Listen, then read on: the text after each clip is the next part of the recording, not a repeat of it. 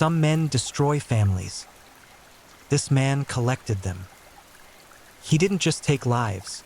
He erased entire bloodlines while the world looked away. Welcome to True Crime Headquarters, where every story runs darker and truth cuts colder than fiction. I'm so glad you're here. Wherever you're watching from, you're part of the family. If you enjoy the stories, a like, comment, or subscribe helps keep the truth alive. Have you subscribed yet? I'll wait. Done? Perfect. Thank you. Now, this is the story of the Tavikal Kamadov, the monster who wore a father's face. We hunt monsters believing they hide in shadows, lurking in abandoned places where decent people fear to tread. But what happens when the monster doesn't hide at all? What happens when he walks among us, shakes our hands, shares our streets, and the blood on his fingers dries long before anyone thinks to look? Tonight, we're stepping into the fractured mind of a man who didn't just kill. He systematically dismantled human lives with the precision of someone who'd done it so many times that murder became mundane. This is the story of Tavikal Kamadov, a predator who understood that the perfect hiding place isn't in darkness. It's in plain sight, wearing the mask of an ordinary man. And by the time anyone realized what he truly was, the body count had already climbed so high that investigators would spend years just trying to identify all his victims. Now, close your eyes, take a deep breath, and let's begin. Don't forget to subscribe and leave a comment. Tavikal Kamadov was born in 1953 in Uzbekistan, back when it was still tethered to the Soviet Union, a sprawling empire of secrets where information moved slowly and disappeared easily. He grew up in a world where records were incomplete, where people could vanish across vast distances, and where the machinery of justice ground so slowly that sometimes it stopped altogether.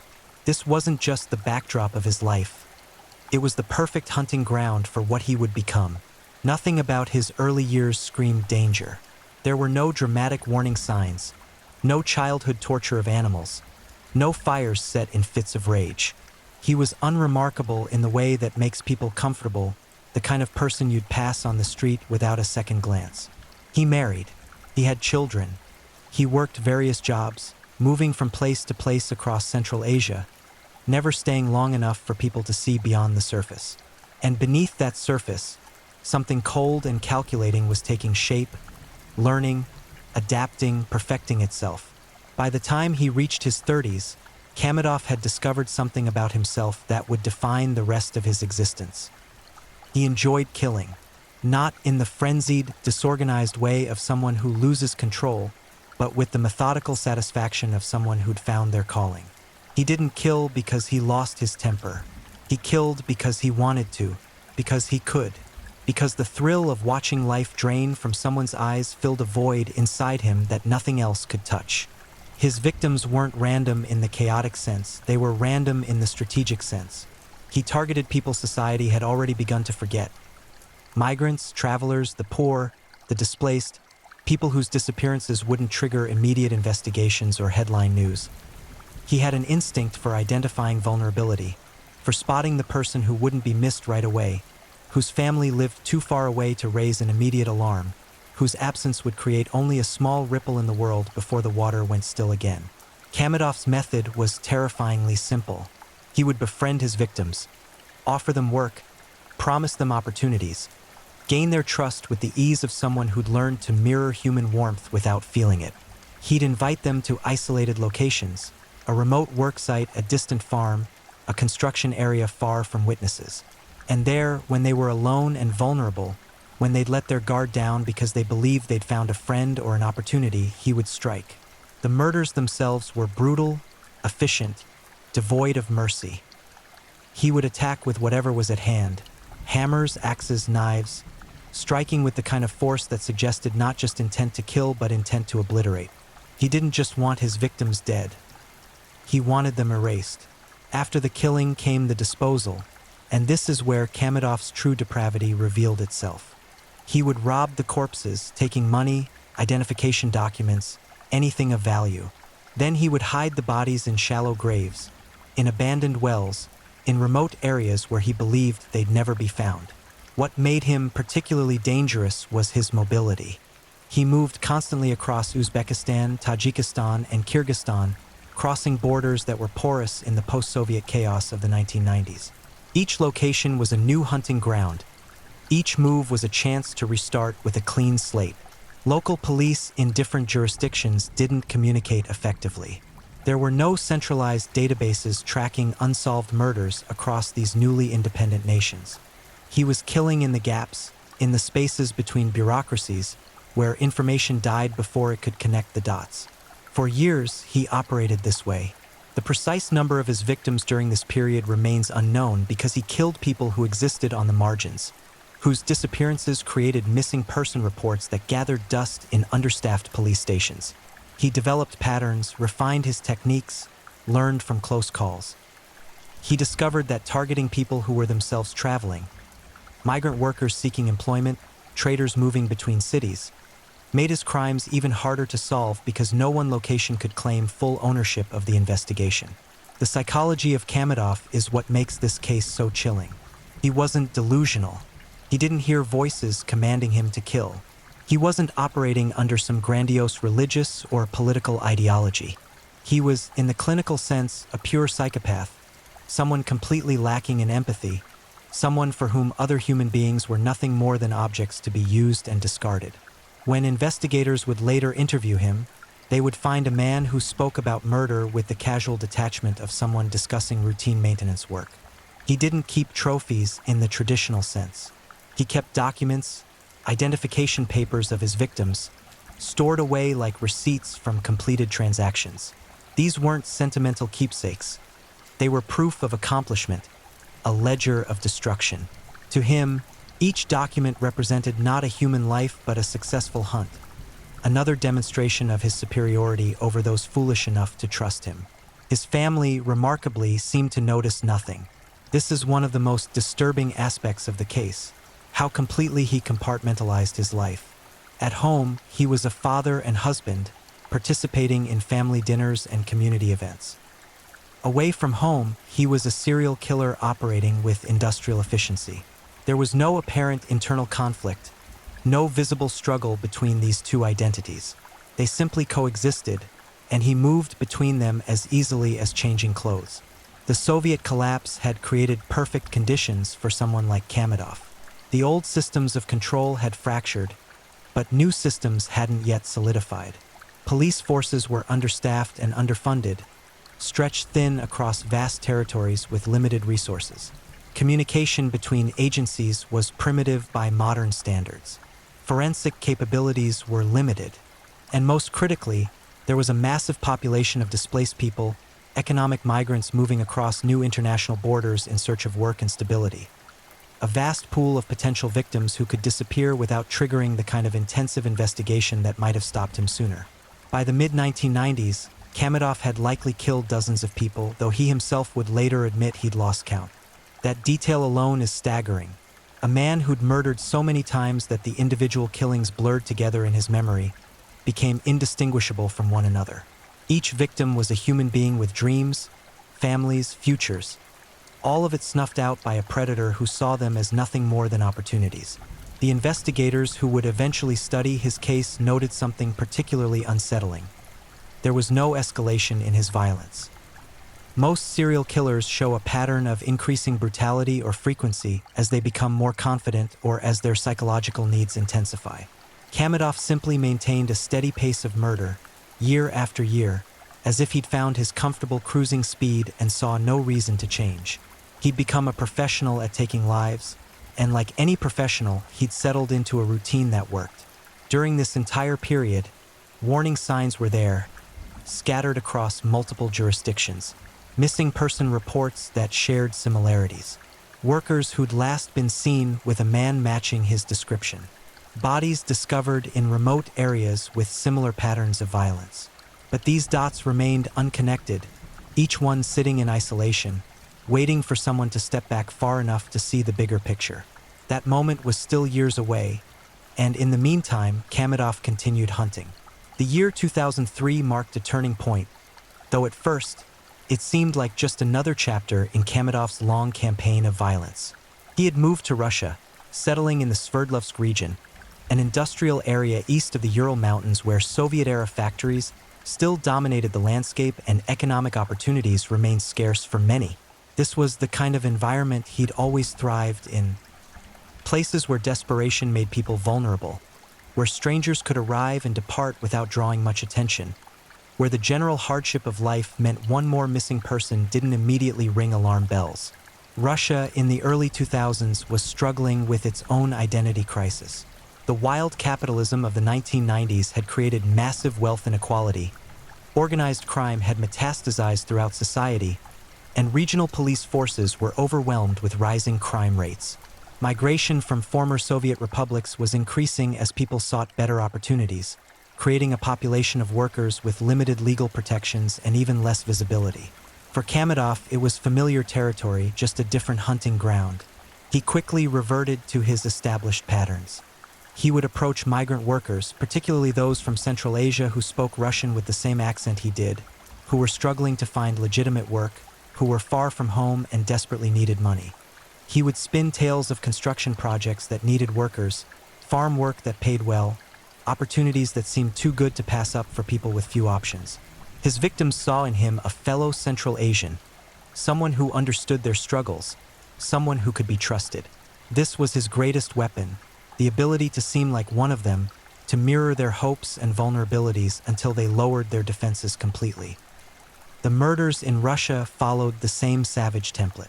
He would lead his victims to remote locations, kill them with sudden and overwhelming violence, rob them of everything valuable, and hide their bodies in hastily prepared graves or abandoned structures. What he didn't fully appreciate was that he was no longer operating in the fractured post-Soviet landscape of Central Asia in the 1990s. Russian law enforcement, for all its problems, had more resources, better communication systems, and more experience dealing with serial offenders. But Kamedov was careful, perhaps more careful than he'd ever been. He moved between different regions of the Sverdlovsk area, never staying in one place long enough to establish a clear pattern. He varied his approaches, changed his stories, adapted to each victim's specific vulnerabilities, and he continued to target people whose disappearances wouldn't immediately trigger major investigations.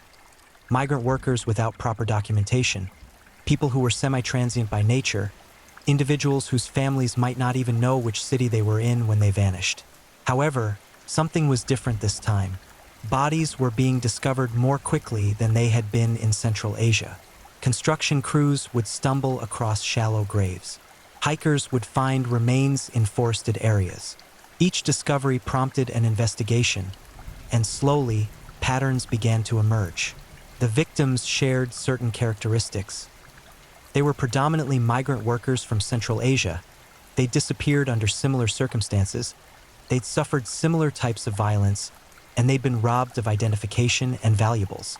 Local police began to suspect they had a serial killer operating in their region. This was a significant development because once that determination is made, resources get allocated differently. Instead of treating each murder as an isolated incident, investigators began looking for connections, building databases of information, coordinating across different precincts. The net was beginning to tighten, though Kamedov didn't know it yet. One of the case's strange aspects was Kamedov's own perception of risk. By this point, he'd been killing for approximately 2 decades. He'd murdered dozens of people and had never been caught, never even been seriously investigated. This success had bred a dangerous confidence, a belief that he was simply smarter than the authorities, that he operated on a level they couldn't reach.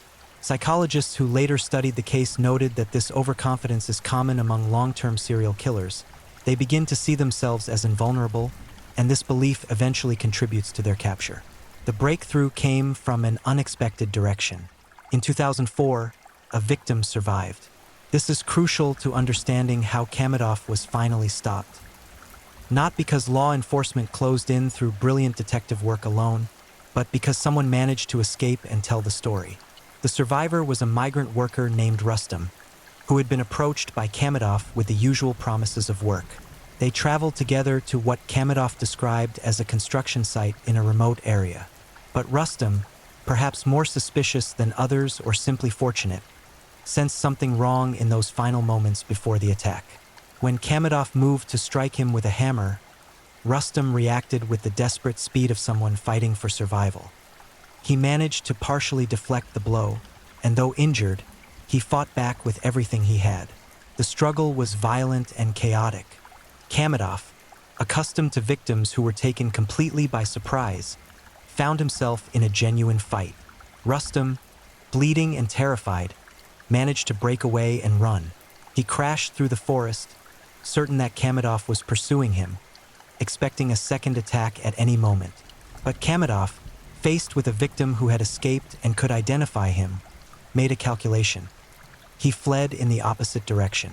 Rustam eventually found help, and his story gave investigators what they'd been missing: a living witness who could describe the attacker, who could provide details about his methods, who could testify about what had nearly happened. More importantly, Rustam could describe where Kamedov had taken him, and when investigators searched that area, they found evidence of other victims. The location Kamedov had chosen for his attempted murder was also a burial ground for some of his previous kills. Now the investigation intensified. Police began circulating descriptions of the suspect among migrant communities. They reviewed missing person reports going back years, looking for cases that matched the emerging pattern. They coordinated with authorities in neighboring regions, and then with law enforcement in Central Asian countries where Kamedov had previously lived. The scope of what they were dealing with began to come into horrifying focus. Kamedov, sensing the danger, went on the run. But running in 2004 Russia was different from moving between cities in 1990s Central Asia. Communication was faster, identification checks were more common, and his face was now being circulated to police forces across multiple regions. He was no longer an invisible predator moving through gaps in the system. He was a wanted man with his picture being shown at checkpoints and on local news broadcasts. He managed to evade capture for several months, moving through various regions, likely unable to continue his killing spree because the risk had become too great. For someone who had defined himself through murder for 2 decades, this forced abstinence must have been maddening. But the alternative was immediate arrest, and he was still trying to preserve his freedom. The end came in early 2005 in an almost anticlimactic fashion. Police conducting a routine document check at a train station recognized him. There was no dramatic confrontation, no final chase through crowded streets. He simply had nowhere left to run, and when officers approached him, he surrendered without resistance. The monster who had terrorized migrant communities across multiple countries for 20 years was finally in custody, caught by the most mundane of police procedures. During his initial interrogation, Kamedov was calm, almost eerily so. He didn't try to claim innocence, didn't construct elaborate alibis. Instead, he did something that chilled everyone in the room. He began confessing to murders that investigators didn't even know about yet. He spoke about his crimes with the detached precision of someone recounting a work history, providing details about victims, locations, methods. It became clear very quickly that the investigation had only scratched the surface of his killing spree. As the confessions continued over days and weeks, the true horror of Kamedov's crimes emerged. He had killed in Uzbekistan, Tajikistan, Kyrgyzstan, and Russia. He had targeted dozens of victims, possibly more than he could accurately remember. He had refined murder into a routine activity, something he did whenever the opportunity arose and he felt the urge. The investigators listening to him realized they were in the presence of one of the most prolific serial killers in post-Soviet history. The interrogation room became a theater of horror as Tavakal Kamedov began unspooling the details of his decades-long murder spree. Investigators had dealt with killers before, had sat across tables from men who'd committed terrible crimes. But there was something uniquely disturbing about Kamedov's demeanor. He wasn't defiant or boastful, wasn't trying to shock or intimidate. He was simply matter of fact. He discussed murder the way someone else might discuss their daily commute, as something routine, unremarkable, even mundane. The confessions revealed a pattern of premeditation that was staggering in its consistency. Kamedov explained his victim selection process with chilling clarity. He would identify men who were traveling alone, preferably those who appeared to be struggling financially, those who looked like they needed work desperately enough to trust a stranger's promises. He specifically sought out people who were far from their homes and families, reasoning correctly that their disappearances would generate less immediate concern and investigation. His approach varied slightly depending on the victim, but the core strategy remained constant. Establish trust, offer opportunity, isolate the target. He would spend hours or even days building rapport, asking about their families, sharing meals, presenting himself as someone who understood their struggles because he'd faced similar challenges. This patience was remarkable. He wasn't driven by uncontrollable impulses but by calculated planning. He could wait for the perfect moment, could maintain his facade of friendliness even while planning murder, could look someone in the eye and lie with complete conviction.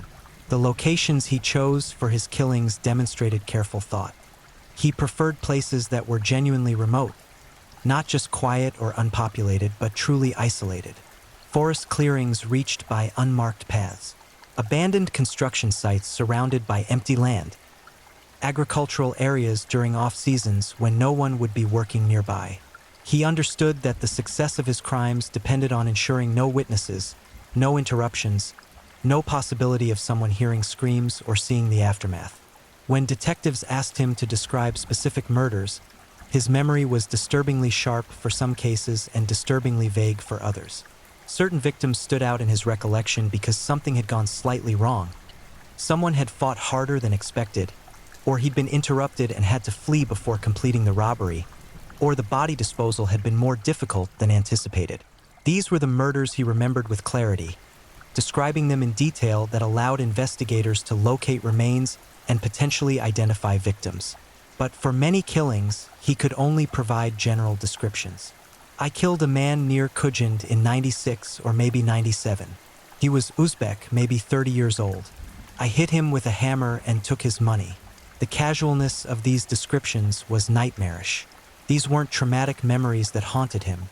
They were entries in a ledger, transactions completed and barely worth remembering individually. The investigative team worked to verify his confessions, cross-referencing his statements with missing person reports, discovered remains, and unsolved murder cases across 4 countries. This process was painstakingly slow because records from the 1980s and 1990s in Central Asia were often incomplete or had been lost during the political upheavals of the Soviet collapse. They had to coordinate with law enforcement agencies in Uzbekistan, Tajikistan, and Kyrgyzstan, many of which were still developing their modern forensic capabilities. What emerged from this verification process was terrifying. Kamedov was telling the truth. In location after location where he claimed to have buried bodies, investigators found human remains. The condition of these remains varied.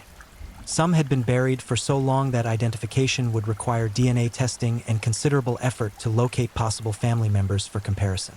Others had been preserved well enough by soil conditions or climate to yield more immediate evidence. The sheer geographical spread of his crimes presented enormous logistical challenges. To fully investigate, teams had to travel across thousands of miles of territory, from the mountains of Kyrgyzstan to the forests of Russia's Ural region. Each suspected burial site required careful excavation.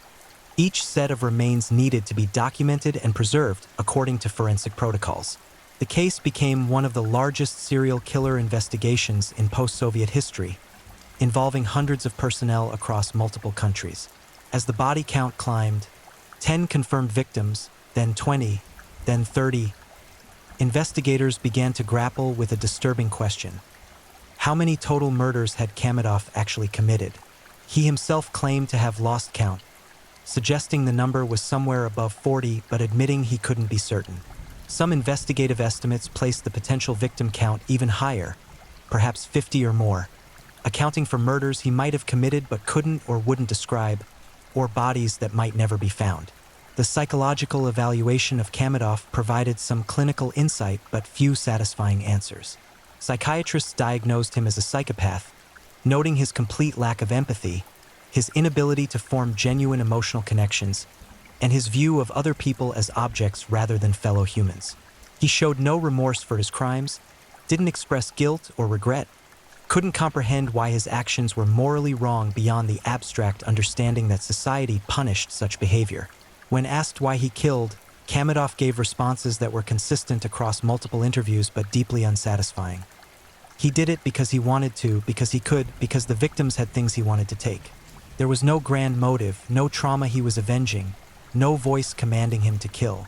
He murdered for the most banal of reasons: personal gain and personal satisfaction.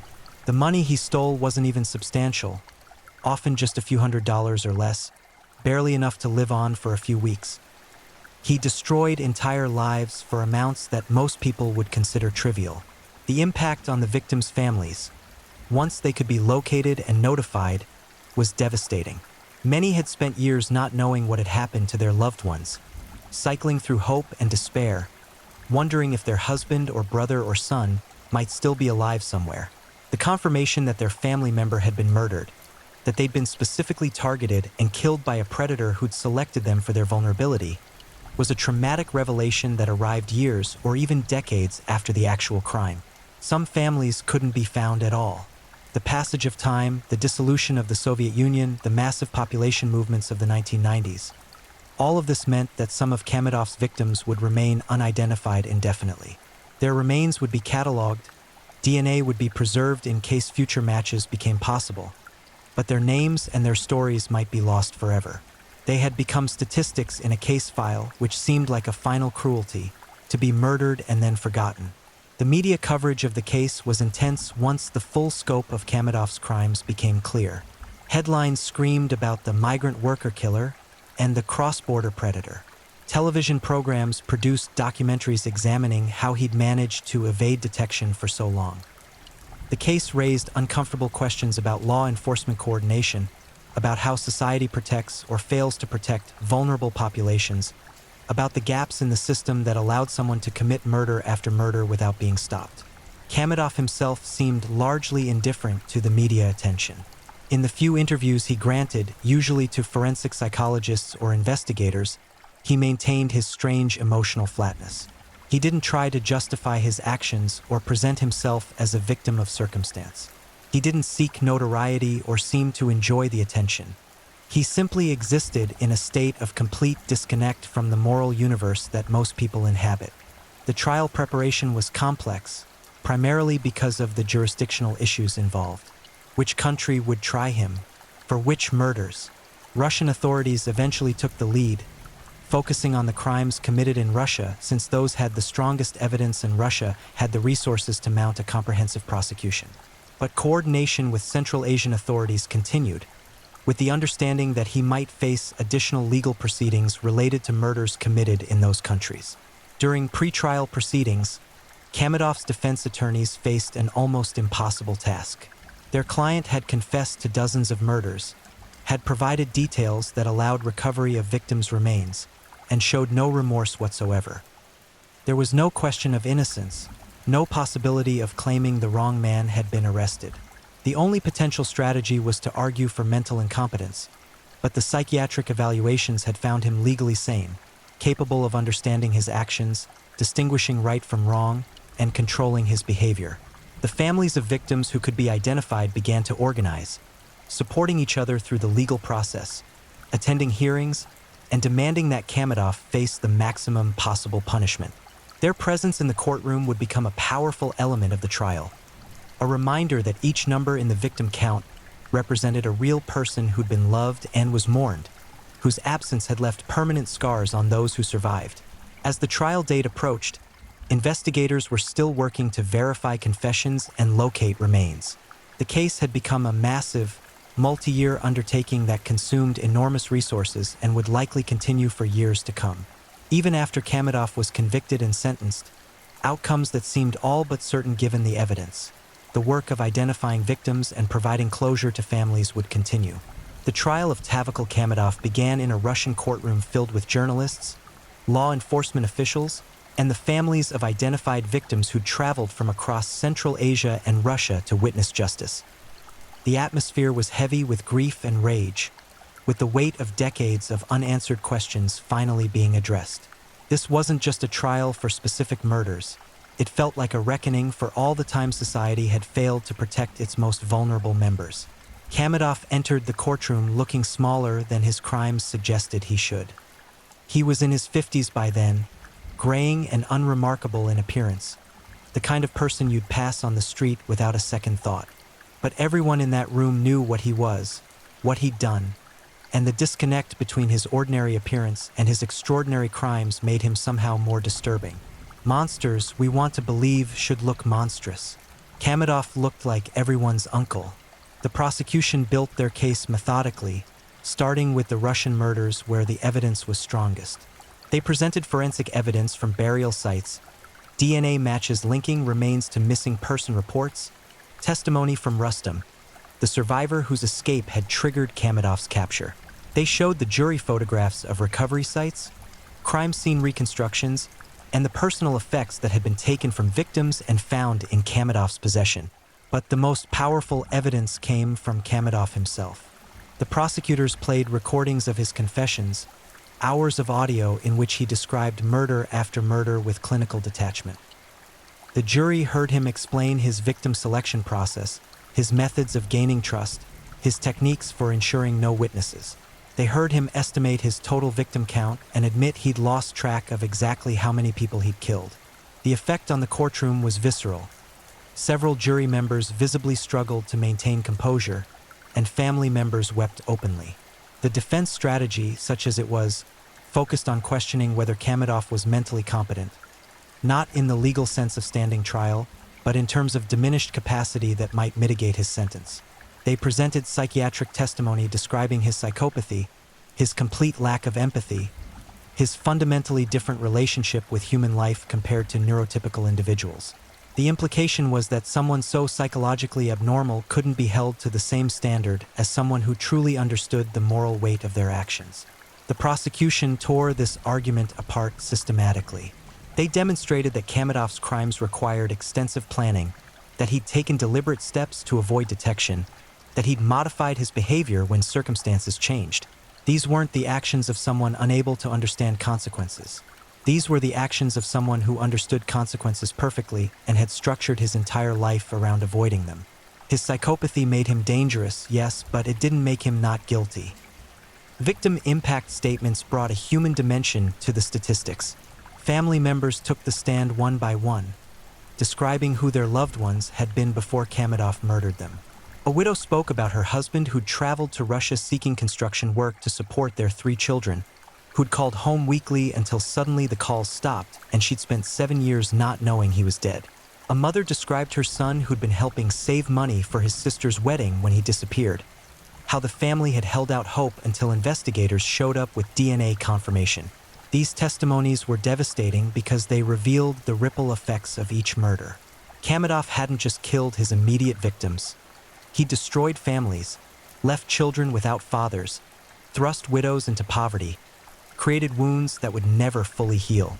The crimes weren't abstractions.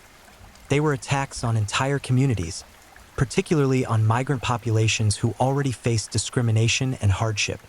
His victims had been trying to build better lives when he targeted them specifically because of that vulnerability. Kamadov himself showed nothing during these testimonies. He sat silently, occasionally whispering to his attorneys, his face blank. When given the opportunity to make a statement, he offered only a brief, perfunctory apology that contained no genuine emotion. "I'm sorry for what I did," he said flatly, as if reading from a script. Then he sat down. No explanation, no plea for understanding, no attempt to connect with the people whose lives he'd devastated. Just emptiness.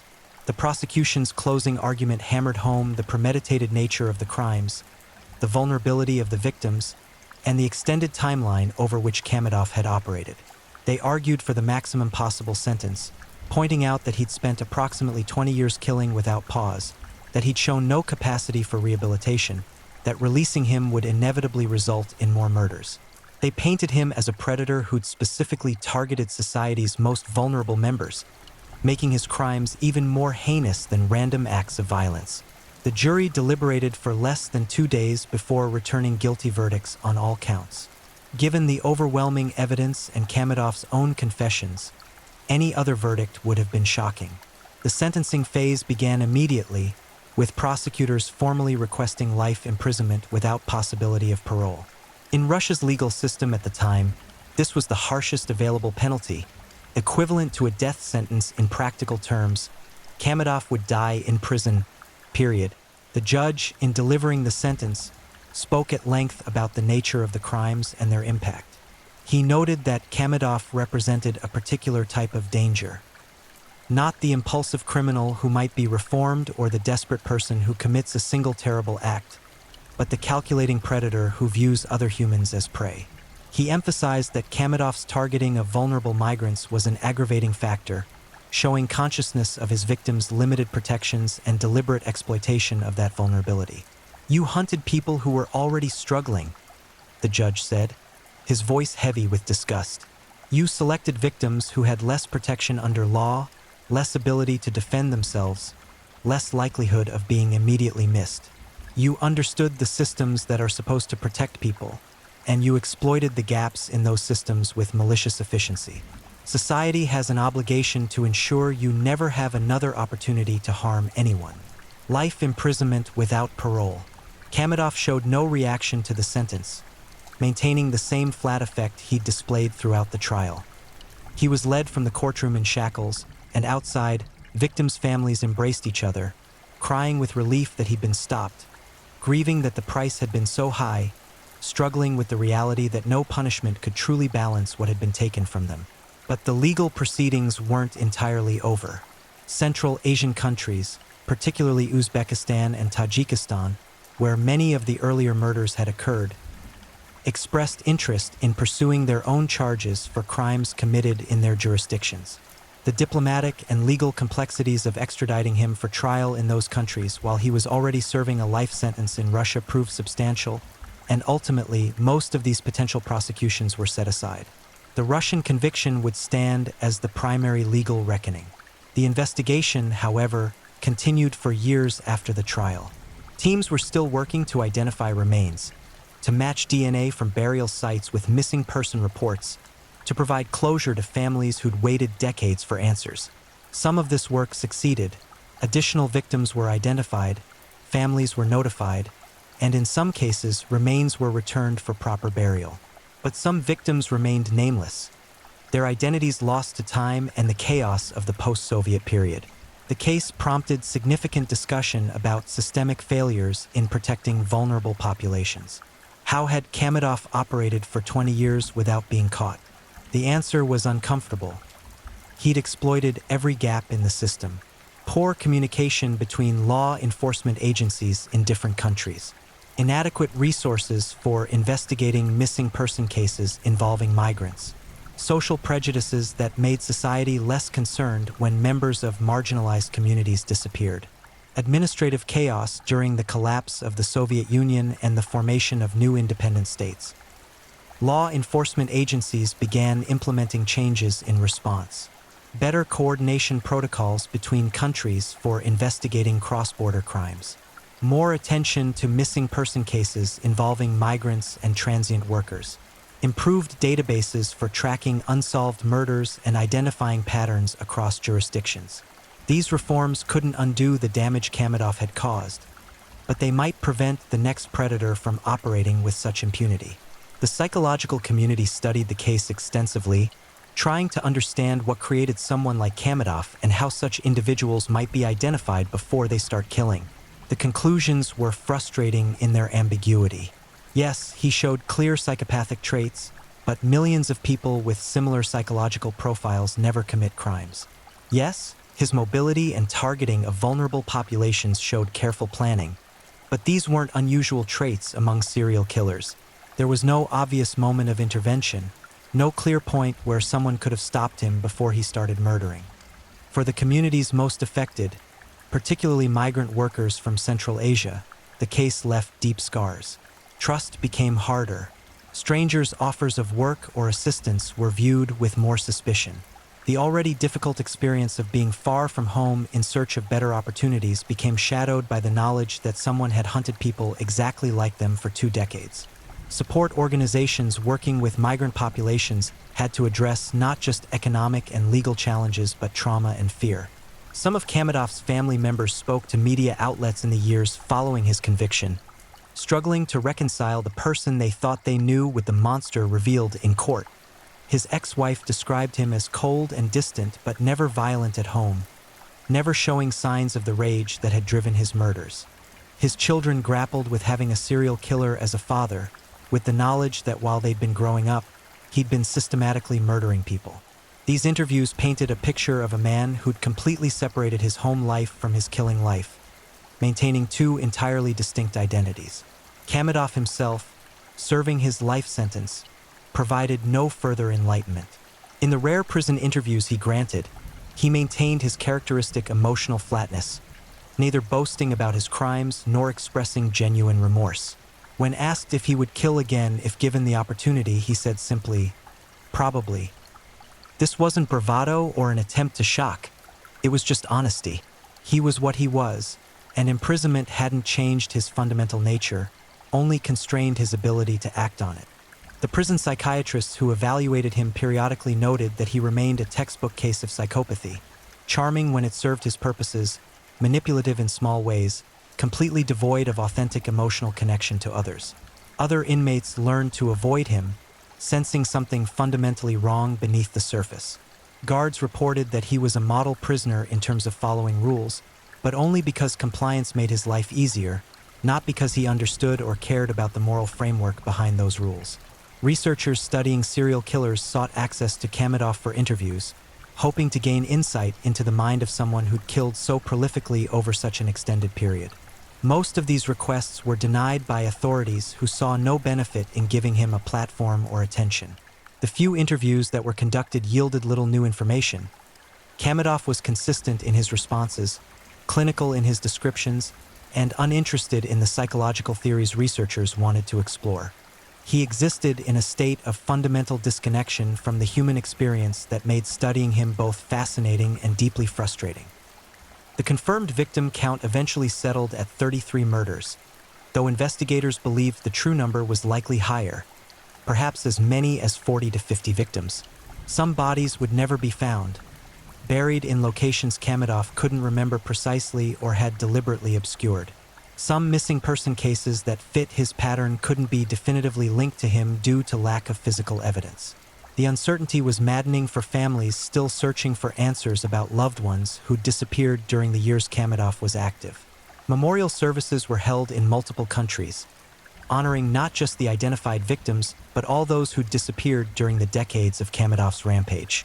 These ceremonies brought together families, investigators, and community members, creating space for collective grief and remembrance. Monuments were erected in some locations, bearing the names of identified victims and acknowledging the unknown ones. A reminder that behind statistics are human beings whose lives mattered. The economic dimension of the case also drew analysis. Kamadov had operated in a specific context, the economic upheaval following the Soviet collapse, which created massive populations of desperate migrant workers. His crimes highlighted how economic vulnerability creates physical vulnerability, how people forced by poverty to take risks with strangers become targets for predators. Advocacy groups used the case to push for better protections for migrant workers, including stronger labor regulations, better documentation systems, and more resources for investigating crimes against this population. Documentary filmmakers and true crime writers inevitably turned their attention to the case, producing numerous accounts of varying quality. Some treated the subject with appropriate gravity, focusing on the victims and the systemic failures that allowed Kamadov to kill for so long. Others sensationalized the violence, turning horror into entertainment in ways that victims' families found deeply disrespectful. The tension between public interest in true crime and the dignity owed to victims and their families played out in disputes over these productions. In Central Asia, the case became a cautionary tale told to young men preparing to seek work abroad. Remember Kamadov became shorthand for the dangers of trusting strangers too quickly, of being isolated and vulnerable in foreign places. While the advice was practical, be cautious, stay connected with family, don't go to remote locations with people you've just met. It was also tinged with sadness that such warnings were necessary, that someone like Kamadov had existed and might exist again. The legal scholars examined the case for lessons about jurisdiction in cross-border crimes. Kamadov had exploited the seams between different countries' legal systems, operating in the gray areas where authority was unclear and communication was poor. His case became a reference point in discussions about international cooperation on serial crime, about creating frameworks that could track and stop predators who moved between nations. The European Union and various international law enforcement organizations studied the case when developing protocols for information sharing across borders. Years passed. Kamadov aged in prison, his hair going white, his body weakening, but his fundamental nature unchanged. He became a ghost story, a cautionary tale, a case study. The families of his victims continued their lives, carrying their grief, finding ways to honor the memories of those who'd been taken. Some families found measure of peace in knowing what had happened, in seeing justice done. Others struggled with anger that never fully subsided, with the knowledge that Kamadov would die of old age in prison while their loved ones had died violently in lonely places, unmourned until years later.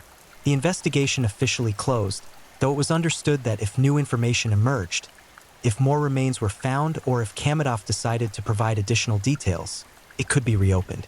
A file several feet thick sat in archives, documenting one of the longest and most prolific serial killing sprees in post-Soviet history. Future investigators studying serial killers would reference this file, would examine the patterns Kamadov established, would try to learn from the failures that had allowed him to operate for 2 decades. The survivors, both literal survivors like Rustam, who'd escaped Kamadov's attack, and the families who'd lost loved ones, became a community of sorts. They connected through support groups, through social media, through occasional gatherings at memorial services. They shared their stories, their struggles with grief and trauma, their small victories in learning to live with loss. Some became advocates, working to improve protections for migrant workers or to support families of other crime victims. They found purpose in pain, transforming their experience into action that might prevent others from suffering similarly. The broader question the case posed remained uncomfortable and largely unanswered. How many other predators might be operating right now in the gaps between systems, targeting vulnerable people whose disappearances don't trigger immediate alarm? Kamadov was caught partly because he became overconfident, partly because a victim survived, and partly because systems improved enough to finally connect the dots. But the conditions that had allowed his crimes, economic desperation, social marginalization, administrative gaps, still existed in many forms throughout the world. Law enforcement officials who'd worked the case often reflected on it in later years, some with satisfaction that they'd eventually stopped him, others with frustration that it had taken so long. The investigators who'd listened to his confessions carried those conversations with them, the casual way he'd discussed taking human lives, the complete absence of empathy or remorse. Several said it had changed how they viewed humanity, knowing that someone so fundamentally disconnected from normal human emotion could exist and function in society for decades. Kamadov's cell became his permanent world, a space of approximately 8 feet by 12 feet where he would spend the remainder of his life.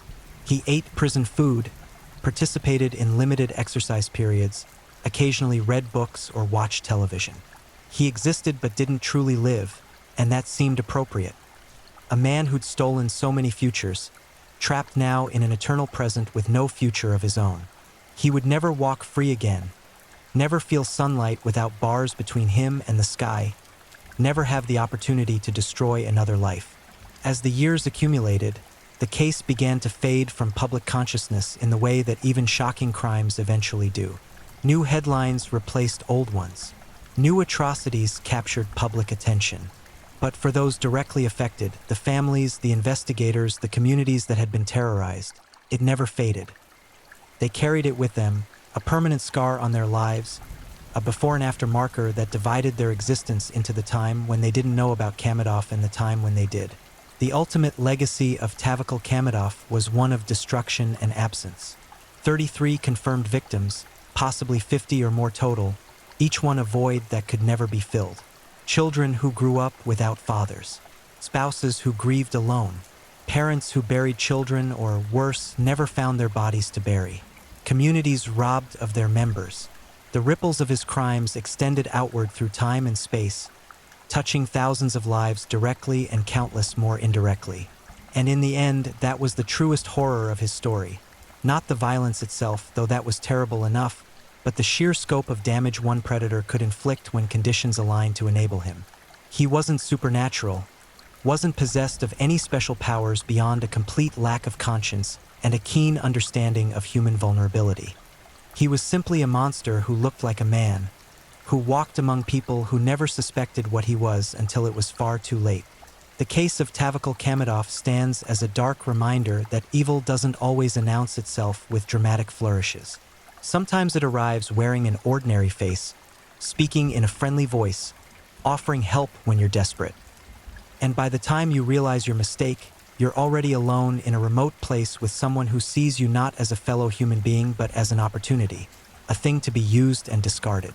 Justice was served in a courtroom, but justice could never restore what was taken. The families of his victims would live the rest of their lives with an empty chair at the table, an unanswered question about what might have been if their loved one hadn't crossed paths with a predator that day. And somewhere in a Russian prison, Tavakal Kamedov continued to exist, a warning etched in human form about the depths of depravity that can hide behind the mask of normalcy. The monster wore a father's face. He walked city streets and country roads. He shook hands and shared meals and smiled while plotting murder. And for 20 years, while the world went about its business, he hunted, methodically, patiently, relentlessly, until finally, the systems meant to protect people caught up to him and the hunting stopped. But the ghosts remain. They always do. If you're new here, welcome to the channel, where we dive into true crime stories with calmness and respect.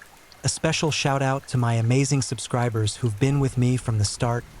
Thank you for your incredible support. If you're still with me, drop a comment. Let me know where you're tuning in from and what time it is in your part of the world. Or just say hello so I know you're still here. And if you haven't already, make sure to like this video and hit subscribe so you won't miss any of our upcoming true crime stories perfect for winding down. Now, let's move on to our second story. Story 2. The monster who wore a father's face.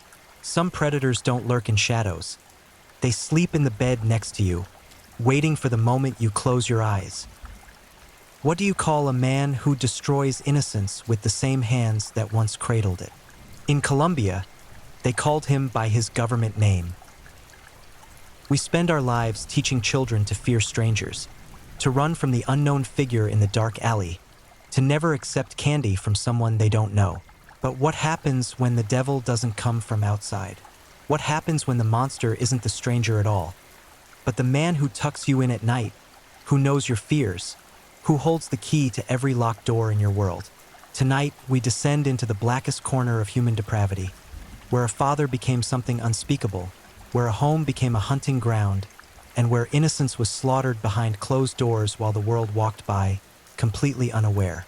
This is the story of Andres Leonardo Acapis, the man who turned family into prey, trust into weapon, and love into a grotesque mockery of everything sacred. What you're about to hear will change how you see the face of evil forever.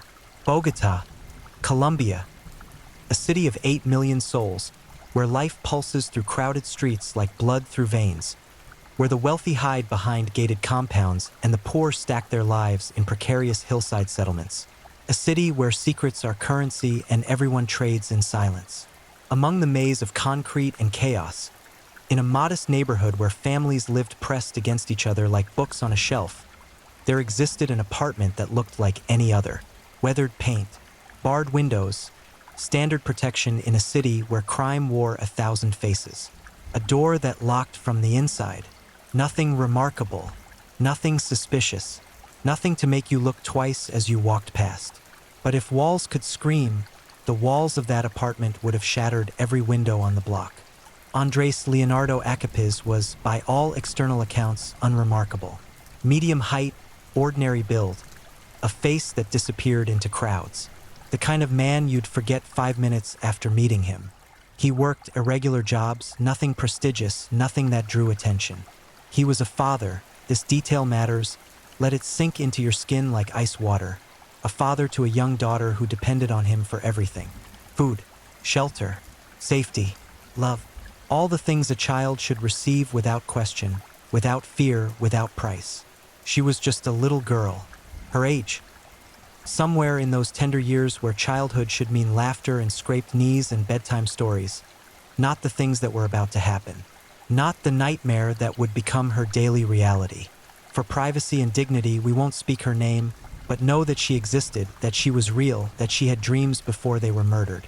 The abuse didn't announce itself with thunder and lightning. Evil rarely does.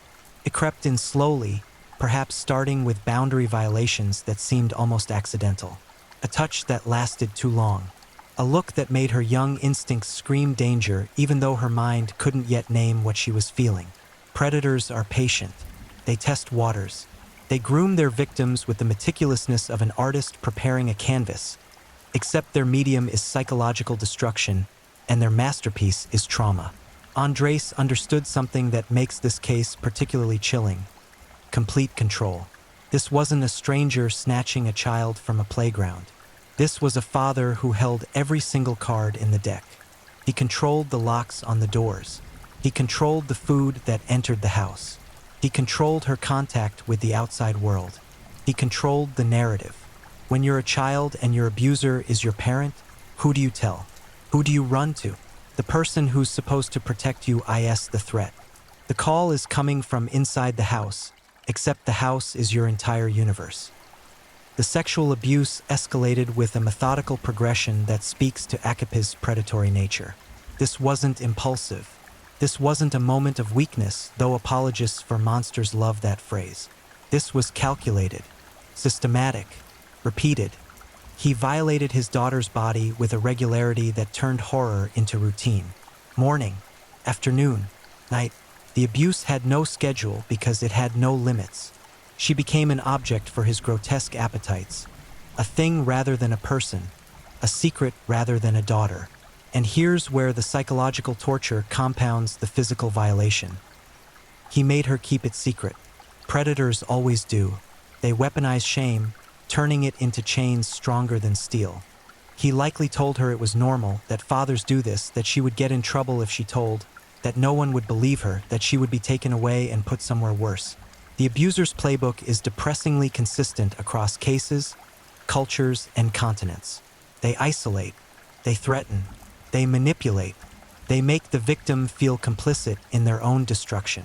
But children's bodies tell stories even when their mouths are sealed shut by terror. She began to show signs, behavioral changes that should have raised red flags to anyone paying attention. Did she become withdrawn? Those bright eyes clouding over with something ancient and wrong? Did she flinch at his touch? Did she stop eating, stop playing, stop being a child? Trauma rewires the brain, especially a developing brain.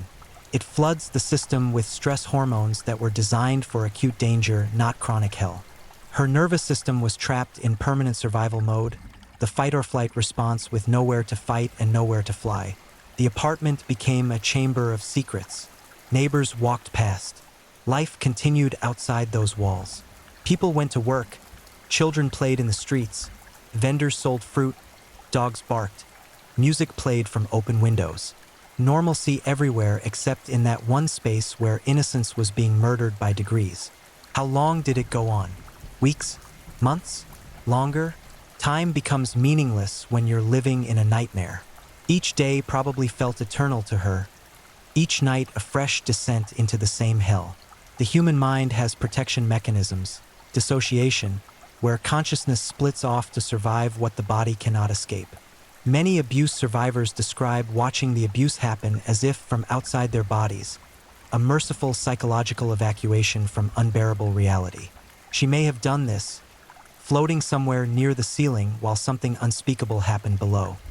Akipis was careful in the way that predators learn to be. He likely checked her body for visible marks that might prompt questions. He probably threatened her before any interaction with the outside world. Teachers, distant relatives, shopkeepers. He refined his technique for maintaining total control while projecting normalcy to anyone who might glance their way. This is what makes familial abuse so insidious and so difficult to detect. The abuser knows their victim intimately. They know every fear, every hope, every vulnerability. They've spent years building trust that they then corrupt into compliance. But even the most careful monsters make mistakes. Even the most frightened victims reach a breaking point. And eventually, inevitably, the secret became too big to contain. Someone noticed. Perhaps a teacher saw something in her eyes, that particular emptiness that trauma creates. Perhaps a doctor during a routine examination saw physical evidence that couldn't be explained away. Perhaps the girl herself finally found the courage, and it takes a type of courage that most of us will never need to summon, to speak the words that would detonate her world and his. My father is hurting me. For words. That's all it takes to begin the end.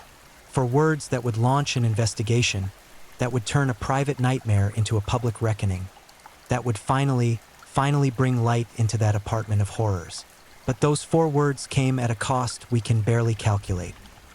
She had to overcome every threat he'd made, every manipulation, every installed button of shame and fear. She had to trust that the world outside her hell would believe her, would protect her, would be better than the devil she knew. The authorities were contacted. Law enforcement in Colombia, despite their many challenges and limitations, take child abuse seriously. The case landed on the desk of investigators who'd seen terrible things but would find this case particularly disturbing. They began building their case against Andres Leonardo Acapiz, gathering evidence, documenting testimony, preparing to prove in court what they already knew in their gut. This man was a monster. And then came the detail that transforms this from a tragic abuse case into something that haunts a different section of the nightmare archives. She was pregnant. There are layers to evil, descending depths that make you question everything you thought you understood about human capacity for cruelty. The sexual abuse of a child by a parent already plunges us into the darkest territory of human behavior. But when that abuse results in pregnancy, we fall through the floor into a sub-basement of horror that language struggles to adequately describe. The girl's body, still a child's body, not designed for pregnancy, not ready for the biological and physical demands of carrying life, now contained the ultimate evidence of her father's crimes. The test came back positive. Those 2 lines appearing on the stick weren't a celebration of impending joy. They were a confirmation of sustained, repeated rape. They were proof written in the most undeniable biological ink. He had impregnated his own daughter. Let that reality settle into your bones for a moment. A child pregnant by her father. The man whose genetic material created her had now forced that same genetic material back into her body, creating a pregnancy that was simultaneously her sibling and her child. The family tree didn't branch. It collapsed in on itself in a grotesque mockery of natural order. For investigators, this pregnancy answered certain questions while raising others. It established beyond any doubt that penetrative sexual abuse had occurred. It provided a timeline for at least some of the assaults. It gave them forensic evidence that would be irrefutable in court. DNA doesn't lie, and paternity tests would prove with scientific certainty that Acapiz had fathered his daughter's child. But for the girl herself, this pregnancy represented a catastrophic compounding of trauma. Her body had been violated repeatedly, and now it was changing in ways she couldn't control, swelling with the physical manifestation of her abuse. Every symptom of pregnancy, the nausea, the fatigue, the changing shape of her body, would be a constant reminder of what had been done to her. She couldn't escape it. It was happening inside her. The psychological impact of this situation defies easy comprehension. Child psychologists who work with such cases describe a type of trauma that fractures identity at its foundation. This girl had to reconcile being simultaneously daughter and victim, child and pregnant person, abused and host to her abuser's offspring. The pregnancy blurred every boundary, violated every category, turned her body into a crime scene that she carried with her every moment. Medical professionals became involved by necessity. A child's body is not designed for pregnancy. The risks multiply exponentially when the mother is prepubescent or barely pubescent. Her pelvis might not be wide enough for delivery. Her organs might be crushed by the growing fetus. Pregnancy puts enormous strain on the cardiovascular system, the skeletal system, the hormonal system, all of which are still developing in a child. The maternal mortality rate for very young mothers is significantly higher than for adult women. This pregnancy wasn't just traumatic, it was potentially lethal. Colombian law on abortion is complex and has evolved over the years, but cases involving rape, especially the rape of minors, fall clearly into circumstances where termination of pregnancy is legally permitted. The medical establishment, the legal system, and the girl's advocates likely discussed options. But this decision, like everything else in this case, was complicated by trauma, by circumstance, by the devastating reality that there were no good options, only degrees of bad ones. Did she understand what was happening to her body? At her age, had she even received education about pregnancy and reproduction? Or was this biological process as mysterious and terrifying as everything else her father had done to her? Children who become pregnant through abuse often don't understand their condition until it's visible, until the body's changes become undeniable. She might have felt sick, tired, different, all symptoms that could be attributed to the stress and trauma of abuse, before anyone realized what was actually happening. The pregnancy also meant that time was a factor in the investigation and prosecution. Pregnancies don't wait for the wheels of justice. They progress according to biological timelines. Every week that passed meant another week of fetal development, another week of increasing medical risk, another week of walking evidence that couldn't be hidden or denied. Meanwhile, Akipiz knew that his carefully constructed house of horrors was collapsing. The pregnancy meant his crimes were no longer containable. They were literally growing inside his daughter, becoming more visible every day. The lies he'd told, the threats he'd made, the control he'd exerted, none of it mattered now. Biology had betrayed him. His own DNA would prove his guilt. His response to being discovered tells us everything about his character. There was no remorse, no breakdown, no falling to his knees and begging forgiveness for the unforgivable. Instead, he did what predators do when cornered. He tried to escape accountability. He denied. He minimized. He attempted to construct alternative explanations that might somehow, impossibly, account for his daughter's pregnancy without admitting to the sustained campaign of rape that had caused it. But the evidence was overwhelming. Medical examinations documented trauma consistent with repeated sexual abuse. The pregnancy itself was irrefutable proof of penetration. The girl's testimony, once she was able to give it in a safe environment away from her abuser, detailed a pattern of assault that left no room for doubt. And the DNA testing, when completed, would show with scientific certainty that Andres Leonardo Akipiz had fathered his own daughter's child. The Colombian authorities moved to arrest him. The moment when handcuffs closed around his wrists must have been the first time in years that he experienced a loss of control, a reversal of power. The man who had complete dominion over his daughter's body, who decided when and how and where she would be violated, now found himself at the mercy of a system larger than himself. He was processed, photographed, fingerprinted, transformed from a person into a case number, from a father into a criminal. The jail cell door closed. That sound, the mechanical clunk of steel on steel, the finality of the lock engaging, represented a barrier he could no longer cross. He couldn't reach his victim anymore. He couldn't enforce silence anymore. He couldn't hurt her anymore. For the first time in however long this nightmare had lasted, she could sleep without fear of his approach, without listening for his footsteps, without wondering if tonight would be the night he came to her room. But incarceration, while necessary, wasn't the end of the story. It was barely the beginning, because the legal system, with its procedures and protocols, its rules of evidence and standards of proof, would now have to grapple with a case that challenged the limits of acceptable human behavior. They would have to present evidence that would sicken seasoned prosecutors and judges. They would have to speak in court the unspeakable details of what this man had done. And through it all, the pregnancy continued. Inside the girl's traumatized body, cells divided and organs formed. A heartbeat began. The fetus grew, oblivious to the circumstances of its conception, innocent of the crimes that had created it. This developing life was both victim and evidence, both a human being and a biological record of repeated rape. The approaching trial would force everyone involved to confront questions that have no good answers. What happens to the pregnancy? What happens to the child if it's born? What psychological impact will carrying this pregnancy to term have on the girl? What impact will termination have? How do you protect a child who has already been so catastrophically failed by the very person who should have protected her above all else? The prosecutors prepared their case with meticulous care. They knew that convictions in child sexual abuse cases can be difficult to secure when the evidence is only testimonial. But this case was different. This case had biological proof.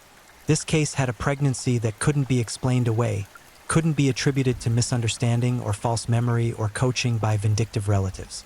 This case was, in the most tragic way possible, solid. Akipis sat in his cell, waiting for trial, perhaps contemplating for the first time the magnitude of what he'd done. Or perhaps not. True predators often lack the capacity for genuine empathy or remorse. They understand consequences for themselves but cannot truly grasp the devastation they've caused others. He might have been angry at being caught, frightened of punishment, frustrated that his source of perverse gratification had been taken away, but actually sorry for the immeasurable harm he'd inflicted on his own child.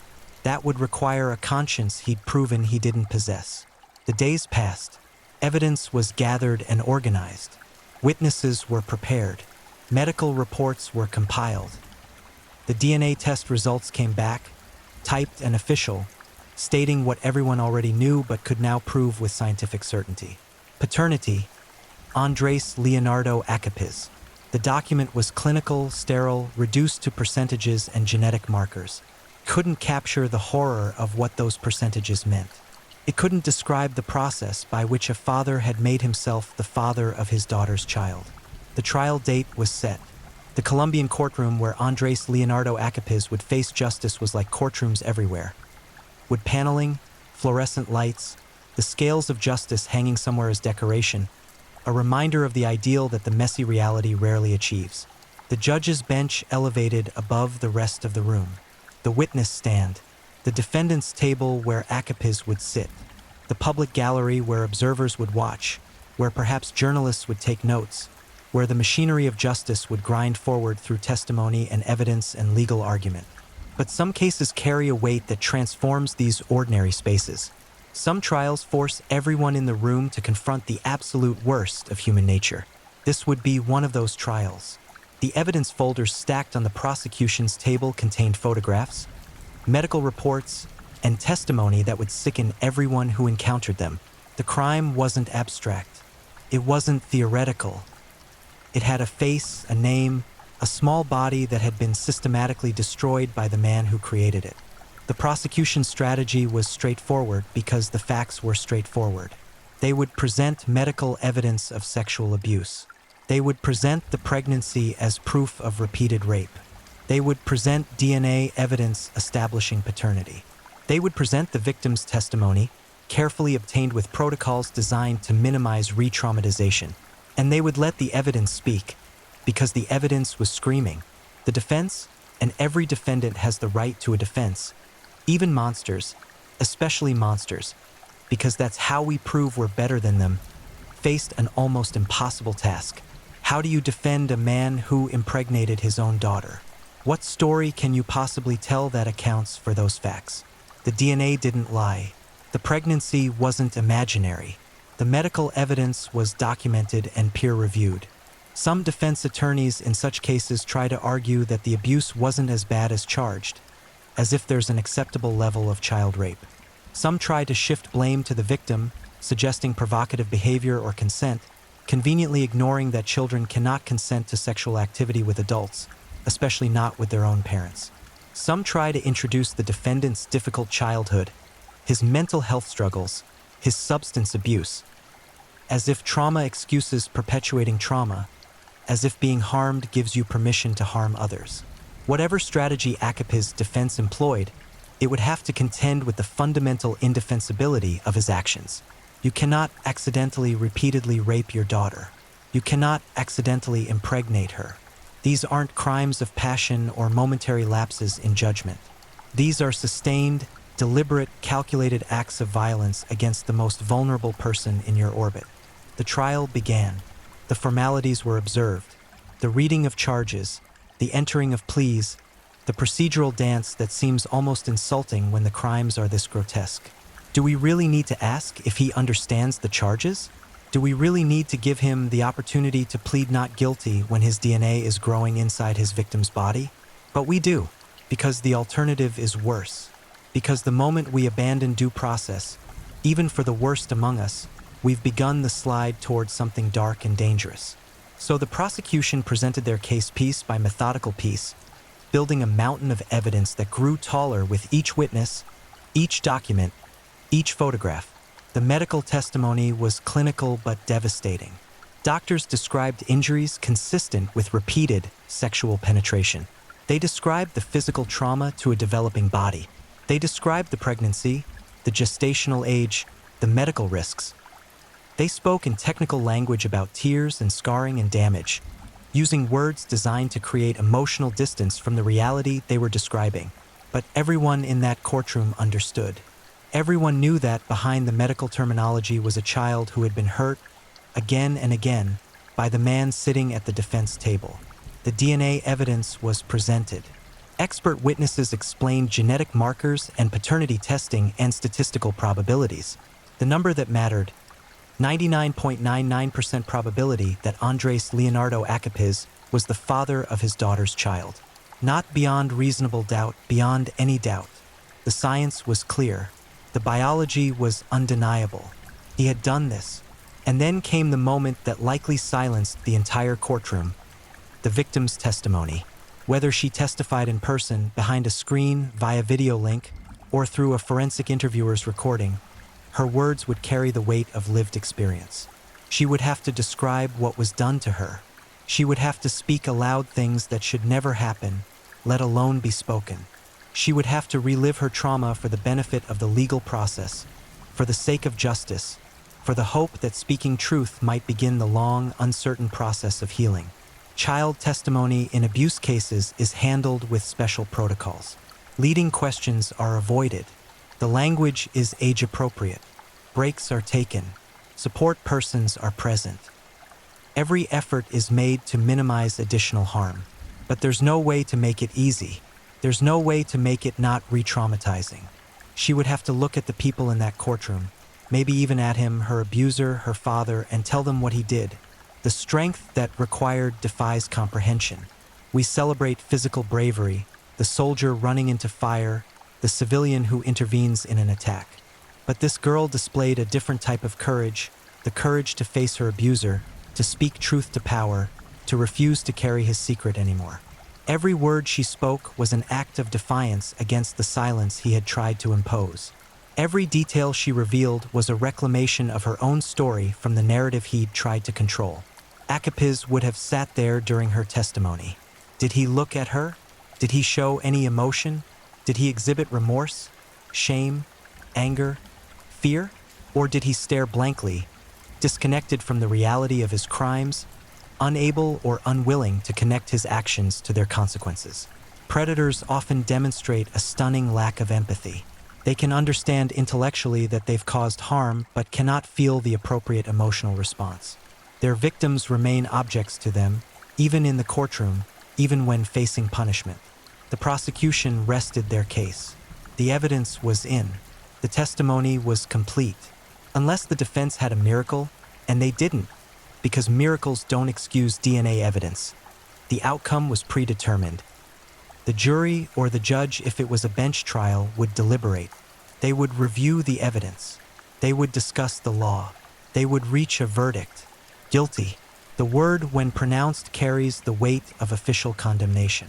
The state, on behalf of the people, has judged your actions and found them criminal. You have violated not just your victim but society itself. You have broken the laws we collectively agreed upon. You are guilty. But guilt is just the first step. Guilt establishes responsibility. Sentencing determines consequences. And for crimes like these, for acts this depraved, the question becomes, what punishment fits? How many years in prison equal the childhood you destroyed? How do you calculate a sentence for repeatedly raping your own daughter, for impregnating her, for transforming her body into a crime scene and her existence into a nightmare? The sentencing phase began. Both sides would make arguments. The prosecution would emphasize aggravating factors: the vulnerability of the victim, the betrayal of trust, the ongoing nature of the abuse, the resulting pregnancy. The defense would search desperately for mitigating factors, finding none that could possibly balance the scales. Victim impact statements might have been presented. Perhaps the girl herself or an advocate speaking on her behalf would tell the court about the ongoing impact of these crimes. The nightmares, the difficulty trusting anyone, the disruption of normal development, the therapy needed, the life altered irreversibly, the innocence stolen that can never be returned. The judge considered the evidence, the arguments, the law, and the need for both punishment and deterrence. This sentence would send a message beyond this courtroom. It would tell other predators that society punishes these crimes severely.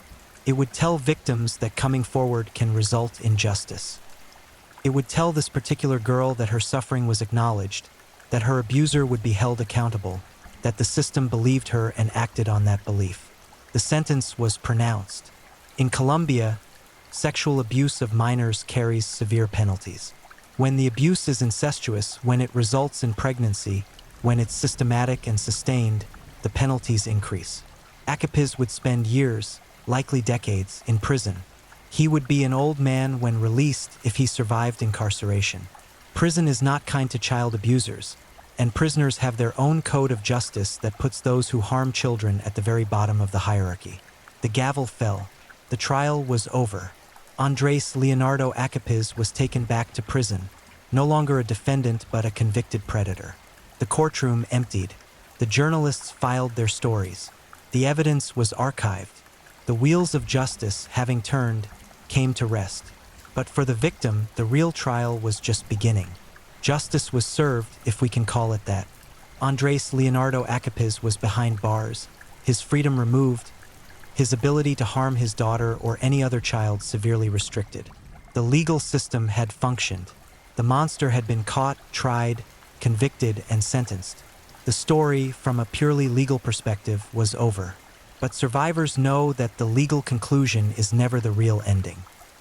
The gavel falls, the courtroom empties, the news cycle moves on to the next horror, and the victim is left with the actual work of surviving the unsurvivable, of building a life from the ruins of childhood, of answering questions that haunt every quiet moment.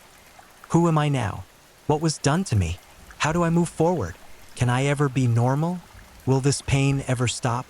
The girl, now forever changed, aged beyond her years by experiences no child should endure, faced a future complicated by every aspect of her abuse.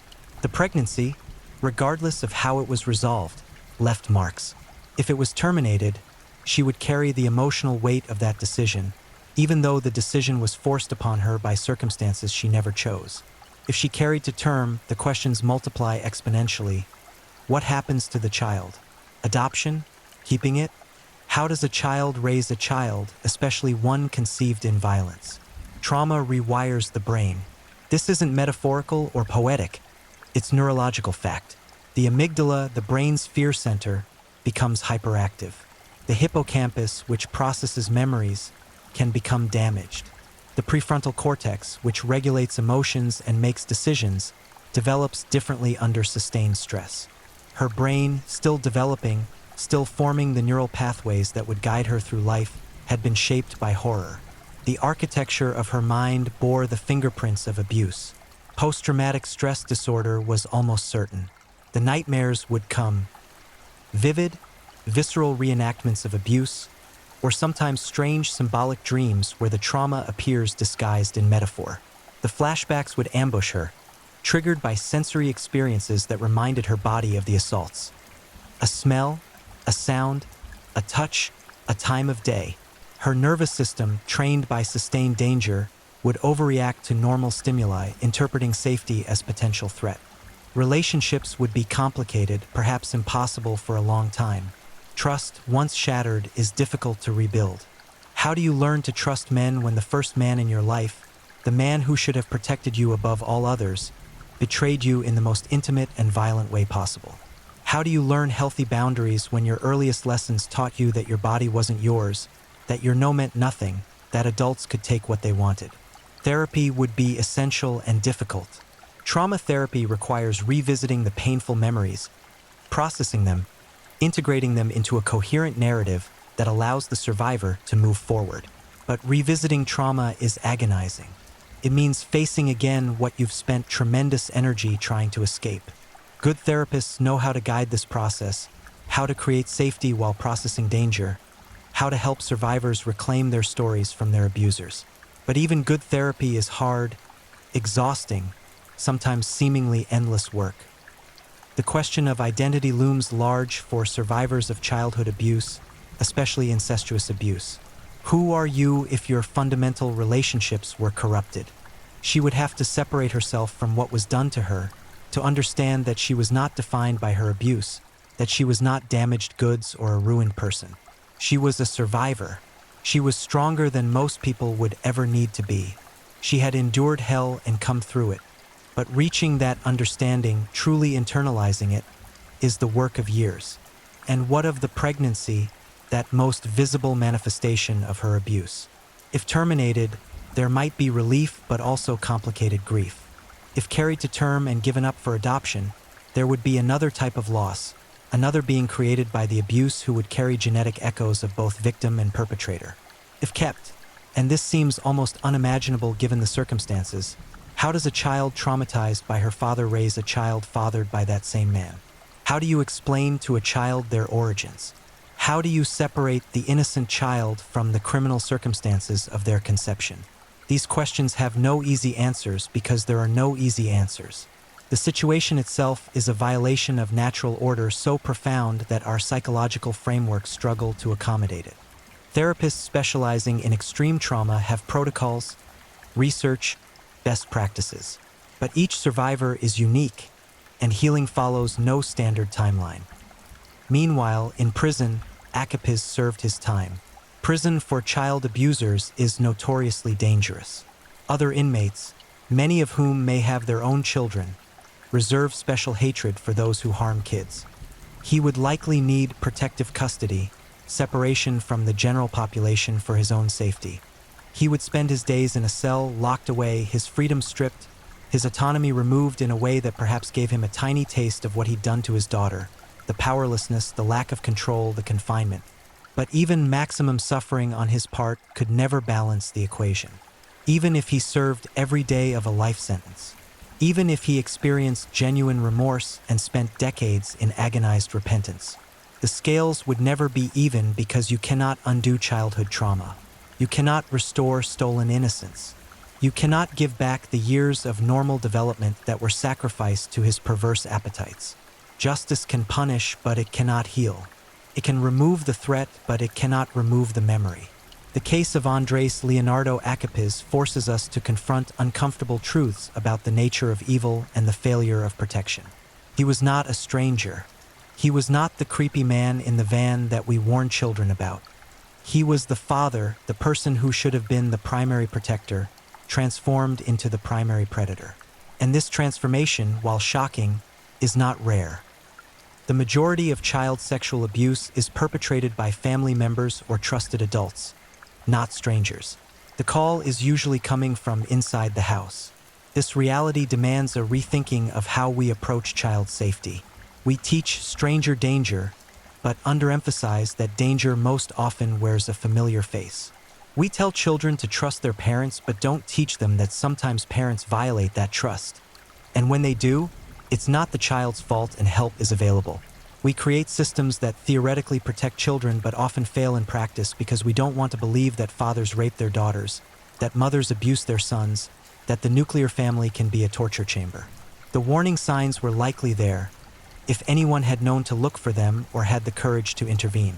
Behavioral changes in the girl, inappropriate sexualized behavior or knowledge, avoidance of her father or, conversely, unhealthy attachment, sleep disturbances, eating disturbances, developmental regression, unexplained injuries.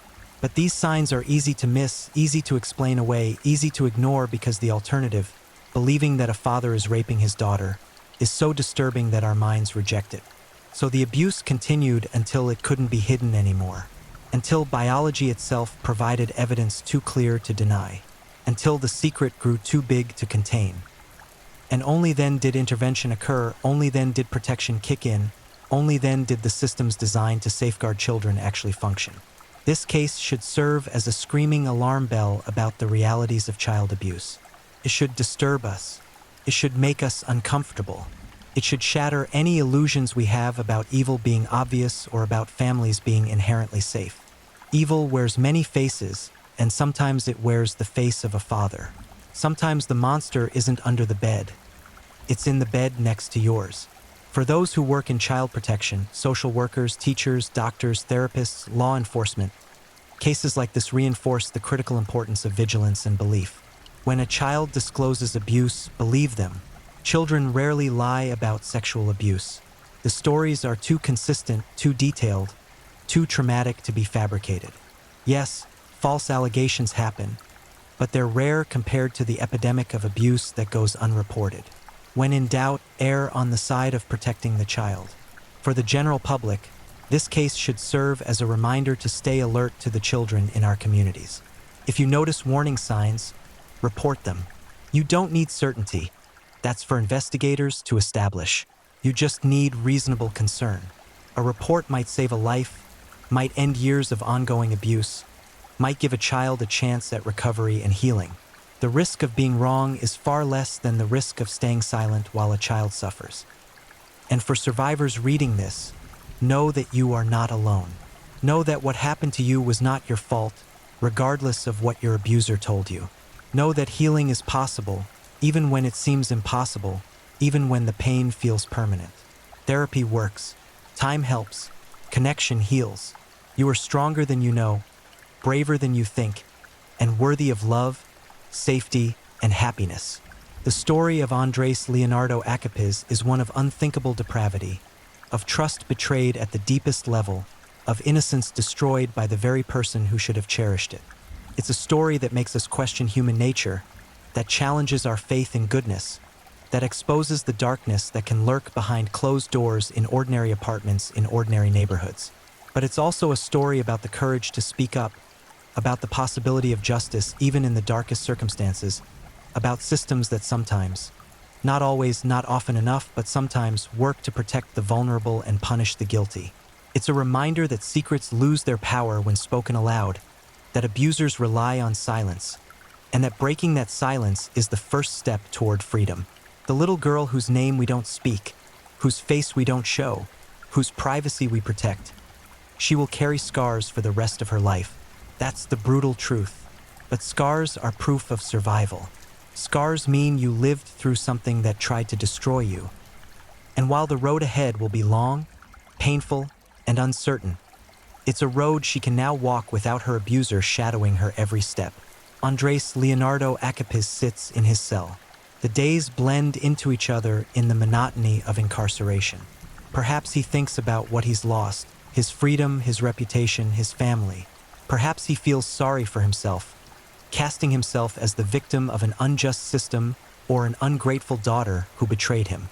Predators are skilled at self-deception, at reframing their actions to preserve their self-image. He might never truly understand the magnitude of what he's done, might never feel the appropriate weight of guilt and shame. Or perhaps, in rare quiet moments, the reality penetrates his defenses. Perhaps he sees his daughter's face, young, trusting, before he destroyed that trust, and feels something approximating remorse. Perhaps the full horror of his actions occasionally breaks through the walls of rationalization and denial, and he confronts what he truly is. A man who betrayed the most sacred bond in human experience, who weaponized love, who turned a home into a hunting ground. But whether he feels remorse or not is ultimately irrelevant to his victim's healing. Her recovery cannot depend on his acknowledgement or his apology. She must find her path forward independent of him, building a life where he becomes smaller and smaller in the rearview mirror, where his voice in her head diminishes, where new experiences and healthy relationships gradually replace the toxic template he installed. The Colombian justice system, for all its flaws and limitations, functioned in this case. The monster was caught. The victim was believed. Evidence was gathered and presented. A trial occurred. A conviction was secured. A sentence was imposed. These processes matter. They tell victims that society recognizes their suffering and punishes those responsible. They tell potential predators that there are consequences for these actions. They establish moral boundaries and enforce them with the full weight of state power. But we cannot be complacent. For every Andres Leonardo Acapis who is caught and convicted, how many others continue their abuse in secrecy? How many children right now, tonight, at this very moment, are being victimized by family members while the world sleeps unaware? How many are trapped in the same hell this girl endured, silenced by threats and shame and the terrible isolation that comes from being abused by someone you depend on for survival? The statistics are staggering and largely underestimated because abuse thrives in darkness. 1 in 4 girls and 1 in 13 boys experience sexual abuse before age 18. The majority of perpetrators are known to the victim: family members, family friends, coaches, teachers, clergy, authority figures. The abuse is usually not a single incident but a pattern sustained over months or years. And the vast majority of abuse is never reported, never prosecuted, never punished. These numbers represent real children with real faces and real names, children whose childhoods are being stolen while we go about our daily lives. They're in your neighborhood, in your child's school, in your church, in your extended family. Abuse doesn't discriminate by class, race, religion, or geography. It happens everywhere, among all populations, behind doors that look no different from any other doors. So what do we do with this information? How do we respond to the knowledge that predators walk among us, that evil hides behind familiar faces, that children are suffering in silence? First, we educate ourselves about the signs of abuse. We learn to recognize behavioral red flags, physical indicators, environmental risk factors. We overcome our reluctance to see what we don't want to see. We accept that abuse is far more common than we wish it were, and that vigilance is a necessary part of protecting children. Second, we create environments where children feel safe disclosing abuse. We tell them explicitly that their bodies are their own, that no one has the right to touch them inappropriately, that they should tell a trusted adult if someone makes them uncomfortable. We assure them they won't get in trouble for telling, that we will believe them, that we will protect them. And then we follow through on those promises. Third, we report suspicions. If you see something concerning, you report it to the appropriate authorities: Child Protective Services, law enforcement, school administrators. You don't need proof. You don't need certainty. You just need reasonable concern. The authorities will investigate and determine if intervention is necessary. Yes, this might cause temporary disruption. Yes, it might strain relationships. But the alternative, staying silent while a child suffers, is unconscionable. Fourth, we support survivors. If someone discloses abuse to you, you believe them. You thank them for trusting you with this information. You help them access resources, therapy, medical care, legal advocacy. You remind them it wasn't their fault. You stand by them through the difficult process of healing. You don't pressure them to report if they're not ready, but you provide information about reporting options. You respect their autonomy while ensuring their safety. Fifth, we demand better from our systems. We push for adequate funding of child protective services. We insist on training for teachers, doctors, coaches, and others who work with children. We support legislative efforts to strengthen protections and increase penalties. We vote for leaders who prioritize child welfare. We refuse to accept the status quo when children are falling through the cracks. The case of Andres Leonardo Acapiz is horrifying, but it's not unique. Similar cases occur with devastating regularity. Each one represents a child whose suffering was preventable, a predator who could have been stopped sooner, a system that failed before it finally functioned. We can do better. We must do better. This girl, this survivor, deserves a future that isn't defined by her past. She deserves to experience love that doesn't hurt, touch that doesn't violate, relationships that don't replicate her trauma. She deserves to reclaim her body, her sexuality, her capacity for trust and joy. She deserves to grow into an adult who has processed her trauma rather than being controlled by it, who has integrated her painful past into a coherent narrative that allows her to move forward. Will she get that future? It's not guaranteed. Healing from this level of trauma is difficult and uncertain. Some survivors thrive, becoming advocates, therapists, writers who use their experiences to help others. Some struggle with lifelong mental health challenges, relationship difficulties, substance abuse, or other consequences of trauma. Some end up somewhere in between, functioning but scarred, surviving but not quite thriving, making the best of a situation that should never have happened. But she has something now that she didn't have before: freedom from her abuser. He cannot hurt her anymore. His power over her is broken.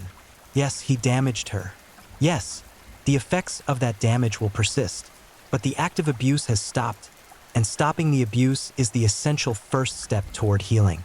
You cannot recover while still being harmed. You cannot build while the demolition continues. As we close the story, we must sit with the discomfort it creates. We must resist the urge to immediately seek relief from the heaviness, to distract ourselves, to reassure ourselves that this kind of evil is rare or far away or couldn't happen to anyone we know, because that complacency is dangerous. That denial creates the conditions where abuse flourishes. Instead, we carry this story with us as a reminder of what humans are capable of, both the depths of depravity and the heights of courage. We remember that monsters are real and they look like ordinary people. We remember that children are vulnerable and depend on us for protection. We remember that silence enables abuse and that speaking up, even when uncomfortable, can save lives. Andres Leonardo Acapis is a name that should never be forgotten, not because he deserves remembrance, but because forgetting enables repetition. We study the worst of humanity not to wallow in darkness, but to better recognize it, to more effectively combat it, to protect the innocent from those who would harm them. And we remember the girl, unnamed but not unknown, faceless to us but real and whole and deserving of every chance at healing and happiness. Her story doesn't end with the abuse. Her story continues into whatever future she can build from the ruins of childhood. That future is unwritten. It depends partly on her own resilience, partly on the support she receives, partly on factors beyond anyone's control. But one thing is certain: she survived. She spoke up. She broke the silence. She set the wheels of justice in motion. She escaped, and in a situation where she had almost no power, where almost everything was taken from her, those acts of resistance and courage mean everything. The monster wore a father's face, but the survivor wore the face of a warrior, young but unbroken, damaged but not destroyed, scarred but still standing. And in the end, that's what we take from this darkness. Not just the horror of what was done, but the strength of the one who endured it and lived to tell about it. That is where this story rests, in the difficult space between justice and healing, between punishment and recovery, between the crime committed and the life that must somehow continue after everything has been shattered. There are no tidy conclusions here, no satisfying resolutions that make the pain worthwhile. There is only the truth. Terrible things happen. Some people are monsters, and survivors carry burdens no one should have to carry, but they carry them nonetheless. They wake up each day and face a world that allowed them to be harmed. They do the hard work of healing when healing seems impossible. They find reasons to continue when continuing is excruciating.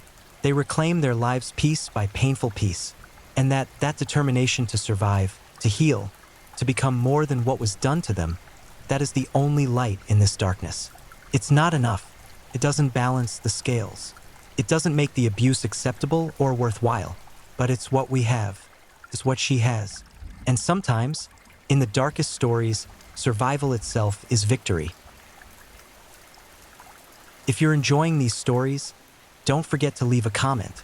I'd love to hear where you're tuning in from and what time it is in your part of the world.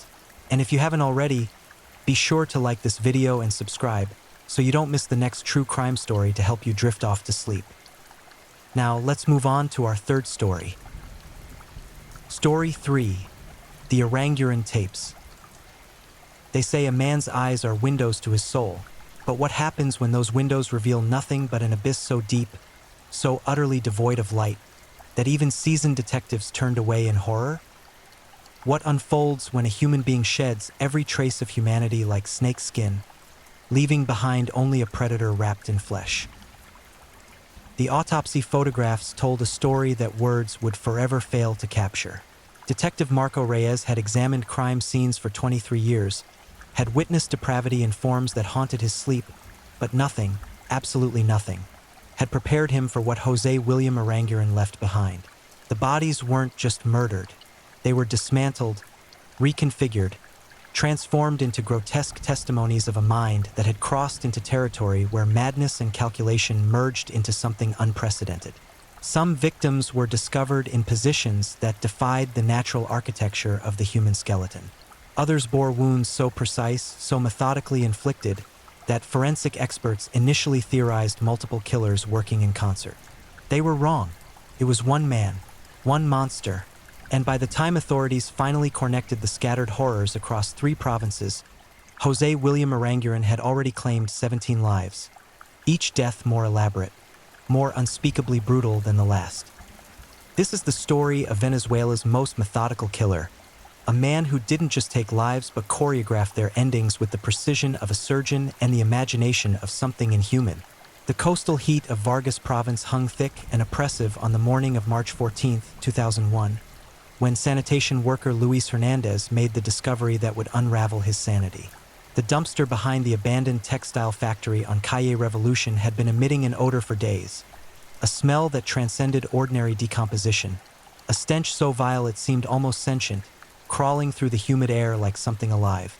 Luis approached with a handkerchief pressed against his face, expecting to find a dead animal, perhaps a dog or a collection of spoiled meat from a nearby market. What he found instead was Ana Gutierrez, or rather what remained of her. The 28-year-old mother of 2 had been missing for 11 days. Her family had plastered the neighborhood with flyers, her photograph smiling from every lamppost and storefront window. But the woman in that dumpster bore no resemblance to those images. Ana had been systematically disassembled. Her limbs had been removed with surgical precision, each cut demonstrating anatomical knowledge that suggested medical training or extensive study. The joints had been separated cleanly, the flesh peeled back in sections that revealed bone and sinew with almost clinical clarity. But what truly distinguished this murder from conventional brutality was the arrangement. Anna's body parts had been positioned deliberately, almost artistically. Her torso formed the center, her arms extended outward at perfect 90-degree angles. Her legs had been placed parallel below, creating a cross-like formation. And her head had been positioned face-up at the top, eyes still open, mouth frozen in an expression that forensic psychologists would later describe as awareness persisting beyond biological possibility. Detective Marco Reyes arrived at the scene within the hour. A veteran of Venezuela's notoriously violent crime landscape, Marco had investigated cartel executions, domestic massacres, and gang-related atrocities that filled evidence lockers with nightmares. But as he stood before that dumpster, watching crime scene photographers document the horror with trembling hands, something cold and unfamiliar settled into his chest. "This isn't rage," he said quietly to his partner, Detective Esperanza Molina. "This is performance." Esperanza, a sharp-minded investigator with 10 years in homicide, nodded slowly. Her face had drained of color. "Whoever did this wanted us to see something, wanted us to understand something." "The question is what?" Marco replied, his eyes tracing the precise angles of Anna's arranged remains. "And why?" The autopsy conducted by Dr. Arturo Mendoza revealed details that transformed disturbing into unfathomable. Ana had been alive during the initial mutilations. Toxicology reports showed high levels of a paralytic agent in her system, a compound that rendered her completely immobile while preserving consciousness and sensation. She had felt everything. The killer had ensured it. The removal of her limbs had occurred over an extended period, likely spanning several hours. Each amputation had been executed with different tools: a serrated blade for the left arm, a clean surgical instrument for the right, what appeared to be industrial bolt cutters for the legs. The variation suggested experimentation, a killer exploring different methods, documenting results like a researcher conducting trials. But the most chilling discovery came from the internal examination. Anna's organs had been carefully repositioned within her torso cavity. Her heart had been moved to where her liver should be. Her stomach had been relocated to the upper chest. It was anatomically impossible, requiring not just removal but reinsertion while she remained alive. A feat of such monstrous precision that Dr. Mendoza initially questioned his own findings. "This person," Dr. Mendoza told the investigative team during the briefing, his voice barely steady, "possesses intimate knowledge of human anatomy. They understand not just how to kill, but how to prolong the process, how to maximize suffering while maintaining biological function. This isn't murder. This is vivisection performed on a conscious subject. The media descended on Vargas province like vultures sensing carnage. Headlines screamed variations of "The Butcher of Vargas" and "Anatomist Killer Strikes." But police kept the most disturbing details classified. The public learned about a brutal murder. They didn't learn about the arrangement. They didn't learn about the organ transposition. They certainly didn't learn about the message. Because there had been a message. Carved into the flesh of Anna's abdomen, letters formed with a precision that suggested hours of meticulous work, was a single sentence. "The body is a cathedral. I am its architect." Detective Marco Reyes read those words and felt something dark settle into his understanding of the case. This wasn't a crime of passion. It wasn't robbery gone wrong or a domestic dispute escalated to violence. This was ideology. Philosophy made manifest through flesh and bone. They were hunting someone who viewed murder as art, who saw the human body as raw material for expression. "We need to search missing persons reports," Marco said, addressing his team of 8 investigators in the cramped conference room that smelled of stale coffee and anxiety. "Go back 6 months. Look for disappearances with similar victimology, young women, working class, no obvious connection to organized crime. If this is his first, I'll eat my badge." Nobody starts with this level of sophistication. They searched, and they found. Carolina Mendez, 26, had vanished from a bus stop in neighboring Carabobo province 7 months earlier. Her case had gone cold, chalked up to the epidemic of disappearances plaguing Venezuela's economic collapse. But now, with fresh eyes and terrible context, the details resonated differently. Carolina had been waiting for transportation after her evening shift at a textile plant, the same industry as the factory where Anna's body was discovered. Both women were approximately the same height and build. Both had long dark hair. Both were mothers working to support young children. The pattern crystallized. Marco's team obtained records of Carolina's disappearance and cross-referenced with unsolved cases across 3 provinces. What emerged was a timeline that turned blood to ice. 8 women over the course of 18 months had vanished under remarkably similar circumstances, all between the ages of 24 and 30, all working class, all mothers, all last seen near industrial areas during evening hours. "He's been operating for over a year," Esperanza said, her voice tight as she studied the map now populated with red pins marking disappearance locations. Ana Gutierrez wasn't the beginning. She was the breakthrough. He refined his method on the others. "Then where are their bodies?" Marco asked, though he already suspected the answer. The search that followed became the largest coordinated effort in Venezuelan law enforcement history. Teams descended on abandoned industrial sites across Vargas, Carabobo, and Aragua provinces. They brought cadaver dogs, ground-penetrating radar, and a grim determination to uncover the truth that everyone now understood was waiting beneath the surface. What they found exceeded their darkest projections.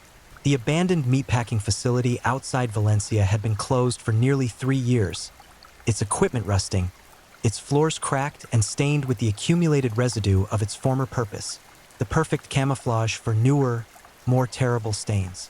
The dogs alerted near the industrial refrigeration unit in the facility's basement, a massive walk-in freezer that had long since lost power but retained the insulated structure that preserved what had been placed inside.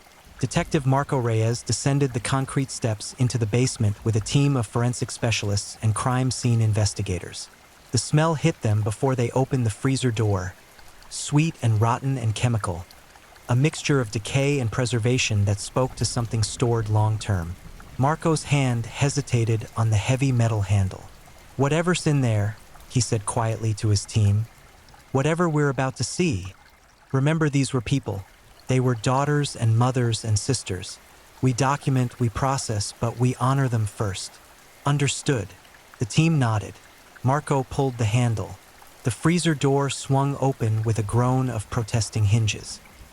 The flashlight beams cut through the darkness, illuminating what lay within, and for a moment, a terrible, suspended moment, nobody moved. Nobody breathed. Nobody could process what human eyes were witnessing. 6 bodies hung from meat hooks attached to the ceiling rails. They had been preserved in various states of dismemberment, each representing a different stage in what now clearly revealed itself as an evolving methodology. The furthest body, later identified as Carolina Mendez through dental records, showed rudimentary butchering, the work of someone learning, experimenting. The cuts were rougher, the arrangements less precise, but as the eye traveled along the rail, from body to body, the evolution became apparent. The techniques refined, the precision increased. By the fourth body, the mutilations had achieved a level of surgical accuracy that forensic experts would struggle to replicate under laboratory conditions. By the sixth, the arrangements had transcended violence and entered territory that could only be described as grotesque artistry. Each woman had been opened from sternum to pelvis. Their internal organs had been removed, examined, and in some cases returned to incorrect positions within the body cavity. Sections of skin had been peeled back and pinned with small metal tacks, creating geometric patterns that transformed flesh into canvas. Bones had been broken and reset at impossible angles, creating structural impossibilities that nevertheless demonstrated an intimate understanding of anatomy and physics. "Dear God," whispered one of the forensic photographers, a 20-year veteran named Patricia Cruz whose hands shook so badly she could barely operate her camera. "What kind of monster does this?"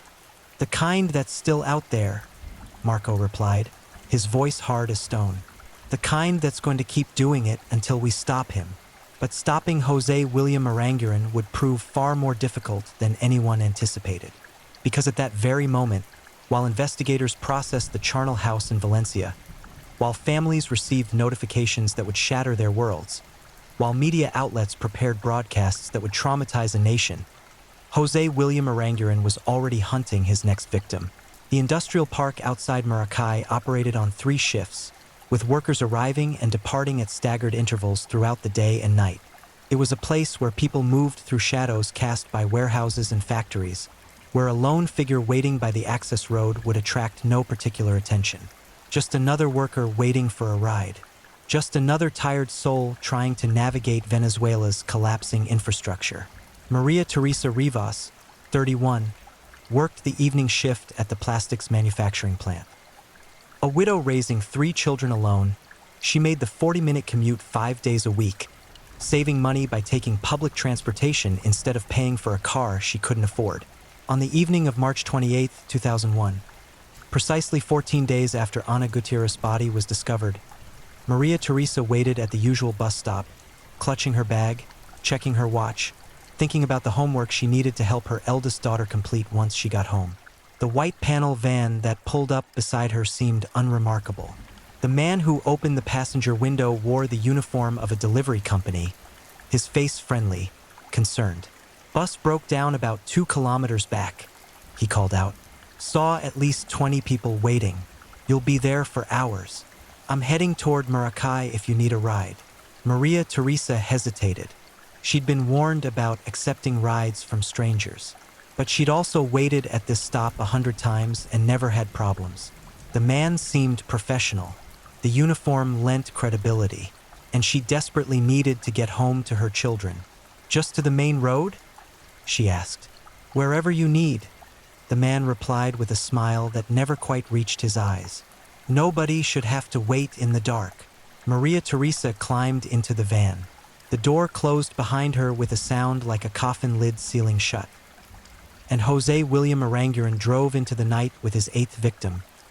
His mind already choreographing the elaborate horror he would orchestrate over the next 72 hours. Because for Jose, the killing wasn't the purpose. The killing was merely the conclusion of a much longer, much more carefully constructed performance. The abduction, the isolation, the gradual revelation to his victim of what they represented to him.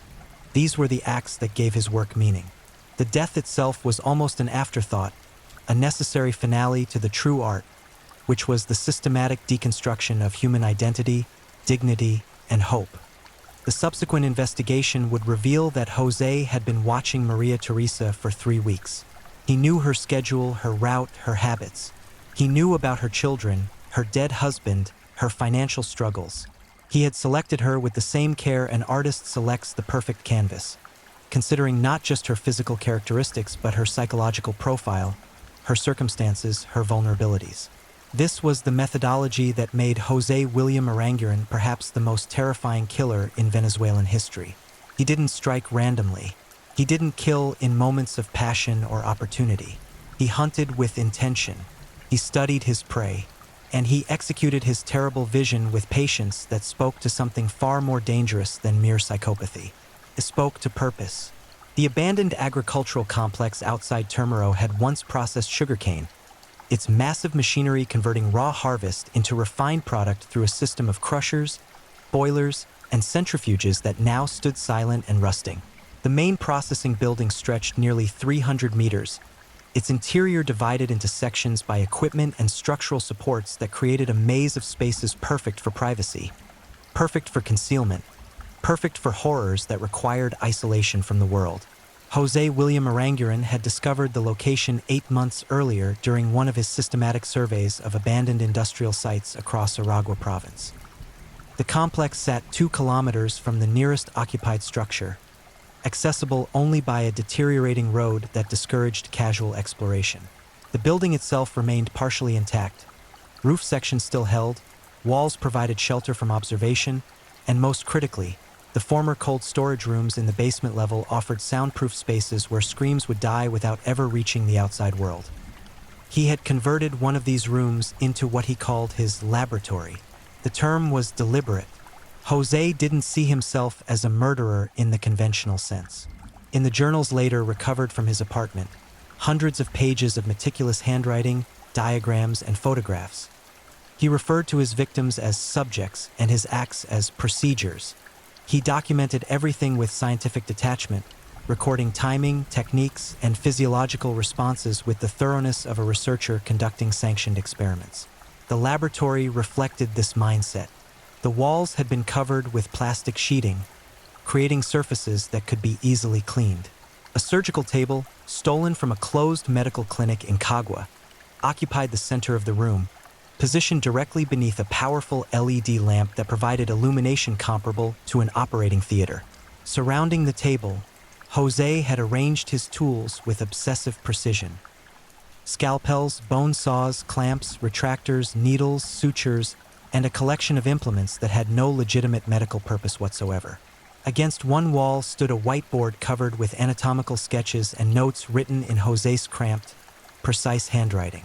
These weren't the chaotic scrawls of a disordered mind, but carefully considered plans. Each procedure mapped out with the detail of a choreographer designing a complex dance.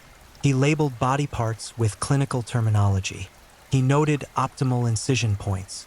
He calculated drug dosages required to maintain consciousness while eliminating the ability to resist. When Maria Teresa Rivas regained consciousness in that room, strapped to the surgical table with medical restraints that bit into her wrists and ankles, the first thing she saw was José standing at the whiteboard, marker in hand, making final notations on what appeared to be a diagram of the human nervous system. He heard her gasp, that moment of awakening, the realization that the nightmare was real, and turned to face her with an expression of something approaching warmth. "You're awake," he said pleasantly, as though greeting a patient in a normal medical setting. "Good.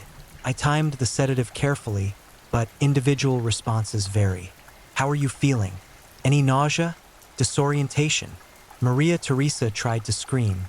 The sound that emerged was muffled, desperate, distorted by the ball gag José had positioned in her mouth while she was unconscious. Her eyes went wide with terror as she thrashed against the restraints, the table rattling but holding firm under her panic-driven movements. José watched her struggle with clinical interest, occasionally making notes on a clipboard. "The panic response is entirely expected," he said conversationally. "Your amygdala is flooding your system with stress hormones.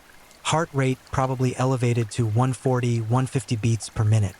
Blood pressure spiking. It's quite remarkable how the body reacts to perceived mortal threat, even when the conscious mind hasn't yet fully processed the situation." He approached the table, and Maria Teresa's struggles intensified, tendons standing out in her neck as she tried to scream through the gag, tried to will her body to break free through sheer desperate force. José reached out and gently placed his fingers on her carotid artery, monitoring her pulse with the professional detachment of a physician conducting an examination. "Elevated but stable," he murmured. "Excellent. I need you conscious and aware for as long as possible. That's the key to the whole procedure, maintaining awareness. You see, Maria, the human body is designed with remarkable safeguards. Pain beyond a certain threshold triggers unconsciousness. Blood loss beyond certain volumes induces shock. The challenge is working within those parameters while still achieving the artistic vision." He moved to a small refrigerator in the corner and withdrew a syringe containing a clear liquid. Maria Theresa's eyes followed his every movement, her breath coming in short, sharp gasps through her nose, her mind racing through impossible calculations of escape, of survival, of any scenario where she saw her children again. "This," Jose said, holding up the syringe, "is a compound I've been perfecting for several months. It's based on paralytic agents used during surgical procedures but modified to allow for sustained consciousness without the ability to move voluntary muscles. Your heart will continue beating. Your lungs will function. Your brain will remain fully aware. But your body will be completely still, completely receptive to the procedure." He injected the compound into Maria Theresa's foreline with practiced efficiency. Within seconds, her thrashing ceased.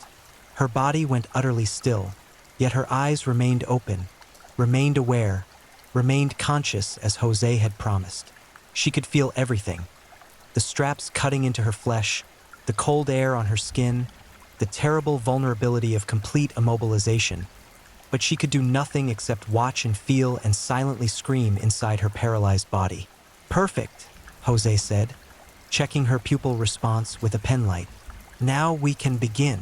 What followed over the next 72 hours represented the full horror of Jose William Aranguren's methodology. He didn't kill Maria Theresa quickly. He didn't kill her efficiently. He disassembled her with the patience of a watchmaker and the precision of a surgeon, documenting each stage with photographs and detailed notes that would later provide investigators with a timeline so disturbing that several officers requested psychological leave after reviewing the evidence.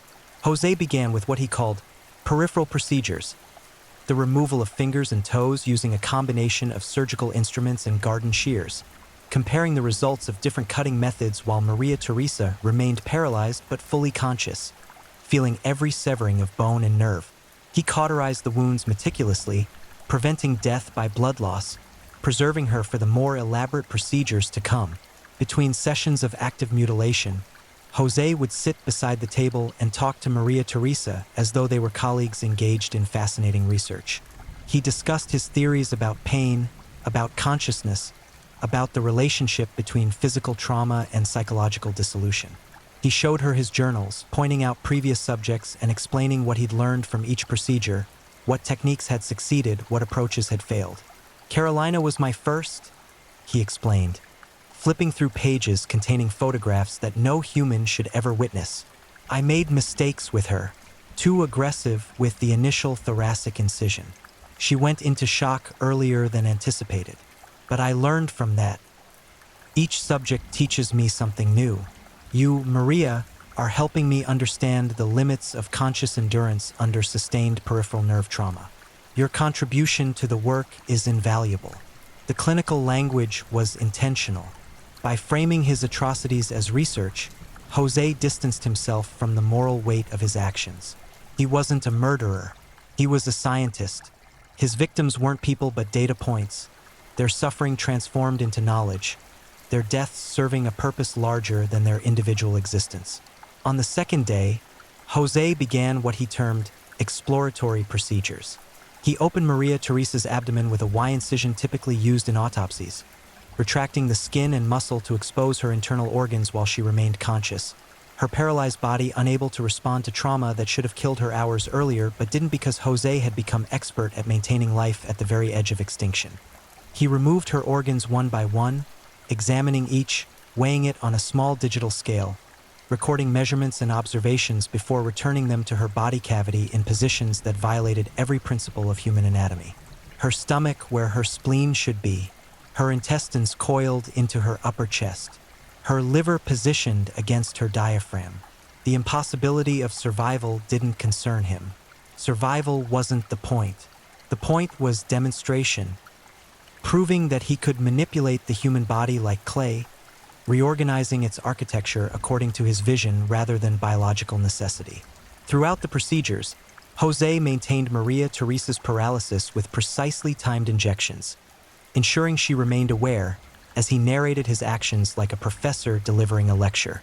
"The spleen is remarkably resilient," he would say, holding the organ up for her to see with her own eyes. "Most people don't appreciate its function. It filters blood, stores platelets, produces antibodies. Without it, you'd be more susceptible to infection." Of course, that's somewhat academic in your current situation. On the third day, Maria Teresa's body finally surrendered. Despite Jose's expertise, despite his careful management of trauma and blood loss, the accumulated damage reached a threshold that no amount of pharmaceutical intervention could sustain.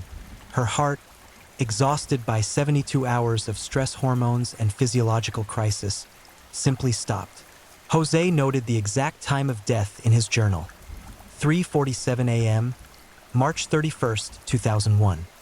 He recorded her final measurements, took his final photographs, and then carefully dismantled the laboratory, cleaning every surface with industrial chemicals, removing all evidence of his work. The body of Maria Teresa Rivas, now arranged in the elaborate cross formation that had become his signature, was deposited in a location he knew would guarantee discovery, ensuring his work would be recognized, ensuring the world would understand that someone was operating by different rules, guided by a vision that transcended conventional morality. But while Jose was meticulous about preventing forensic evidence, he made one critical miscalculation. He underestimated the determination of Detective Marco Reyes. Following the discovery of the 6 bodies in Valencia, Marco had assembled a task force of 30 investigators drawn from police departments across 5 provinces. They'd compiled everything known about the disappearances and murders, building a profile of the killer based on his methodology, his locations, his victim selection. A criminal psychologist from Caracas, Dr. Luisa Castillo, joined the team to provide behavioral analysis.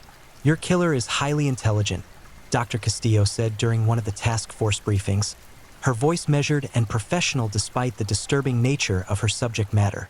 His organization, his technical skill, his ability to maintain operational security for 18 months. These suggest someone with above-average cognitive function and possibly formal education in medicine or a related field. "So we're looking for a doctor?" asked Detective Esperanza Molina.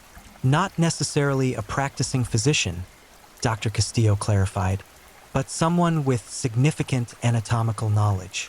Medical student, perhaps, veterinarian, mortician. Someone whose profession or education provided legitimate access to information about human anatomy and physiology." Marco studied the map on the conference room wall, where red pins marked discovery sites and blue pins marked disappearance locations.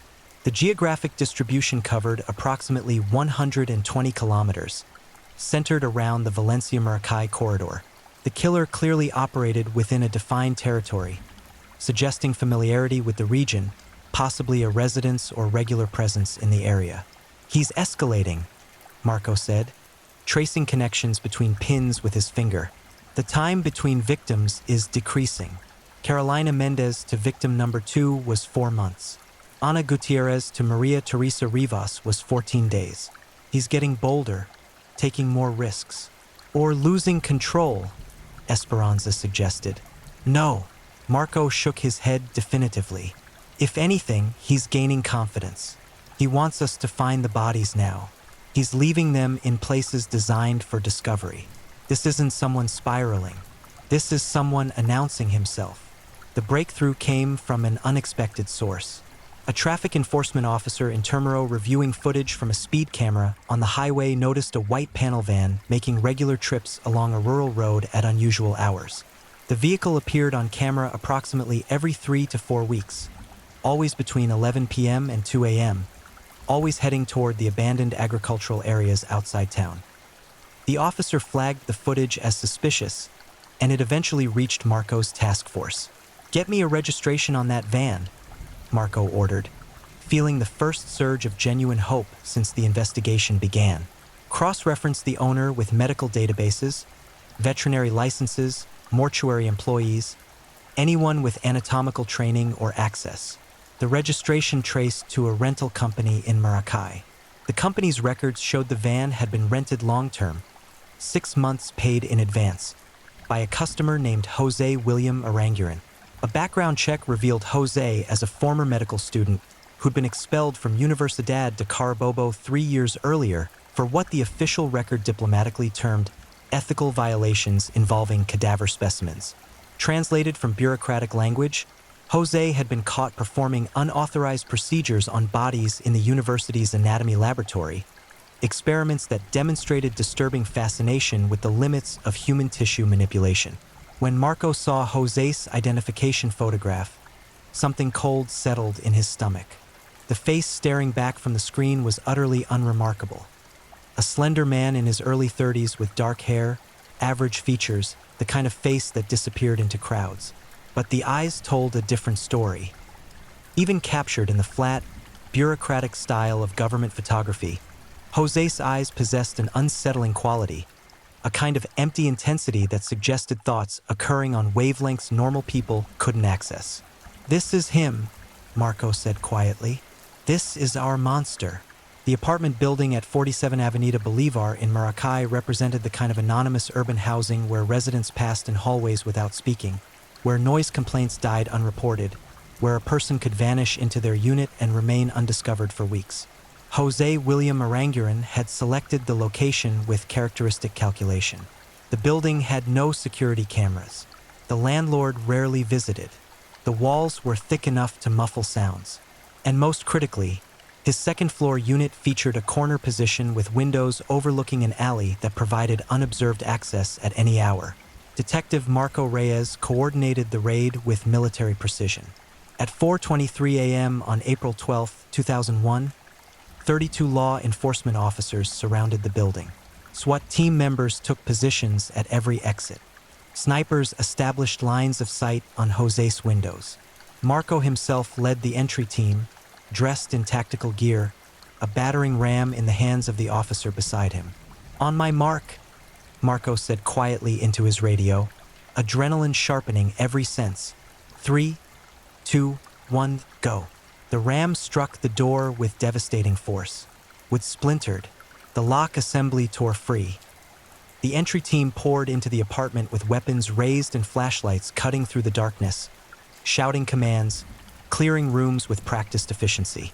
The apartment was empty, but what they found inside transformed the investigation from a manhunt into something approaching an archaeological excavation of madness. The main living space had been converted into a combination workshop and archive. One wall contained floor-to-ceiling shelves holding hundreds of jars, each filled with formaldehyde, each containing organic specimens that forensic analysis would later identify as tissue samples from Jose's victims. They were labeled with meticulous precision. Dates, names, anatomical locations, observations about texture and decomposition rates. Another wall featured photographs arranged in chronological order, creating a visual timeline of Jose's evolution as a killer. The earliest images showed his clumsy initial attempts, crude dismemberments, rough cuts, evidence of a learner mastering basics. The progression was evident. Each subsequent series of photographs demonstrated increased sophistication, refinement of technique, growing confidence. The final images, taken of Maria Teresa Rivas, displayed artistry that transcended horror and achieved something approaching the sublime in its terrible perfection. But it was Jose's journals that provided the most disturbing insights. Stacked on a desk that dominated the center of the room, the notebooks numbered 47 in total, each filled with Jose's cramped handwriting, diagrams, calculations, and philosophical musings that revealed a mind operating according to logic that was entirely internal, entirely divorced from conventional human morality. Marco carefully opened the most recent journal, his hands gloved, and began reading passages that would haunt him for the remainder of his life. Subject 7 exhibited remarkable resilience during thoracic exploration, maintained consciousness 43 minutes beyond anticipated threshold. Her cardiovascular system demonstrated adaptive responses I hadn't observed in previous subjects. Query: Does awareness of mortality enhance physiological survival mechanisms? The body fighting to preserve consciousness even as its architecture is fundamentally compromised. This requires further investigation. Another entry, dated 3 weeks earlier. The pain itself is irrelevant. What matters is the transformation of identity that pain produces. At what point does a human being cease being themselves and become merely a biological system responding to stimuli? When I remove Maria's fingers, she's still Maria, traumatized, terrified, but recognizably herself. When I open her torso and she sees her own organs, something shifts. The self fractures. She becomes observer and observed simultaneously. This is the threshold I'm exploring. The point where consciousness divorces from embodiment. And perhaps most chilling, an entry written just days before the raid. Detective Reyes is competent. I've been monitoring news coverage of the investigation. He's methodical, thorough, refuses to be distracted by media pressure or political demands for quick arrests. He reminds me of myself in some ways. Focused, patient, willing to invest time to achieve desired outcomes. Under different circumstances, we might have been colleagues. As it is, our relationship will be adversarial. He'll try to stop me. I'll need to be more careful. But I won't stop the work. The work is too important. I'm close to understanding something fundamental about human consciousness, about the relationship between body and self. A few more subjects, a few more procedures, and I'll have the data I need. Marco read those words and felt a chill that transcended the professional detachment he'd cultivated over 2 decades in law enforcement. Jose knew about him, had been watching him. The hunter was aware of the pursuit, treating it as just another variable to account for in his experimental design. He cleared out recently, said Esperanza, examining the bedroom where Jose's clothing remained in the closet, but personal items had been removed. There's food in the refrigerator dated within the last week, but his toiletries are gone. Documents, identification, anything that matters to him personally is gone. He knew we were closing in. Check the area for storage units, secondary residences, any location he might have used as a backup, Marco ordered, his mind racing through implications. Jose wasn't merely on the run. He'd prepared for this contingency, established fallback positions like a military strategist planning for various operational outcomes. The forensic team spent 3 days processing Jose's apartment. They documented every jar, every photograph, every page of his journals. They lifted fingerprints, collected DNA samples, analyzed everything that might provide leads to Jose's current location or next target. What emerged was a psychological profile that Dr. Luisa Castillo described as unprecedented in Venezuelan criminal psychology. Jose William Aranguren is a pure psychopath operating with the organizational skills of a high-functioning sociopath. Dr. Castillo explained during an emergency briefing attended by law enforcement officials from across the country. He lacks empathy entirely. His victims aren't people to him. They're research subjects, tools for exploring questions that fascinate him. But unlike disorganized killers who act on impulse, Jose plans extensively. He's patient, he's meticulous, and critically, he's adaptive. He learns from mistakes and modifies his behavior accordingly. How do we catch someone like that? Asked the chief of police for Aragua province, a gruff veteran named Martin Campos whose jurisdiction included most of Jose's known killing grounds. We exploit his compulsion, Dr. Castillo replied. Jose needs to continue his work. It's not optional for him. It's fundamental to his identity. He believes he's pursuing knowledge, conducting research that matters. That compulsion will drive him to take risks, to continue hunting even though he knows we're actively searching for him. So we bait him, Marco said, understanding crystallizing. We find his type and put surveillance on potential victims. Dr. Castillo nodded. Working-class women, late 20s to early 30s, mothers, commuting through industrial areas during evening hours. We identify high-probability targets and establish protective surveillance. When Jose attempts another abduction, we'll be waiting. The operation that followed was the largest surveillance effort in Venezuelan law enforcement history. More than 200 officers were deployed across 3 provinces. establishing covert observation of 93 women who matched Jose's victim profile.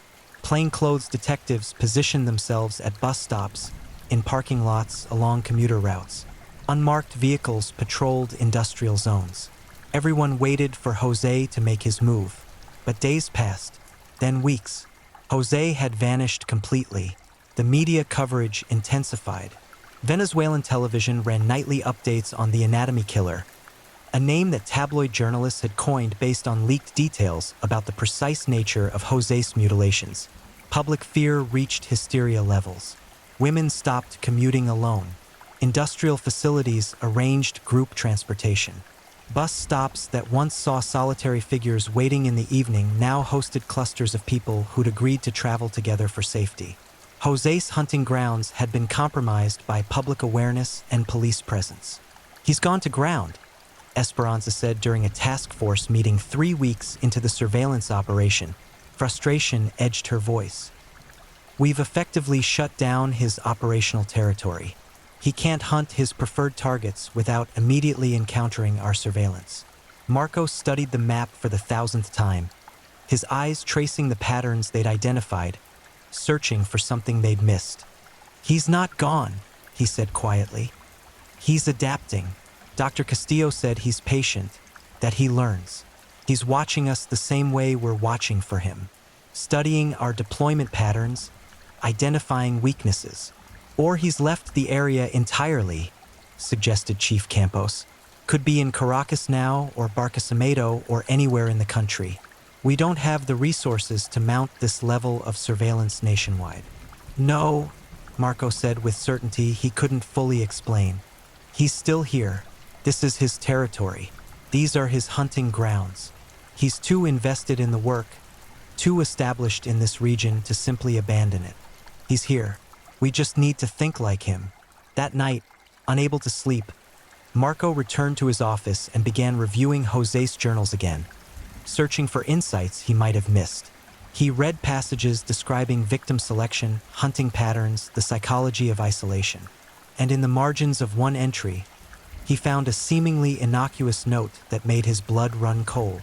Alternative vectors to consider: healthcare facilities, social services, charitable organizations, women in crisis accessing support structures, increased vulnerability, reduced social observation. Potential. Marco grabbed his phone and dialed Esperanza.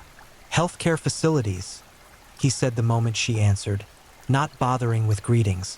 "Clinics, hospitals, counseling centers, anywhere that women in difficult circumstances might seek help. Jose is changing his hunting grounds. He's going after victims who are already isolated, already disconnected from normal social networks." "Women's shelters," Esperanza said, understanding immediately. "Domestic violence clinics, places where women go specifically to hide from dangerous situations." "Exactly. And there's one demographic that fits his victim profile perfectly. Women fleeing abusive relationships, often with children, often working class, often trying to rebuild their lives in secrecy." The next morning, Marco's team compiled a list of every women's shelter, crisis counseling center, and domestic violence support facility within Jose's operational territory.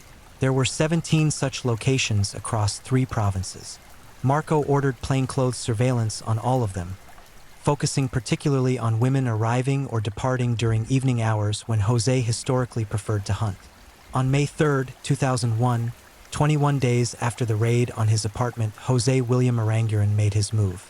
The Casa de Esperanza shelter in Valencia provided temporary housing and support services for women escaping domestic violence. Located in a quiet residential neighborhood, the facility maintains strict confidentiality about its residents to prevent abusive partners from tracking victims to the location. Women came and went at various hours, often using public transportation, often traveling alone because the entire point was separation from previous social networks. 34-year-old Elena Vargas had been staying at Casa de Esperanza for 6 days, having finally gathered the courage to leave a husband whose escalating violence had put her in the emergency room twice in the previous year.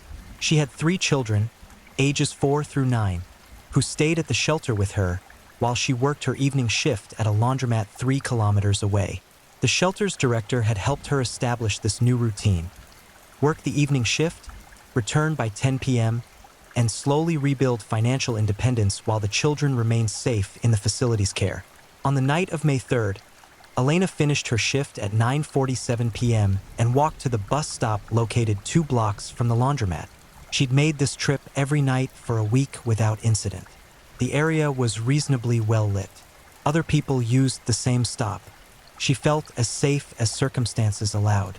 She didn't notice the white sedan parked across the street with a man sitting in the driver's seat, watching. Detective Luis Montero noticed, though. Luis was part of Marco's surveillance team, positioned in an unmarked van 1 block away with a clear view of the bus stop and the shelter's entrance. He'd been watching Elena's routine for 3 nights, documenting her schedule, establishing patterns. And tonight, something felt wrong. The white sedan had arrived 15 minutes before Elena's shift ended, early enough to secure a position but not so early as to seem suspicious. The driver hadn't exited the vehicle, hadn't used a phone, hadn't done anything except sit and watch the bus stop with an intensity that triggered Luis's instincts. "Command, this is surveillance point 3, Luis said quietly into his radio. "I have a possible suspect vehicle at the Valencia shelter perimeter. White sedan, can't make out the plate from this angle. Single male occupant. Watching the bus stop where our potential target typically waits." Marco's voice came back immediately, tight with controlled excitement. "Do not approach. Do not engage. Get me a plate number and stand by for backup. All units, converge on Valencia shelter. Silent approach. No lights." Luis adjusted his position, using a camera with telephoto lens to capture images of the sedan and its driver. The man's face was partially obscured by shadows and the vehicle's interior, but his posture conveyed alert observation, the body language of a predator waiting for the right moment to strike. Elena arrived at the bus stop.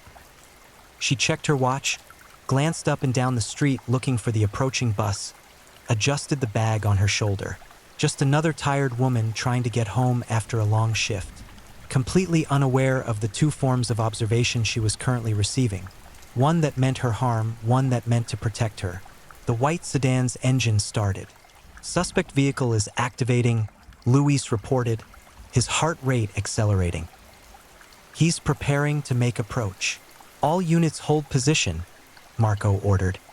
He was in a tactical vehicle 7 blocks away, racing through streets with lights extinguished, desperate to close the distance before Jose attempted an abduction.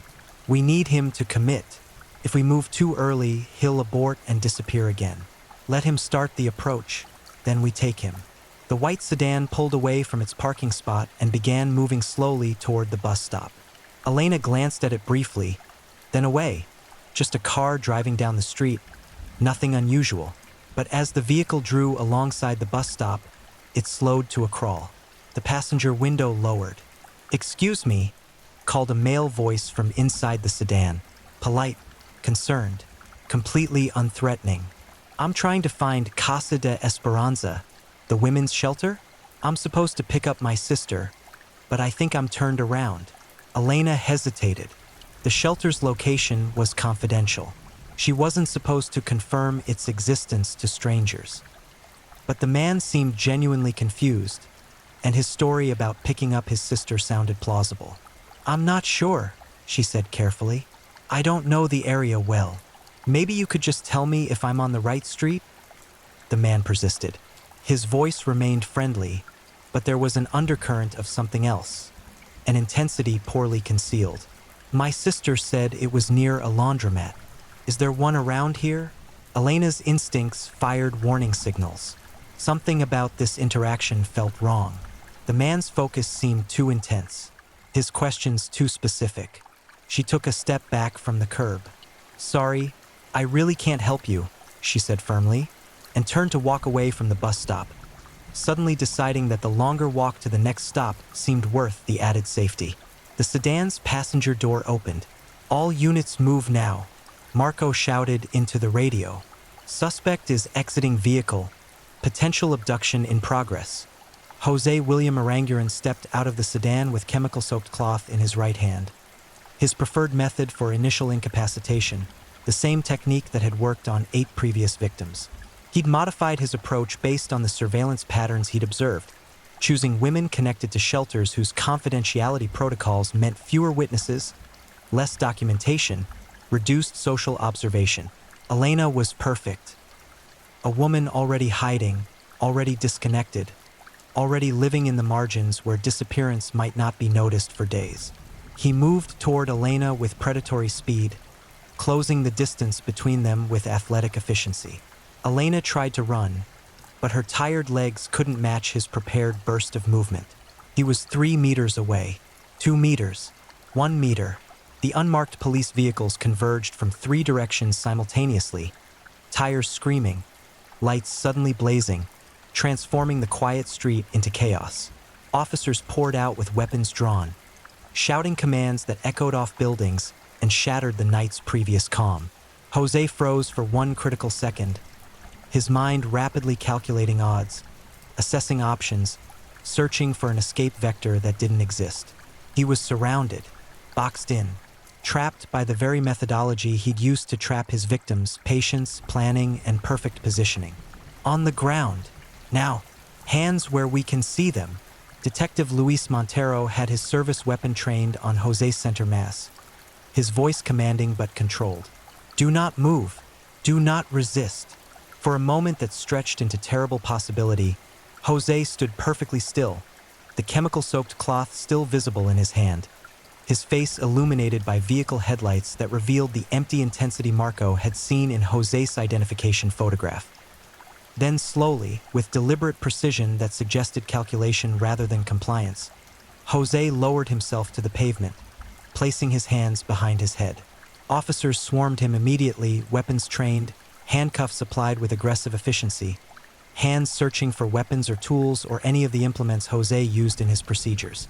They found 3 scalpels, a syringe containing the paralytic compound, rope, additional chemical-soaked cloths, and a handwritten note listing Elena's name, schedule, and physical characteristics. Jose had been hunting her specifically, had studied her just as he'd studied all previous victims.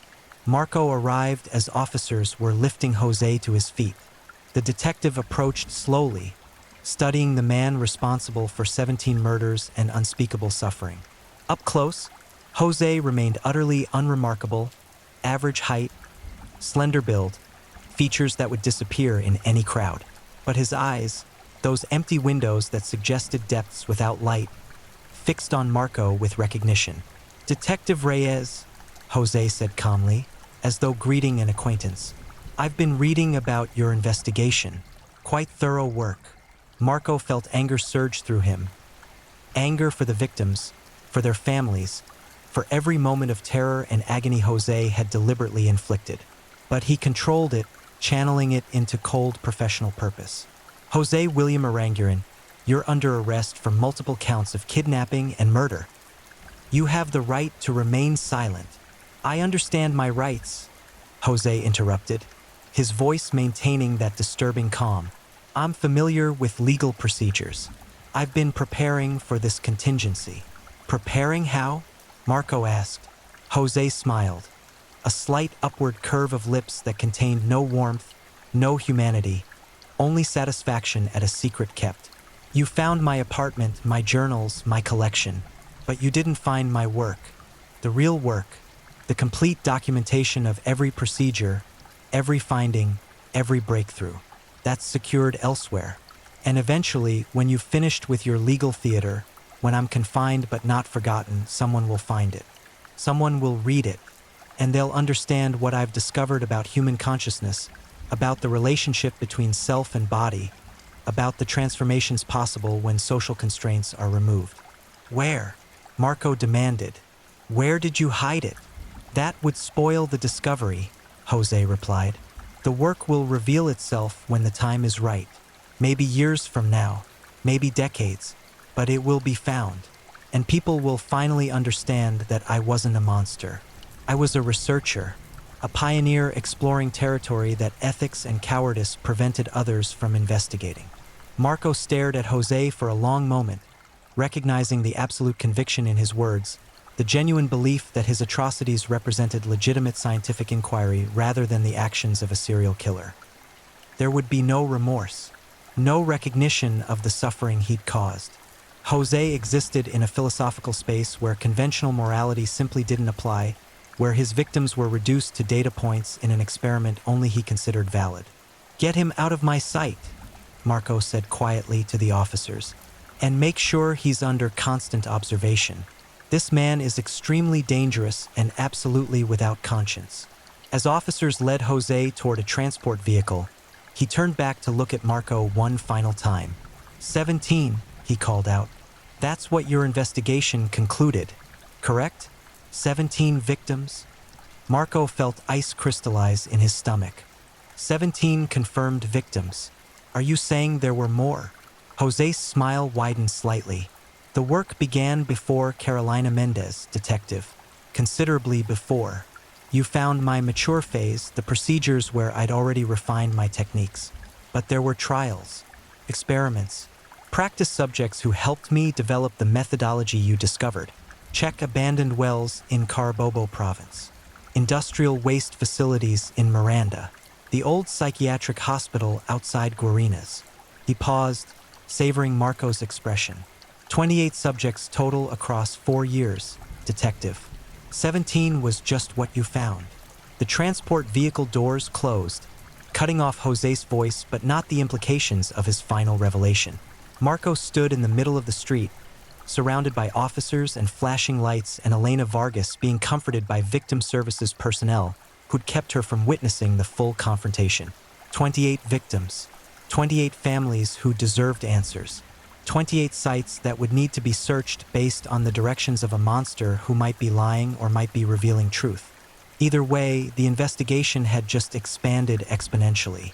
The interrogation room at the Maracay Central Police Station measured 3 meters by 4 meters, painted in institutional beige, furnished with a metal table and 4 chairs bolted to concrete floor. A mirror covered one wall. Standard two-way glass allowing observers to watch from the adjoining room. A camera mounted in the upper corner documented everything with unblinking digital precision. The space was designed to be uncomfortable, impersonal, psychologically isolating. Jose William Aranguren sat perfectly still in one of the chairs, his handcuffed wrists resting on the table, his posture suggesting relaxation rather than stress. He'd been in custody for 48 hours, processed through booking, photographed, fingerprinted, subjected to every bureaucratic procedure required by Venezuelan law. Throughout it all, he'd remained calm, polite, cooperative with all administrative requests while refusing to answer any substantive questions about his crimes. Detective Marco Reyes entered the interrogation room carrying a thick folder containing crime scene photographs, autopsy reports, and excerpts from Jose's journals. He sat down across from the killer and placed the folder on the table between them like a gauntlet being thrown. 28 victims, Marco said without preamble. That's what you claimed. We've been searching the locations you mentioned. So far, we've found remains at 2 sites, 4 additional victims, all displaying mutilations consistent with your methodology. The forensic anthropologist estimates they died 3 to 4 years ago, which aligns with your timeline. Jose nodded slightly, as though pleased by confirmation of his information. The old psychiatric hospital? Yes, 3 bodies in the basement morgue that apparently hadn't been used in years. You used it as a practice facility, didn't you? A place to develop your techniques before moving on to more ambitious procedures. I prefer the term training ground, Jose corrected mildly. Every skill requires practice. Surgery, art, music. Mastery demands repetition and refinement. The early subjects helped me understand basic principles. How to control blood loss, how to manage shock, how to maintain consciousness during trauma that should trigger immediate shutdown of awareness. Those early procedures were crude by later standards, but they provided essential foundational knowledge. Marco felt disgust rise in his throat but suppressed it, maintaining professional detachment. Showing emotion would only gratify Jose, would confirm that his words carried the power to disturb. Instead, Marco opened the folder and placed a photograph on the table. The crime scene image of Ana Gutierrez dismembered remains arranged in their precise cross formation. Why? Marco asked simply. Why do this to another human being? Jose studied the photograph with the clinical interest of someone reviewing their own work. That question presupposes shared assumptions about human value and moral constraints. You see a victim, a tragedy, a family destroyed. I see a successful procedure that yielded significant data about consciousness persistence under extreme physical trauma. We're using different frameworks to evaluate the same event. You murdered innocent women. I liberated them from conventional existence, Jose countered, his tone suggesting he genuinely believed this. Every subject I selected was trapped in circumstances of poverty, hardship, and suffering. Their lives consisted of endless labor for minimal reward, trapped in social structures that would never allow escape or improvement. I gave them significance. I transformed their deaths into something meaningful, contributions to knowledge that will eventually revolutionize our understanding of human consciousness. You're insane. Am I? Jose leaned forward slightly, his empty eyes fixing on Marco with intensity that suggested genuine curiosity about the detective's response. Insanity implies detachment from reality, inability to understand consequences, behavior driven by delusion rather than reason. I understand reality perfectly. I understand that society considers my actions criminal. I understand the legal consequences I'm facing. I simply reject the moral framework that categorizes my research as wrong. Morality is subjective, detective, a social construct that varies across cultures and historical periods. What I've done would have been celebrated in ancient Rome, accepted in certain tribal societies, even replicated under various medical research programs throughout the 20th century. None of those examples involved torturing innocent women to death. Didn't they? Jose smiled coldly.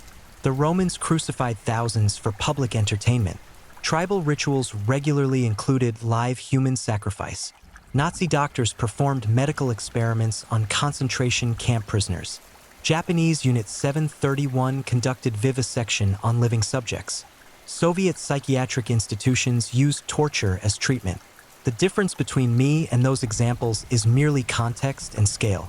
I'm one individual acting according to personal conviction.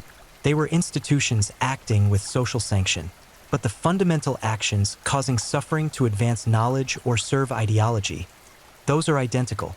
Marco wanted to argue, to dismantle Jose's twisted logic, to force him to acknowledge the fundamental evil of his actions. But he recognized the futility. Jose had constructed a philosophical framework that justified everything he'd done, a self-contained belief system impervious to external moral criticism. Engaging with his arguments would only waste time. Instead, Marco shifted tactics. Where's the complete documentation you mentioned? The full record of your procedures? Jose's expression shifted subtly, a hint of satisfaction at possessing information Marco needed. Secure. Multiple copies in separate locations. Encrypted digital files in cloud storage accounts using anonymous registration. Physical copies stored in safety deposit boxes rented under false identities. The work is preserved. It will survive regardless of what happens to me personally. You want it published, Marco realized. You want your research to reach an audience. Eventually, Jose acknowledged. Not immediately. The current climate would prevent objective evaluation. But 50 years from now, perhaps a century, when social attitudes have evolved, when people are capable of separating methodology from morality, then my work will be discovered and properly appreciated. I've structured the storage to ensure eventual release. Dead man switches, timed revelations, multiple redundancies. The work will emerge, or we'll find it first and destroy every record of your atrocities. You won't, Jose said with absolute confidence. You don't know which banks, which accounts, which cities.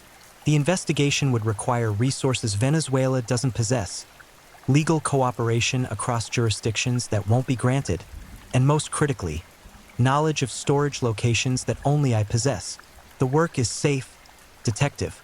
That's why I can sit here and discuss everything openly.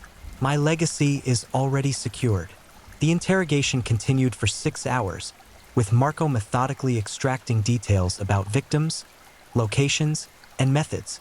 Jose spoke freely about his crimes with the detachment of someone discussing experiments conducted on laboratory animals rather than human beings. He described his victim selection criteria, his hunting patterns, his evolving procedural techniques with precise clinical terminology that transformed horror into academic discourse. Throughout the interrogation, Dr. Luisa Castillo observed from the adjoining room, taking notes, analyzing Jose's behavior and speech patterns. When Marco finally ended the session and emerged from the interrogation room, she was waiting with a psychological profile that exceeded anything she'd previously documented. "He's completely egocentric," Dr. Castillo explained, using the clinical term for someone whose behavior perfectly aligns with their self-concept. "There's no cognitive dissonance, no internal conflict between his actions and his identity. He genuinely believes he's a researcher conducting valid scientific inquiry. The killings aren't symptoms of mental illness. They're expressions of a fundamental philosophical position about human value and the primacy of knowledge over moral constraints." "Can he be rehabilitated?" asked Chief Campos, who'd been observing alongside Dr. Castillo. "No," she replied flatly. "Rehabilitation requires recognition that behavior is wrong, desire to change, and capacity for empathy. Jose possesses none of these qualities. He's a pure psychopath with above-average intelligence and complete conviction in his own righteousness. Confinement will prevent him from killing again, but it won't change who he is. He'll remain dangerous forever." The trial of Jose William Aranguren began on September 17, 2001, in a Valencia courtroom packed with journalists, victims' families, and security personnel. Venezuelan media covered every moment with intensity that bordered on obsession. International press descended on the country, fascinated by what reporters termed one of the most methodical serial killers in South American history. Jose pleaded not guilty by reason of diminished capacity, arguing through his court-appointed attorney that his actions resulted from psychological abnormalities that prevented him from understanding the wrongfulness of his conduct. The defense called expert witnesses who testified about Jose's mental state, his obsessive thought patterns, his apparent inability to experience normal empathy or moral reasoning. The prosecution, led by veteran prosecutor Isabel Delgado, systematically dismantled this defense. They presented Jose's journals, which demonstrated sophisticated planning, awareness of legal consequences, and deliberate efforts to avoid detection. All evidence of someone who understood his actions were illegal even if he didn't accept they were immoral. They called surviving family members who described the devastating impact of Jose's crimes. They presented forensic evidence that illustrated the precise, methodical nature of the killings. And they called Detective Marco Reyes to testify about the investigation and, critically, about his interrogation of Jose after arrest. Did the defendant demonstrate understanding that his actions were illegal? Prosecutor Delgado asked during Marco's testimony. "Absolutely," Marco replied, his voice steady despite the emotional weight of the testimony. He explicitly acknowledged that society considered his actions criminal. He understood the legal consequences he faced. He simply didn't agree with the moral framework that categorized his behavior as wrong. So he knew his actions were illegal but chose to proceed anyway? Yes. He made calculated decisions to commit crimes while taking extensive precautions to avoid detection. That demonstrates clear understanding of illegality and consciousness of guilt. The trial lasted 7 weeks. The jury deliberated for 14 hours. On November 9, 2001, they returned a verdict: guilty on 21 counts of first-degree murder, 17 counts of kidnapping, and numerous additional charges related to abuse of corpses and evidence destruction. The judge, Maria Elena Torres, sentenced Jose William Aranguren to 21 consecutive life sentences without possibility of parole, effectively ensuring he would die in prison regardless of any future changes to sentencing laws or parole guidelines. At sentencing, Jose was given the opportunity to address the court. He stood, looked directly at the assembled victims' families, and spoke with the same clinical detachment he'd maintained throughout his arrest and trial. "I understand that you consider me a monster," he said calmly. "I understand that my actions caused suffering to people you loved, but I want you to understand something in return. Everything I did served a purpose larger than individual lives. Knowledge demands sacrifice. Progress requires that someone be willing to explore territories that others fear. I was that person. History will eventually recognize the value of my work, even if this particular moment cannot. Families shouted at him. Some wept. Others made threatening gestures that required bailiffs to intervene. Jose stood unmoved by the emotional chaos his words provoked, his face expressionless, his posture suggesting complete detachment from the pain surrounding him. Judge Torres gavelled the courtroom to order. "Mr. Aranguren," she said, her voice containing barely controlled anger, "your complete lack of remorse, your continued justification of unspeakable atrocities, and your apparent belief that you represent some form of scientific advancement confirm that you represent an ongoing danger to society. You will spend the remainder of your life in maximum security confinement, and I can only hope that in that isolation, some measure of human conscience eventually penetrates the darkness where your soul should be." Jose was transferred to the maximum security wing of the Yair I prison complex outside Caracas, where Venezuela housed its most dangerous criminals. He was placed in solitary confinement for his own safety. Prison justice is swift and brutal for those who harm women and children, and Jose's crimes had made him infamous throughout the Venezuelan correctional system. In solitary confinement, Jose maintained the routines he'd established in his apartment. He wrote constantly, filling notebooks provided by the prison with continued observations, theories, and philosophical musings about consciousness and identity. He read extensively, focusing on medical texts, psychology journals, and philosophical works about ethics and morality. And he exercised daily, maintaining physical conditioning with the discipline of someone who believed he might someday need it. Detective Marco Reyes retired from active duty in 2004, his final years of service dominated by the ongoing search for the 11 victims Jose had mentioned but whose remains had never been located. The investigation continued under new leadership, with occasional discoveries of remains that appeared consistent with Jose's early experimental phase. As of 2008, 24 victims had been confirmed through forensic analysis, leaving 4 still missing. The families of Jose's victims formed a support organization called Voces por los Perdidos, Voices for the Lost, which advocated for criminal justice reform, better resources for investigating missing persons cases, and support services for families of homicide victims. They held annual memorial services honoring the women Jose had killed, ensuring that Ana Gutierrez, Maria Teresa Rivas, Carolina Mendez, and all the others would be remembered as complete human beings. Mothers, daughters, workers, people with dreams and dignity, rather than merely as victims in a notorious criminal case. Elena Vargas, the woman Jose had been attempting to abduct when arrested, testified before the Venezuelan legislature about domestic violence and the vulnerabilities that predators like Jose exploited. Her testimony contributed to passage of enhanced protections for women fleeing abusive relationships and increased funding for shelter facilities. The abandoned locations where Jose conducted his procedures became sites of informal memorials. People left flowers at the old psychiatric hospital in Guarinas, at the meatpacking facility in Valencia, at the agricultural complex outside Termero. These spontaneous shrines transformed spaces of horror into places of remembrance, ensuring that suffering would be acknowledged rather than forgotten. Jose's journals and documentation of his crimes remained sealed by court order, accessible only to law enforcement and researchers with specific authorization.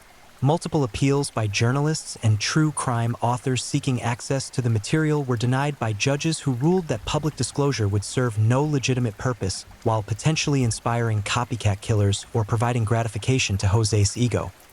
But Jose's claims about hidden documentation secured in multiple locations continued to haunt investigators.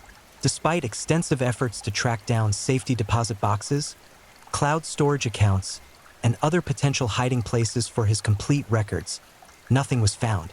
Either Jose had been lying, constructing a myth of undiscovered secrets to enhance his notoriety, or his operational security exceeded law enforcement's ability to penetrate.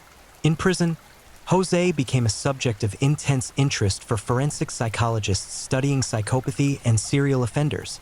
He participated in numerous research studies, answering questions with the same clinical detachment he displayed during his interrogations and trial. He seemed to enjoy the attention, the recognition that he represented something unusual enough to warrant academic study. Most serial killers are disorganized, impulsive, driven by compulsions they don't fully understand, said Dr. Roberto Silva, a forensic psychologist who interviewed Jose extensively in 2006. Jose is completely different. He's organized, methodical, and fully aware of his motivations. He constructed an entire philosophical framework to justify his actions. He's not insane by legal standards. He knew what he was doing was illegal. But he's perhaps more dangerous than someone who is insane, because his actions stem from reasoned conviction rather than delusion. You can't treat conviction. You can't medicate philosophy. The question of whether Jose would ever reveal the locations of his missing victims haunted the investigators who'd worked the case. Occasionally, Jose would hint at new information, dangling possibilities in letters or during supervised meetings with authorities. But these hints never led anywhere. They appeared designed to maintain attention, to keep his name circulating, to ensure he remained significant rather than forgotten. In 2009, a documentary film about the case titled The Anatomy of Evil premiered at film festivals internationally, bringing renewed attention to Jose's crimes and their impact on Venezuelan society. The filmmakers interviewed victims' families, investigators, psychologists, and legal experts, creating a comprehensive examination of how one individual could inflict such extensive suffering while maintaining complete psychological detachment from the human consequences of his actions. Jose wrote a letter to the filmmakers from prison, praising their work's technical quality while criticizing their moral framework. "You persist in categorizing my actions through the lens of conventional ethics," he wrote. "You're incapable of evaluating my work on its own terms, as research rather than crime. This limitation prevents genuine understanding. Perhaps future generations will possess the intellectual courage this one lacks." The letter circulated online, generating heated debate about whether monsters deserve platforms to express their perspectives. Some argued that understanding requires hearing all voices, even those of killers. Others contended that giving Jose any opportunity to propagandize his philosophy constituted complicity in evil. Detective Marco Reyes, asked about the controversy during a 2010 interview, offered measured perspective. Jose wants attention. He wants validation. He wants history to remember him as something other than a serial killer. The greatest punishment we can inflict is denying him that significance. Let him rot in obscurity. Let his name fade from memory. Let the women he killed be remembered while he becomes footnote. But obscurity proved impossible. Jose William Aranguren had become part of Venezuelan criminal history, studied in law enforcement training, analyzed in psychology courses, referenced in discussions about the nature of evil and the limits of human depravity. His name appeared in academic papers, crime databases, and true crime media that proliferated across digital platforms in the early 21st century. The victims' families struggled with this reality, that the man who destroyed their loved ones had achieved a form of immortality through his atrocities, that his name would be remembered long after theirs faded, that infamy granted him the significance he'd sought through his research. "We can't control what the world remembers," said Patricia Gutierrez, Anna's sister, during a 2012 memorial service. "But we can control what we remember. We remember Anna as a mother who loved her children, a woman who worked hard to provide for her family, a sister who called every Sunday. Jose William Aranguren took her life. He can't take her identity. He can't reduce her to being just his victim. She was Anna first, and that's how we'll honor her, by remembering who she was, not just how she died." This became the guiding principle for Voces por los Perdidos. They worked to ensure that each victim was remembered as a complete person, creating biographical projects that documented their lives before encountering Jose. They collected photographs, stories, achievements, and personal details that painted portraits of women who mattered independent of their terrible deaths. The organization also pushed for legal reforms that eventually became the Ana Gutierrez Act, legislation enhancing penalties for kidnapping, strengthening investigative resources for missing persons cases, and providing state support for families of homicide victims. The law passed the Venezuelan legislature in 2013, transforming tragedy into policy that would potentially protect future potential victims. Jose remained confined at Yair throughout these developments, aging in isolation, his body gradually weakening while his mind remained sharp and entirely unrepentant. He continued writing, reading, maintaining physical fitness within the limits of his 6 by 9 foot cell. And he continued to insist to anyone who would listen that history would eventually vindicate him, that future societies would recognize the value of his work once emotional reactions subsided and objective evaluation became possible. In 2018, Jose suffered a stroke that left him partially paralyzed. Prison medical staff stabilized him, and he was transferred to the medical ward where he received care consistent with Venezuelan correctional facility standards. The stroke impaired his motor control but left his cognitive functions largely intact. He could still speak, still write with difficulty, still maintain the philosophical convictions that had guided his actions. When news of Jose's stroke became public, victims' families experienced conflicting emotions. Some felt satisfaction that he was suffering, that physical decline represented a form of justice beyond legal sentencing. Others felt nothing. The man who destroyed their loved ones was simply existing somewhere, and his condition didn't change the permanent damage he'd inflicted on their lives. Detective Marco Reyes, by then 71 years old and long retired, heard about the stroke and felt only tired resignation. "I spent years hunting him," Marco said in an interview, "then years trying to understand him. Eventually I realized there was nothing to understand. He's a void where empathy should be. The stroke doesn't change that. It just means the void is now confined to a damaged body. There's no victory in it. There's no closure. There's just continuation of absence. The absence of conscience in him, the absence of loved ones for the families." As of the last reliable reports in 2019, Jose William Aranguren remains incarcerated at Yair, confined to the medical ward, requiring assistance with basic functions but maintaining cognitive awareness. He's 73 years old. He's served 18 years of his consecutive life sentences. He'll never be released. He'll die in prison, as the court intended, and when he does, his body will likely be cremated and disposed of without ceremony or marker, denied even the memorial that marks the graves of his victims. The hidden documentation he claimed to have secured, the complete records of his procedures, his findings, his philosophical justifications, has never been found. Either it doesn't exist, or it remains hidden somewhere, waiting for discovery by future investigators or researchers. Law enforcement officials continue to search periodically, following new leads generated by evolving technology or fresh analysis of Jose's statements. But each search yields nothing. The mystery persists. Perhaps that's appropriate. Perhaps some knowledge deserves to remain hidden. Perhaps the complete documentation of Jose William Aranguren's atrocities, if it exists, should stay buried in whatever secure locations he chose, undiscovered until long after everyone touched by his crimes has passed beyond suffering, beyond memory, beyond caring what motivated a monster who wore human skin. The women he killed, Ana Gutierrez, Maria Teresa Rivas, Carolina Mendez, Elena Santos, Gabriela Moreno, and the 16 others whose names and stories deserve to be remembered, left behind children, parents, siblings, friends, and communities forever altered by their loss. These ripples of suffering extended far beyond the immediate physical violence Jose inflicted. Childhoods were disrupted, families were fractured, lives were permanently shaped by absence and grief that no amount of justice could fully address. In the decades following Jose's conviction, the true scope of his impact became clear. It wasn't measured solely in body counts or years of imprisonment. It manifested in the small, quiet ways trauma reshapes existence.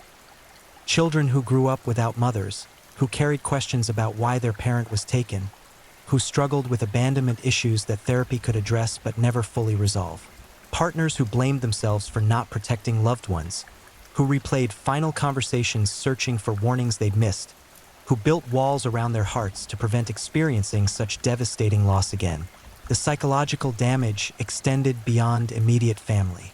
Women across Venezuela modified their behavior in response to Jose's crimes. They stopped traveling alone at night. They questioned accepting help from strangers. They taught their daughters to trust no one, creating cascading effects of fear and suspicion that would influence generations. Jose's legacy wasn't just 17 confirmed murders. It was the theft of security and innocence from an entire society. Dr. Luisa Castillo published a comprehensive study in 2015 examining the societal impact of high-profile serial murder cases. Her research, which featured Jose's crimes prominently, demonstrated how single predators could alter cultural norms across entire regions. Jose William Aranguren didn't just kill individuals, she wrote.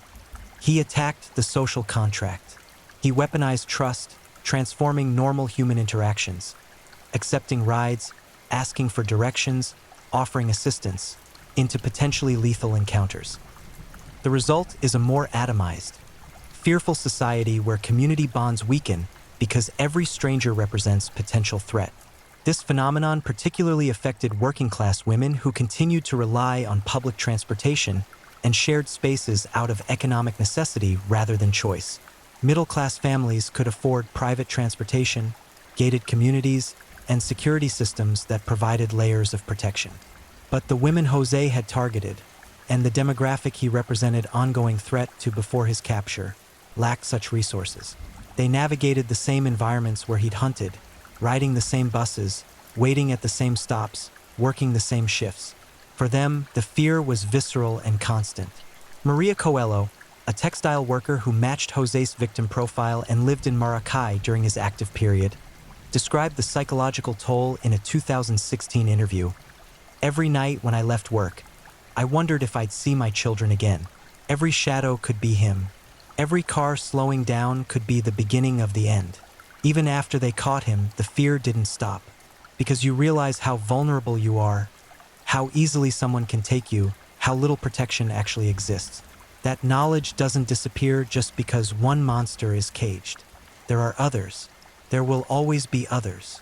This awareness that Jose represented a type rather than a unique aberration haunted law enforcement and criminal psychologists. Dr.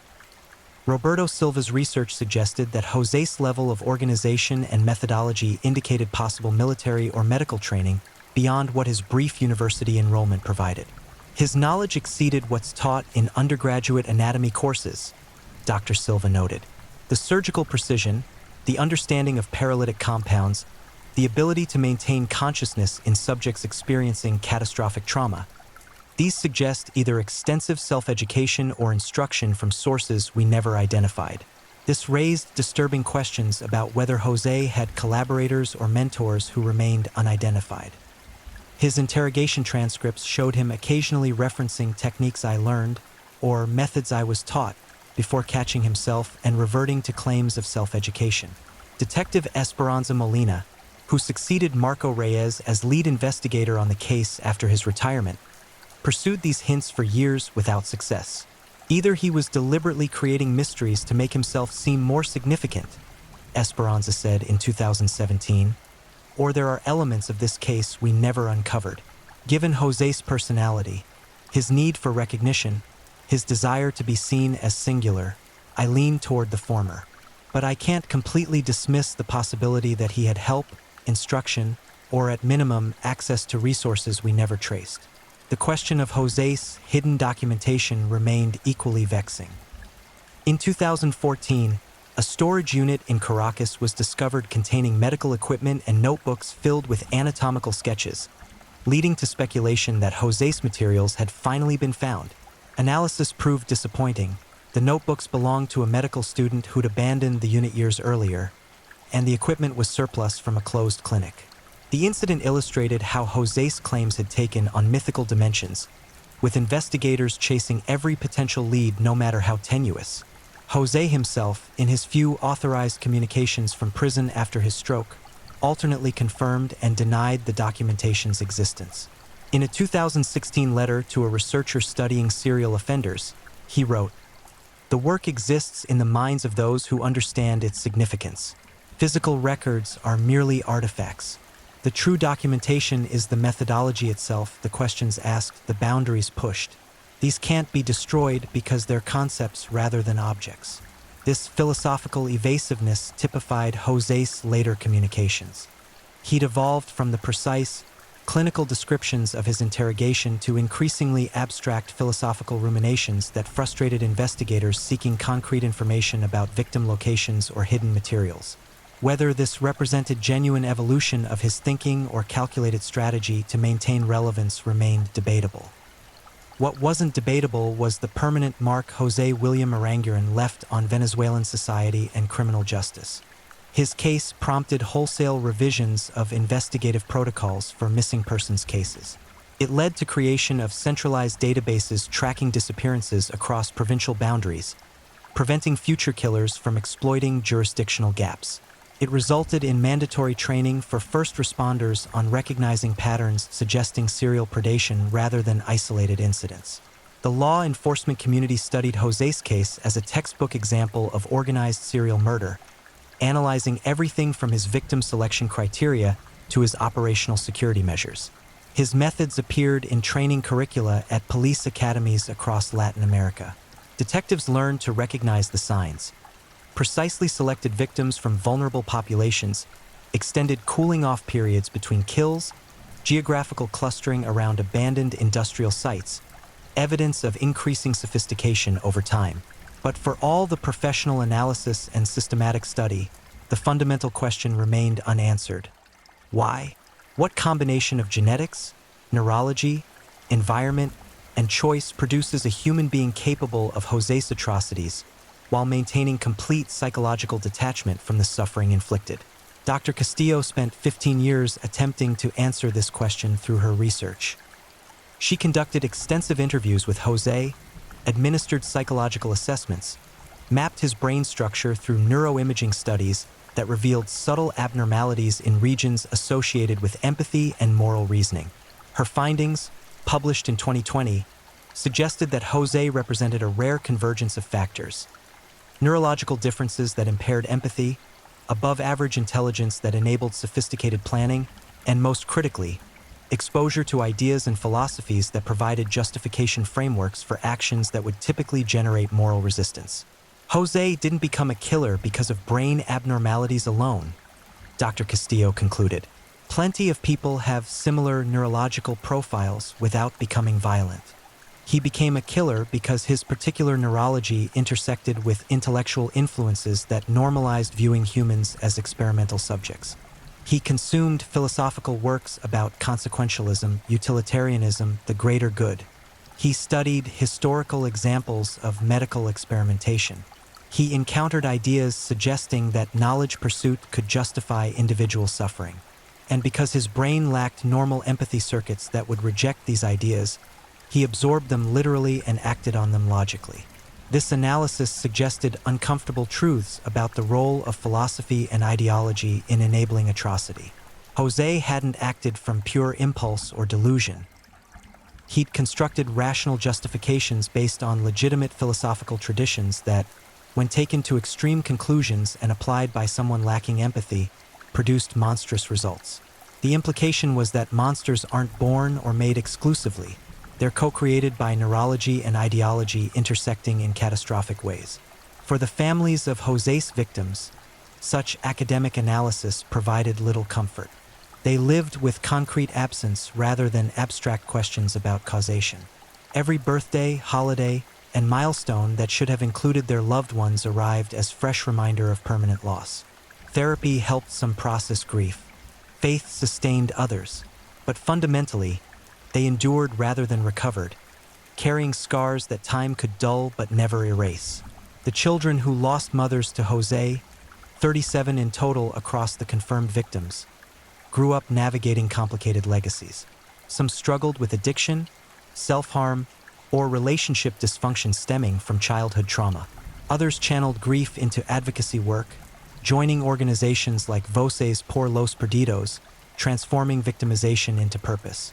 A few achieved remarkable resilience, building stable lives despite early catastrophic loss, embodying survival rather than succumbing to inherited suffering. Carlos Rivas, whose mother Maria Teresa died in José's laboratory, became a psychologist specializing in trauma treatment for families of homicide victims. "I can't change what happened to my mother," he said in a 2018 interview, his voice steady despite discussing unspeakable loss. I can't undo that horror or bring her back, but I can use what I learned from surviving that experience to help others navigate similar darkness. That's not redemption. Nothing redeems what Jose did, but it's transformation, taking something evil and choosing to respond with something constructive. This theme of transformation appeared repeatedly in how individuals and communities processed Jose's impact. Rather than allowing his evil to define them as purely victims, many chose active resistance through advocacy, education, and support systems that prevented future tragedies. The Ana Gutierrez Act saved lives by improving investigative protocols. Voces por los Perdidos provided critical resources to families navigating incomprehensible loss. Enhanced security measures at women's shelters protected vulnerable populations Jose had targeted.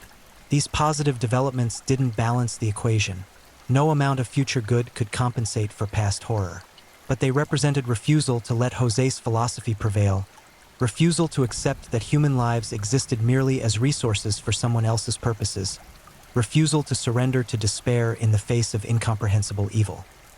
In 2021, on the 20th anniversary of Jose's capture, a memorial ceremony was held at a park in Valencia where families had gathered throughout the years to honor their lost loved ones. 24 names were read aloud, the confirmed victims whose remains had been recovered and identified. After each name, a bell rang once, the sound carrying across the park and into the surrounding neighborhood, ensuring that memory extended beyond those immediately present. Detective Marco Reyes, then 74 and increasingly frail, attended the ceremony in his wheelchair. He'd dedicated years to pursuing Jose and decades to ensuring the victims would be remembered. When asked to speak, he approached the microphone with assistance, his voice weakened by age but still carrying conviction. 20 years ago, he said slowly, carefully, we stopped a monster from claiming more victims, but we didn't defeat evil. We didn't eliminate the capacity for cruelty that exists in some human minds. We simply removed one manifestation of it. The victory, if we can call it that, isn't that Jose William Aranguren sits in a prison cell. The victory is that we're here, remembering the people he killed as people rather than victims. That their children grew up despite devastating loss. That families rebuilt despite holes that can never be filled. That communities refused to let fear become permanent. Evil acts, but humanity endures. That's the only answer I've found to why any of this happened. Evil exists, but so do we, and we choose, every day, to honor life rather than surrender to death. The crowd applauded quietly, respectfully, acknowledging truth rather than celebrating it. There was no joy in this gathering, no sense of triumph or closure. Just acknowledgement that 2 decades had passed, that survival continued, that memory persisted despite time's inevitable dulling of even the sharpest pain. Jose William Aranguren, confined to his medical cell at Yair I, knew nothing of this ceremony. His world had contracted to the dimensions of prison walls, the routines of institutional life, the deteriorating functionality of his stroke-damaged body. He still wrote occasionally, though his impaired motor control made the process laborsome. He still maintained that history would vindicate him, that future generations would recognize his contributions. But history had already rendered its verdict. Jose wasn't a researcher or pioneer. He was a serial killer, a predator who'd caused immeasurable suffering while justifying atrocity through intellectual pretension. His name would be remembered, but not as he'd hoped. He'd be studied as cautionary tale rather than celebrated as visionary. His legacy would be the lives he destroyed, not the knowledge he claimed to have produced. The final accounting, when Jose eventually dies in custody, will enumerate victims, document methodologies, analyze psychological profiles. But numbers and analyses can't capture the true cost of his crimes. That cost lives in orphan children who grew up without mothers, in partners who never fully healed, in communities that lost innocence, in the accumulated weight of suffering that rippled outward from his actions like stones thrown into still water, creating circles of impact that extended far beyond the immediate splash. 28 victims, if Jose's claims were accurate. 28 women reduced to subjects in experiments that served no purpose beyond satisfying one man's curiosity about human suffering. 28 families forever incomplete. Hundreds of people, children, parents, siblings, friends, permanently altered by proximity to evil wearing human form.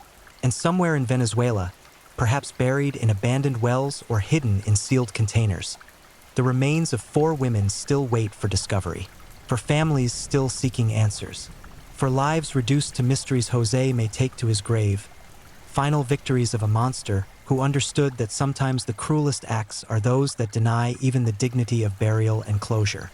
This is the true horror of Jose William Aranguren. Not just the murders themselves, though those were horrific enough, but the calculated cruelty, the deliberate infliction of maximal suffering, the philosophical justifications that transformed atrocity into ideology, and the permanent damage that extends decades beyond his last kill, shaping lives he never directly touched, influencing communities he never visited, creating ripples of trauma that may persist for generations. The story of Jose William Aranguren is ultimately a story about evil's capacity to camouflage itself in reason, to justify the unjustifiable through intellectual framework, to transform monstrous impulses into what its perpetrator perceives as legitimate inquiry. It's a reminder that education and intelligence provide no immunity against moral corruption, that philosophical sophistication can enable atrocity rather than prevent it, that the most dangerous predators aren't those who act from impulse, but those who kill with purpose, conviction, and terrible patience. And it's a testament to resilience, not redemptive, not healing, but simply persistent. The resilience of families who rebuild despite unbearable loss, of communities that refuse to surrender to fear, of individuals who transform victimization into advocacy, who choose to honor life rather than be defined by death's shadow. 24 years have passed since Jose William Aranguren killed his final victim. He remains confined, aging, gradually approaching the death that will end his consciousness but not his impact. His victims remain absent, their potential unfulfilled, their families forever incomplete. And Venezuela continues processing the legacy of its most methodical monster through changed laws, altered behaviors, persistent grief, and determined memory. This is how evil ends, not with dramatic confrontation or climactic justice, but with slow diminishment in a prison cell while those left behind continue the hard work of surviving, remembering, and refusing to let horror have the final word. The bells toll for Ana Gutierrez and Maria Teresa Rivas and Carolina Mendez and 21 others. They echo through Valencia's streets, carrying names into air and memory, ensuring that individual human beings, mothers and daughters and sisters and friends, remain visible beyond the shadow cast by the monster who killed them. And in that persistence of memory, in that refusal to let victims become mere statistics or subjects, perhaps there exists the only meaningful response to evil. Acknowledgement of suffering, honoring of humanity, and determination that life, not death, will define how these stories are ultimately remembered. If you're enjoying these stories, don't forget to leave a comment. I'd love to know where you're tuning in from and what time it is in your part of the world. And if you haven't already, make sure to like this video and subscribe so you never miss the next true crime story to help you unwind. Now, let's get into our final story. Story 4. The Beast, Luis Garavito, the monster who wore a smile. They called him the Beast, but the real horror wasn't in his name. It was in how many times he made parents believe their children were still coming home. In Colombia's forgotten corners, where poverty swallows hope whole, something far worse was swallowing the children, and it had learned to speak their language of desperation. We hunt monsters in the dark, convinced we'll recognize evil when we see it. But what happens when the monster doesn't lurk in shadows, when it walks in broad daylight, wearing glasses and a gentle smile, offering candy to children whose stomachs ache from hunger? Tonight, we descend into the twisted mind of Luis Garavito, the man who destroyed more young lives than almost any killer in recorded history.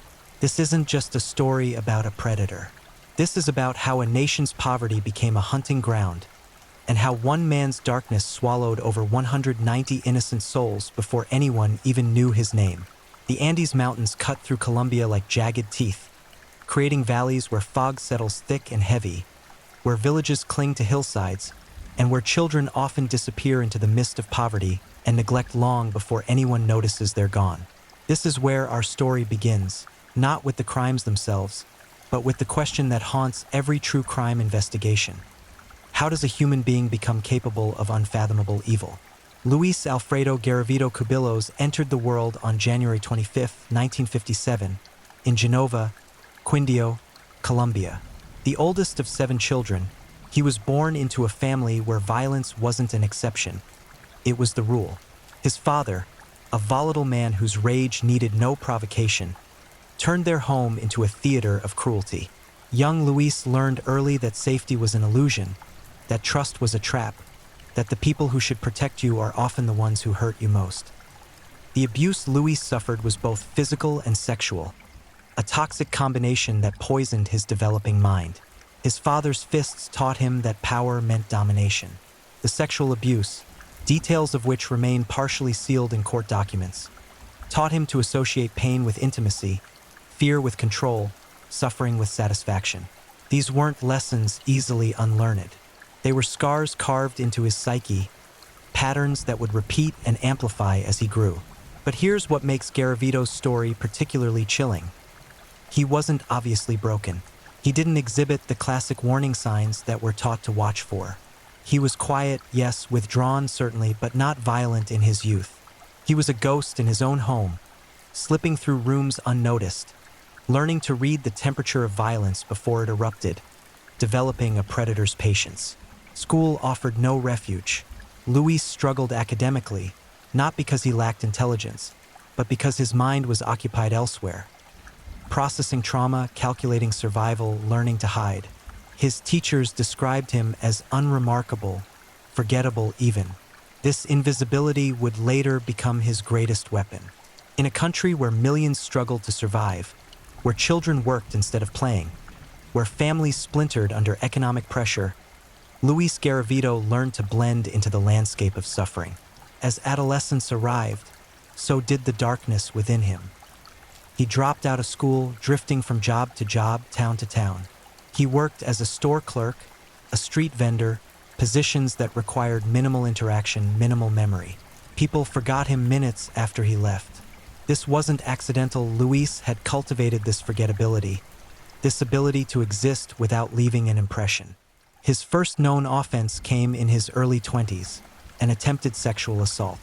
The details are murky, the record's incomplete, but what's clear is that the authorities barely noticed. He received minimal punishment, a slap on the wrist that taught him an invaluable lesson. He could hurt people and get away with it.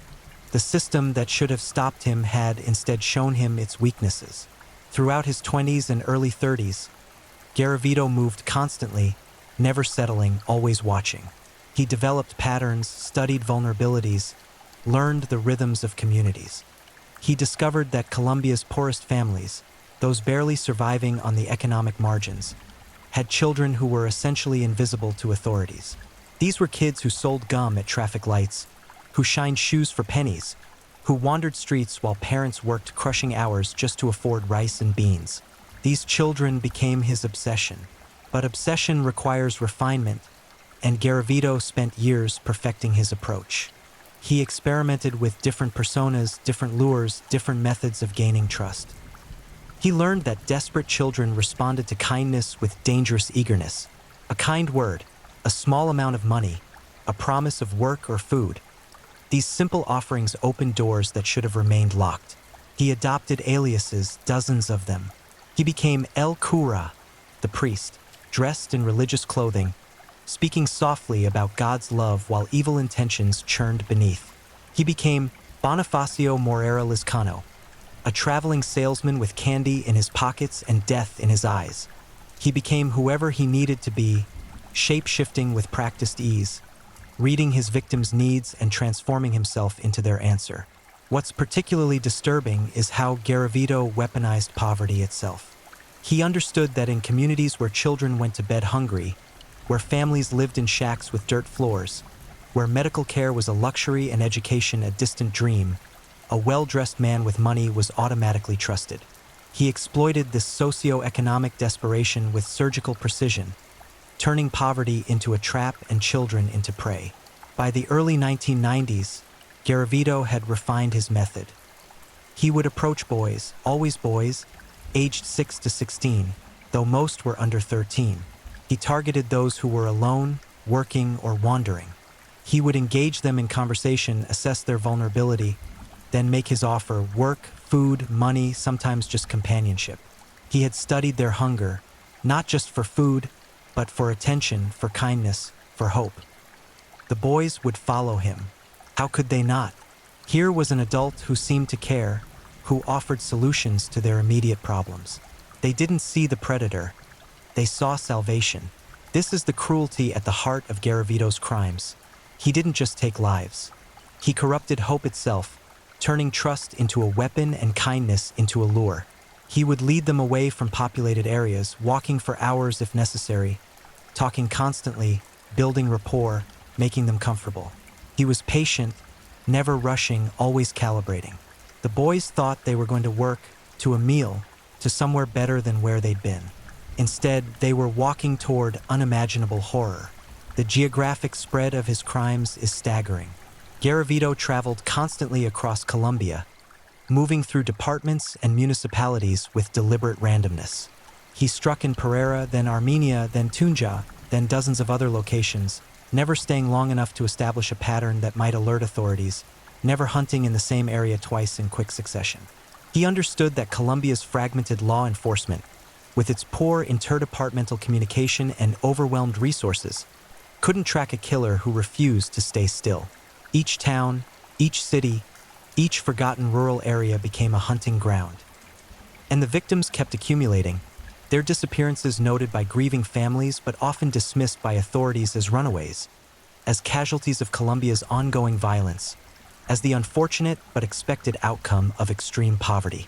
In a nation traumatized by decades of drug wars, guerrilla conflicts, and paramilitary violence, missing children from poor families didn't trigger urgent investigations. Garavito knew this. He counted on it. His methodology was evolving, becoming more refined with each crime. He learned from each victim, adjusted his approach, minimized risks. He developed rituals, disturbing patterns that would later help investigators link cases. But in the moment, as he moved from town to town, leaving broken families and small bodies in his wake, he seemed unstoppable.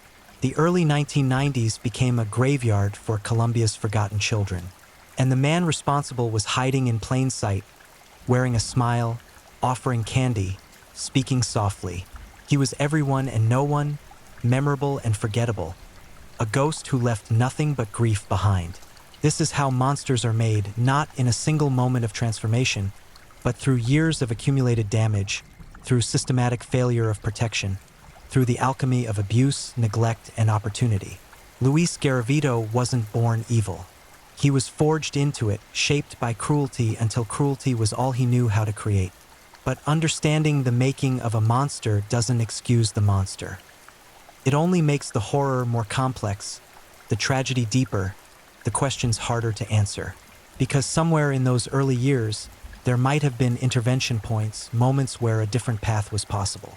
Those moments passed unnoticed, and the boy who was hurt became the man who hurt others. Exponentially, systematically, remorselessly. By 1992, Garavito was fully operational, his methods refined, his confidence absolute. He had learned to hunt in a country where children were numerous and expendable, where poverty created perfect victims, where law enforcement was overwhelmed and underfunded. He had found his element, and he would exploit it for years before anyone realized they were dealing with a predator of unprecedented scope. The beast had learned to hunt, and Colombia's children were in his crosshairs. The bodies started appearing in 1994, though investigators now believe Garavito's killing spree began earlier, possibly as far back as 1992. They were found in remote areas, dumped in ravines, hidden in coffee plantations, scattered across the Colombian landscape like discarded refuse. Small bodies, boys, decomposed beyond easy identification. Each discovery was initially treated as an isolated tragedy, another casualty in a nation that had normalized violence. No one connected the dots. Not yet. Garavito's hunting territories spread across Colombia like a cancer metastasizing. He operated primarily in the coffee-growing region, the Andean Mountains, areas where rural poverty created perfect conditions for predation. But he wasn't limited to these regions. He traveled constantly, using Colombia's extensive bus system to move between departments, never staying anywhere long enough to attract attention. His victim selection was devastatingly calculated. He targeted boys from the poorest families, children already living on society's margins. Street vendors, shoe shiners, boys sent out to earn money for their families, children whose absence might be noted but rarely investigated with urgency. These weren't kids with resources behind them, with influential families demanding action, with media attention following their disappearances. These were invisible children, and Garavito had learned to see them clearly. The pattern of approach remained consistent, refined through repetition. He would identify a potential victim, typically alone, typically working or wandering. He would engage them in conversation, his manner friendly, his appearance non-threatening. He wore glasses, dressed neatly but not expensively, carried himself with an air of gentle respectability. He was a master of reading desperation, of identifying which boys were hungry enough, desperate enough, or lonely enough to trust a stranger. His lures varied based on what each victim needed. To boys hawking candy or gum, he offered employment opportunities, real jobs with real pay. To those shining shoes, he promised payment for walking with him to retrieve money from his home. To the hungry, he offered food. To the lonely, he offered companionship and interest. He was a chameleon, adapting his approach to each child's specific vulnerability. Once he gained their trust, the pattern became horrifyingly consistent. He would lead them away from populated areas, often walking for considerable distances. He engaged them in conversation during these walks, building rapport, making them comfortable, ensuring they wouldn't resist or flee. Witnesses who later came forward remembered seeing him walking with young boys, talking animatedly, the children appearing relaxed and willing. The destinations varied. Remote hillsides, abandoned farms, isolated coffee plantations, anywhere far from witnesses and intervention. Once there, the mask dropped. The gentle man became the beast. The details of what happened next are deeply disturbing. Garavito would bind his victims, often using ropes or the boys' own shoelaces. He would torture them, the specifics of which are too brutal to fully detail but involved both physical and sexual violence. The autopsies that were eventually conducted revealed patterns of extreme cruelty, evidence of suffering that lasted hours. These weren't quick deaths. They were prolonged nightmares. He killed them in various ways: strangulation, stabbing, decapitation, but always after extensive torture. Investigators later theorized that the torture itself was the primary motivation, the killing merely the necessary conclusion to prevent identification. His victims suffered immensely before death offered release. After murdering them, Garavito would often mutilate the bodies, sometimes taking trophies, items of clothing, personal effects, body parts. He scattered the remains in remote locations, sometimes making minimal efforts at concealment, other times leaving them exposed to the elements. The Colombian climate and wildlife would do much of the work of decomposition and destruction, making identification difficult and cause of death often impossible to determine definitively. Then he would move on, board a bus, travel to another town, find another victim, repeat. The geographic spread was staggering.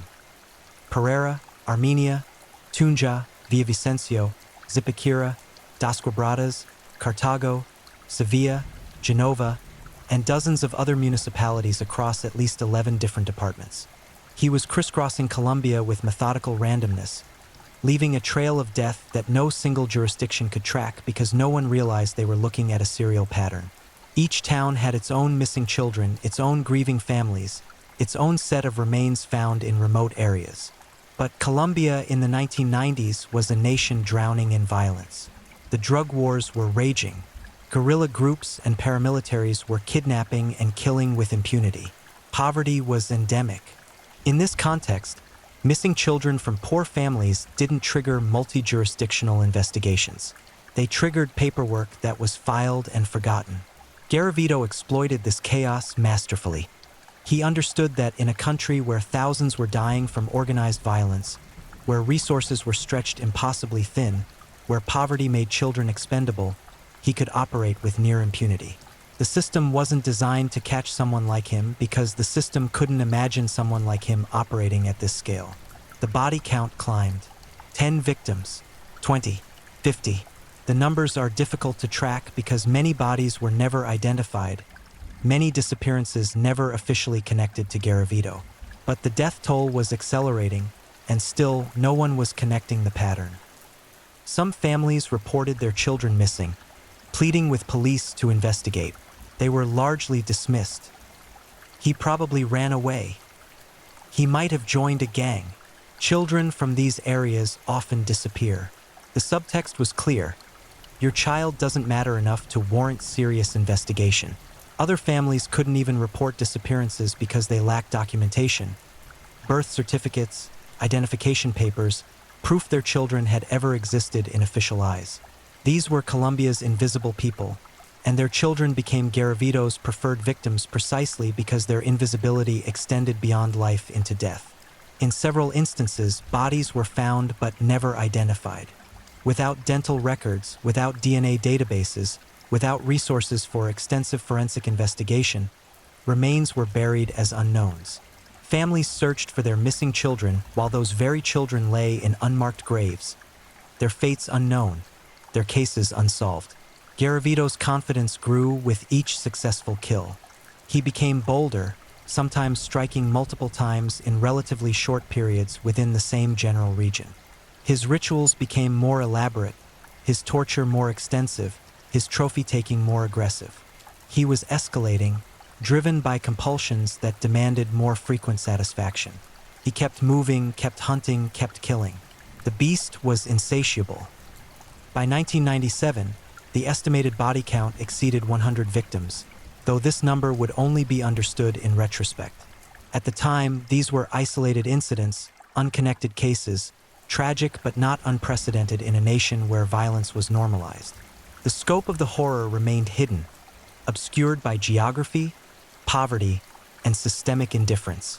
But patterns, no matter how carefully obscured, eventually emerge. And in various police departments across Colombia, a few investigators were beginning to notice disturbing similarities.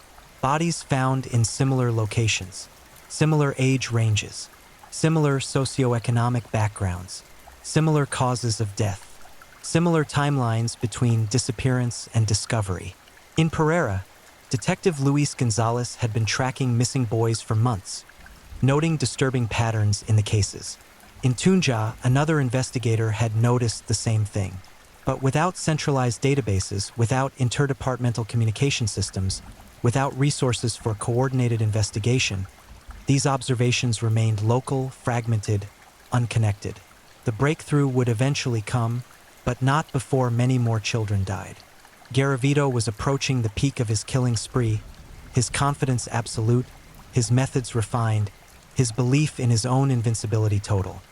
He had been operating for years without significant investigation, without close calls, without reason to believe he would ever face consequences. He was wrong. But before we reach his capture, we must understand the full scope of his crimes, the sheer scale of suffering he inflicted. Because the numbers, even the horrifying numbers, don't capture the individual tragedies, the families destroyed, the future stolen, the pain that rippled through communities. Each victim had a name, a family, a life that was taken. Each disappearance left parents who never stopped searching, siblings who never stopped wondering, communities that never stopped mourning. The human cost of Garavito's crimes extends far beyond the direct victims. It's measured in generations of trauma, in trust destroyed, in innocence shattered. The killing fields of Colombia would eventually yield their secrets. The bodies would be found, counted, identified when possible. The pattern would emerge from chaos, and the name Luis Garavito would become synonymous with monstrous evil. But in 1997, he was still hunting, still free, still confident that he would never be caught. The beast believed himself untouchable, protected by poverty, geography, and systematic indifference. He had no idea that his reign of terror was about to end. April 22nd, 1999, Villavicencio, Colombia, a city in the eastern foothills of the Andes, gateway to the Llanos Plains. It was here, on an otherwise ordinary day, that Luis Garavito made his first significant mistake, the mistake that would ultimately unravel years of carefully maintained invisibility. But the path to his capture began earlier, with puzzle pieces slowly assembling across Colombia as investigators in different jurisdictions began noticing patterns they couldn't ignore. In Pereira, one of Garavito's primary hunting grounds, Detective Luis Gonzalez had become obsessed with a series of missing boys and discovered bodies. The cases shared disturbing commonalities: age range, socioeconomic status, geographical isolation of disposal sites, evidence of torture and sexual assault. Gonzalez began creating a database, manually tracking cases, building a profile of a predator he couldn't yet name. Similar work was happening independently in Tunja, Armenia, and other cities. Investigators were noticing patterns, but without centralized communication systems, without advanced forensic databases, without resources for coordinated multi-jurisdictional investigations, these patterns remained fragmented. Each detective saw pieces of the puzzle without realizing they were all working on the same massive picture.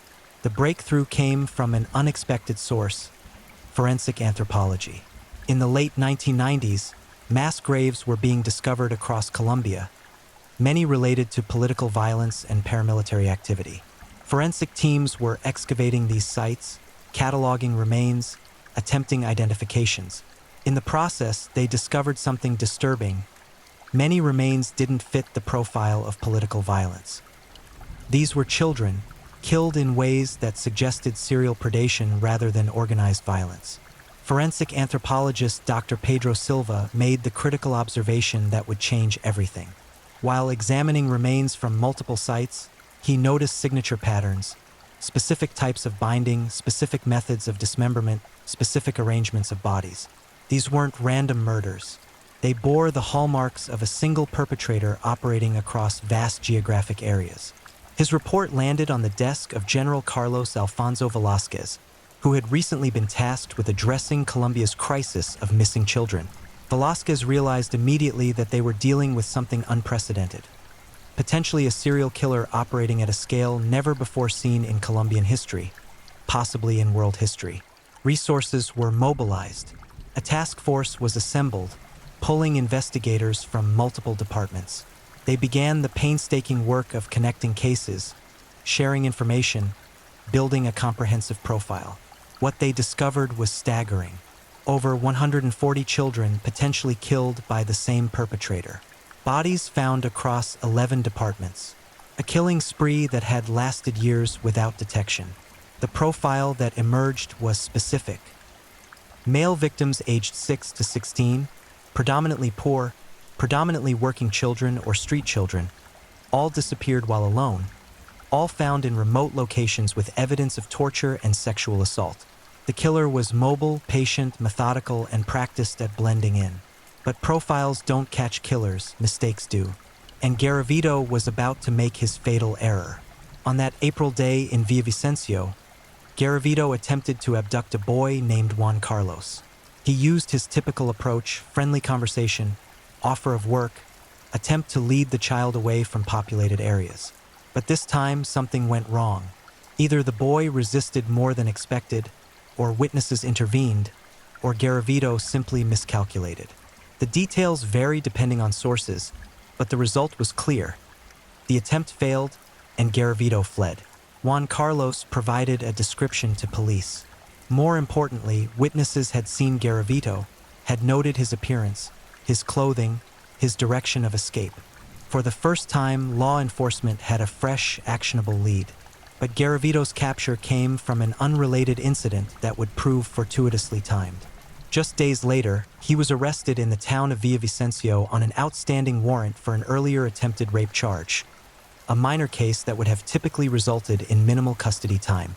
He was processed under one of his many aliases, fingerprinted, photographed, and held pending routine charges. The fingerprints changed everything. When his prints were run through the system, they matched prints found at one of the murder scenes, a body discovered near Pereira. This single match triggered alarms across the newly formed task force. Within hours, investigators descended on the jail where Garavito was being held, still unaware that the unremarkable man in custody was the monster they'd been hunting. The interrogation began routinely. Garavito initially denied everything, presenting himself as a simple traveling salesman, a victim of mistaken identity.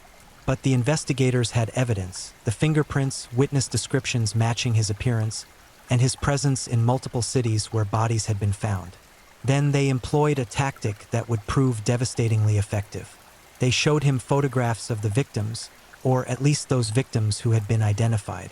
They described the families destroyed, the mothers still searching, the siblings still hoping.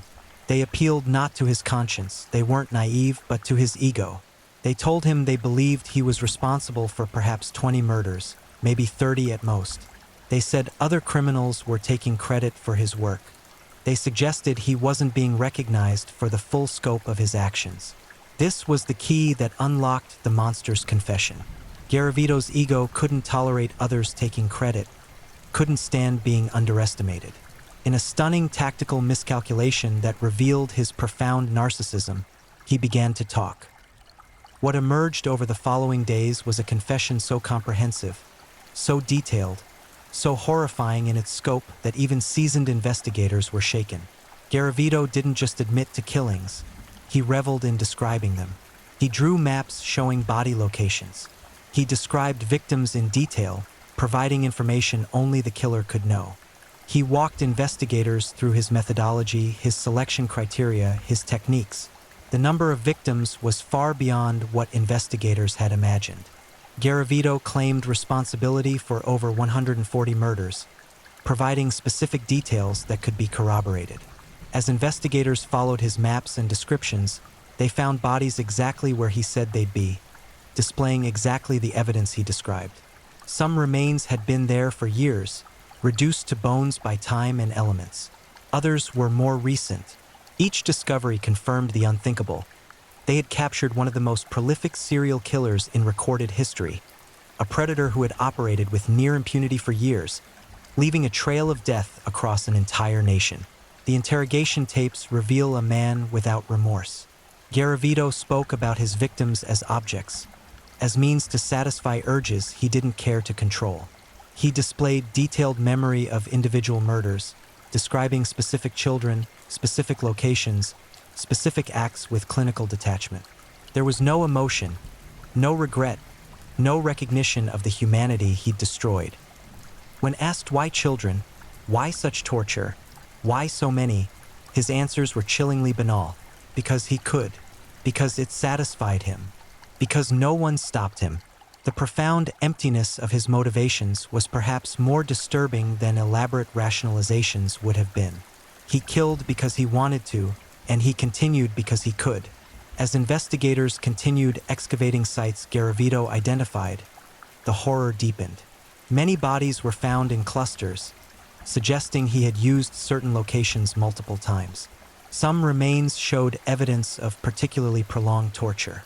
Some victims had been kept alive for days before being killed. The forensic evidence painted a picture of suffering almost impossible to comprehend. The investigation expanded exponentially. Teams fanned out across Colombia, excavating sites, collecting evidence, attempting identifications. Forensic anthropologists worked overtime processing remains. Families were contacted with devastating news. Media coverage exploded as the scope of the crimes became public. Colombia was shocked, even in a nation hardened by decades of violence, where drug cartels had conducted massacres, where guerrillas had kidnapped thousands, where paramilitary groups had terrorized entire regions. The Garavito case stood apart. This wasn't political violence or criminal enterprise. This was pure predation, a monster who had stalked children for the sheer pleasure of causing pain. Public outrage was immediate and intense. Questions erupted about how this could have happened, how one man could kill so many children over so many years without being caught. The systemic failures became impossible to ignore. The poverty that made children vulnerable, the lack of interdepartmental communication, the insufficient resources for investigating missing children from poor families, the fundamental disregard for marginalized lives. Protests erupted outside the jail where Garavito was held. Families demanded justice, demanded explanations, demanded to know why their children hadn't mattered enough to protect. The government faced intense criticism for systematic failures that had enabled a predator to operate unchecked for years.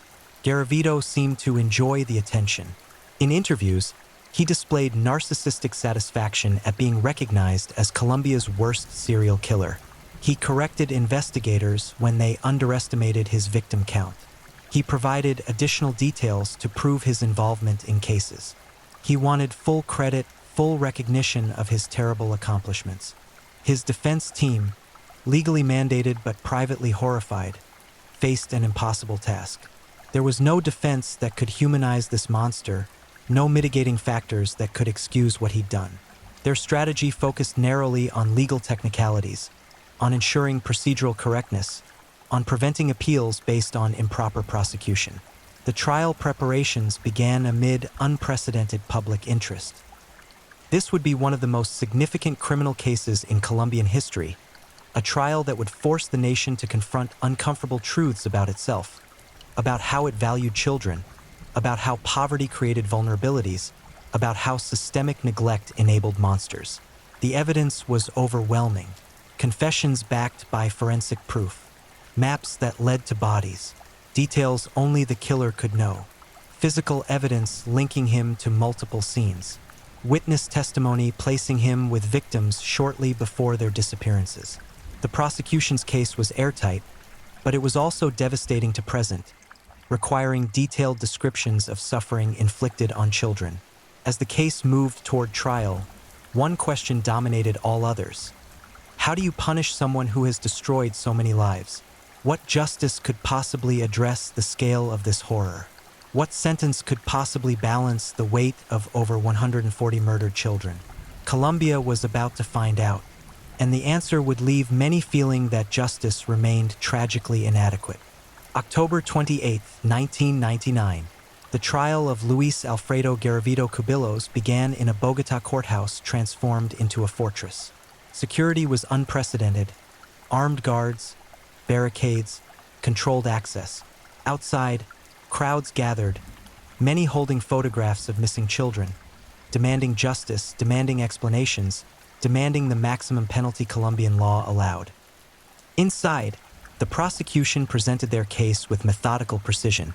The evidence was overwhelming, exhaustive, and deeply disturbing. They presented forensic reports, confession transcripts, maps with body locations, photographs of remains, testimony from investigators who had discovered the killing fields. They connected over 138 murders to Garavito with absolute certainty, with additional cases suspected but unproven. The number was staggering. 138 confirmed victims, children aged 6 to 16, deaths spanning years, geographic spread across 11 departments. Methods so brutal that even hardened prosecutors struggled to present the evidence without emotion. Garavito sat through the proceedings with unsettling calm. He showed no remorse, no emotion, no reaction to photographs of his victims or testimony from their families. He was a man without conscience observing legal proceedings about actions he viewed as entirely justified. To him, these children were prey, nothing more. Their deaths were simply the natural outcome of predation. The families testified, one after another, describing children who would never come home. Mothers who still set places at dinner for sons who would never eat. Fathers who still waited at bus stops for children who would never arrive. Siblings who grew up with ghost brothers, with empty spaces where playmates should have been. The human cost of Garavito's crimes filled the courtroom with grief so thick it was suffocating. But Colombia's legal system in 1999 faced a critical limitation. The maximum sentence allowed was 30 years imprisonment. No death penalty existed. No life without parole option. 30 years was the absolute maximum, even for crimes of unprecedented horror. The prosecution pushed for consecutive sentences, for the maximum penalty on every count, for anything that would ensure Garavito never walked free.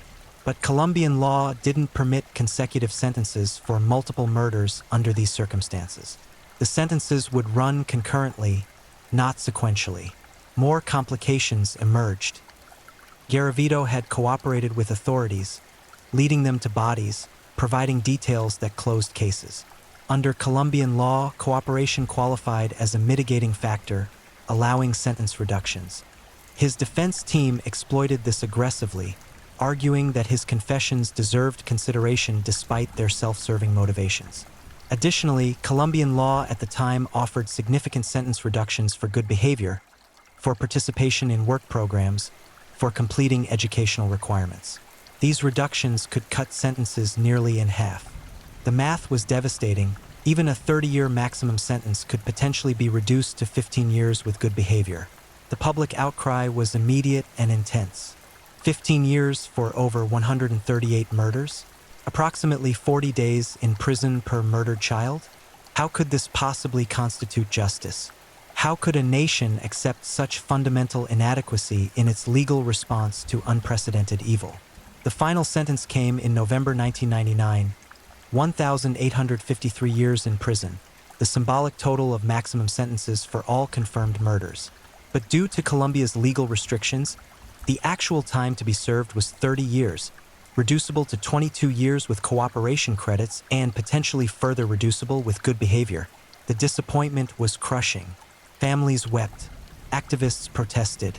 Legal experts criticized a system that couldn't adequately respond to crimes of this magnitude. The fundamental inadequacy of justice became impossible to ignore. Garavito was transferred to Valledupar prison, a maximum security facility where he would spend his incarceration. Reports from inside described a man who adapted easily to prison life, who participated in programs, who maintained good behavior, not from genuine rehabilitation but from calculated self-interest. He understood that good behavior meant earlier release, and he played the system masterfully. In 2006, Colombia's constitutional court ruled that Garavito's sentence could potentially be reduced to as little as 22 years due to his cooperation and good behavior. This sparked renewed outrage, renewed protests, renewed demands for legal reform. The case forced Colombia to confront fundamental questions about its justice system, about how it valued children's lives, about whether current laws were adequate for addressing serial predation on this scale. Legislative reforms were proposed, including extending maximum sentences, eliminating sentence reductions for crimes against children, preventing early release for serial offenders. But legal reforms couldn't undo the damage already done. They couldn't bring back the 138 confirmed victims, or the additional suspected victims whose murders remained unproven, or the countless families destroyed by Garavito's predation. They couldn't restore the innocence stolen, the trust broken, the sense of safety shattered. Garavito's case also exposed systemic failures that had enabled his crimes. The poverty that made children vulnerable became a national scandal. The lack of resources for investigating missing children from poor families became indefensible. The absence of centralized databases for tracking serial crimes became an obvious and deadly oversight. Reforms were implemented slowly, imperfectly, but importantly. Colombia established better systems for tracking missing children, improved interdepartmental communication for law enforcement, increased resources for investigating crimes against children, created databases for identifying serial patterns. These changes came too late for Garavito's victims, but they might prevent future monsters from operating with similar impunity. The psychological analysis of Garavito revealed a profile consistent with psychopathy: lack of empathy, inability to form genuine emotional connections, view of others as objects to manipulate, absence of remorse, narcissistic need for recognition. Multiple psychiatrists evaluated him, and their consensus was unanimous. He represented a profound danger to society, showed no genuine rehabilitation, and would likely reoffend if given opportunity. These evaluations became critical in legal battles over potential early release.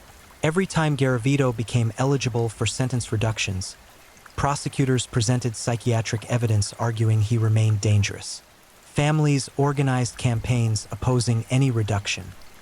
Media coverage ensured public pressure remained intense. As of current reports, Garavito remains incarcerated, But the specter of potential release continues to haunt Colombia. Legal battles continue. Families continue to oppose any possibility of freedom for the man who destroyed their children. The question of what happens when he completes his sentence, reduced or not, remains unresolved and deeply troubling. Some victims were never identified. Families never received closure. Bodies were never recovered. The true scope of Garavito's crimes may never be fully known. He claims over 190 victims, though only 138 were proven. The gap between these numbers represents children who might be accounted for, families who might still be searching, questions that may never be answered. The international community took notice of the Garavito case as well. Criminologists studied his methods, his geographic mobility, his exploitation of poverty and systemic weakness. Law enforcement agencies examined how he operated undetected for so long, learning lessons applicable to preventing and detecting serial predation globally.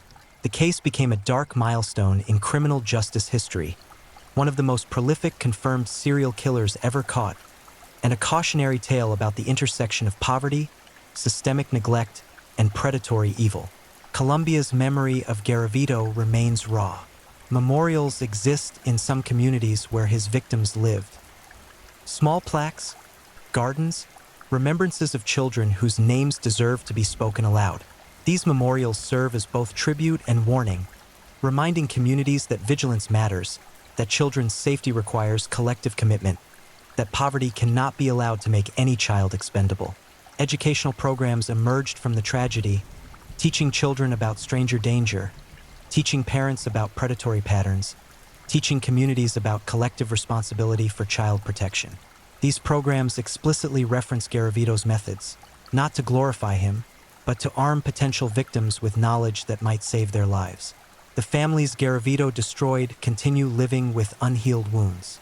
Many mothers never remarried, never had other children, spending decades in a kind of suspended grief. Some fathers turned to alcohol or substance abuse, unable to process the magnitude of their loss. Siblings grew up traumatized, some developing their own psychological issues from growing up in households consumed by unresolved mourning. Some families formed support groups, finding community in shared tragedy. These groups became powerful advocates for legal reform, for better protections for vulnerable children, for adequate funding of investigations into missing children. They transformed their grief into activism, ensuring that their children's deaths would mean something beyond victimhood.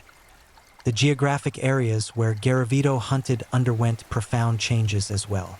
Some communities, particularly those where multiple victims were found, experienced collective trauma. Tourism declined in some regions as they became associated with horror rather than natural beauty. Property values dropped near body disposal sites. The psychological impact rippled through entire towns and villages.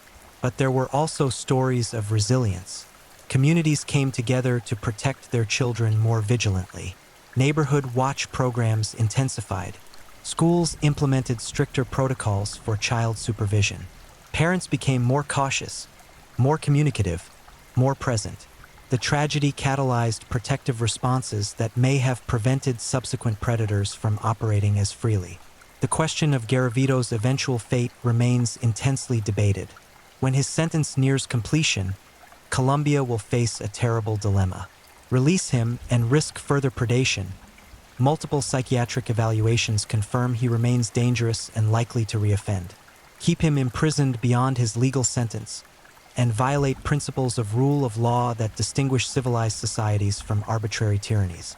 Some have proposed indefinite civil commitment for sexually violent predators, similar to systems in other countries. This would allow continued incarceration based on psychological danger rather than criminal sentence, but would require new legal frameworks not currently existing in Colombian law. The debate continues with no easy answers. There's also the grim reality that Garavito ages toward infirmity. He's now in his late 60s, his health reportedly declining. Some argue that time itself may solve the problem, that he may die in prison before release becomes imminent. But betting on natural death feels inadequate, leaving too much to chance, too much unresolved. International attention on the case has created pressure for Colombia to demonstrate adequate response to crimes against children. Human rights organizations monitor the case, watching how Colombia handles this test of its justice system. The world is watching to see if a nation can find adequate response to unprecedented evil within the constraints of humane legal frameworks. The broader legacy of the Garavito case extends beyond Colombia. It exposed how serial predators can exploit poverty, geographic mobility, and fragmented law enforcement systems. It demonstrated the deadly consequences of treating poor children as expendable, of inadequate resources for investigating crimes against vulnerable populations, of failing to recognize patterns across jurisdictions. Other nations examined their own systems in the wake of Garavito's crimes, asking whether similar predators could operate undetected in their own countries. Many found troubling answers.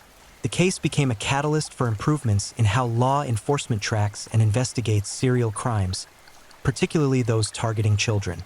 Criminologists continue studying Garavito, trying to understand what enables such prolific predation. His case challenges simplistic narratives about serial killers. He wasn't particularly intelligent, average IQ, limited education, no sophisticated techniques. He wasn't extraordinarily charismatic. Witnesses described him as forgettable, unremarkable. He wasn't wealthy or powerful, lacking resources that might insulate him from investigation. What he had was patience, mobility, and an environment that enabled predation. He understood poverty's vulnerabilities and exploited them methodically. He recognized that fragmented law enforcement couldn't track a mobile killer effectively.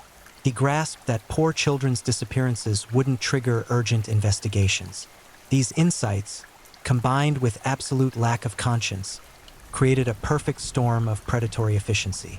This realization is perhaps the most unsettling aspect of his legacy. Garavito wasn't exceptional.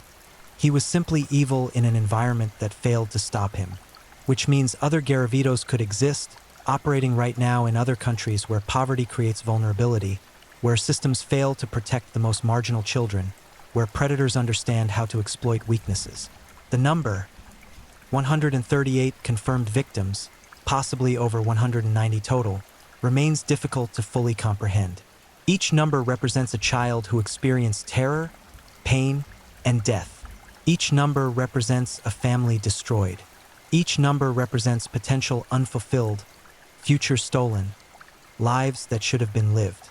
When we try to imagine the scale of suffering Garavito inflicted, the mind struggles. 138 separate instances of abduction, torture, and murder. 138 children who felt fear, who called for help that never came, who died alone with their killer.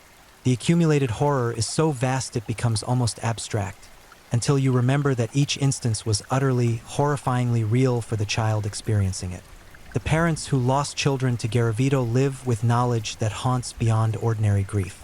They know their children suffered. They know their children died in terror. They know a monster violated, tortured, and destroyed what they loved most. This knowledge creates a special category of trauma, a grief compounded by horror, by guilt, by endless imagination of their children's final moments. Many victims were never identified. Somewhere in Colombia, families still search for children who disappeared decades ago. They don't know their children are dead. They don't know Garavito murdered them. They continue hoping, continue searching, continue living in agonizing uncertainty. For them, closure never came.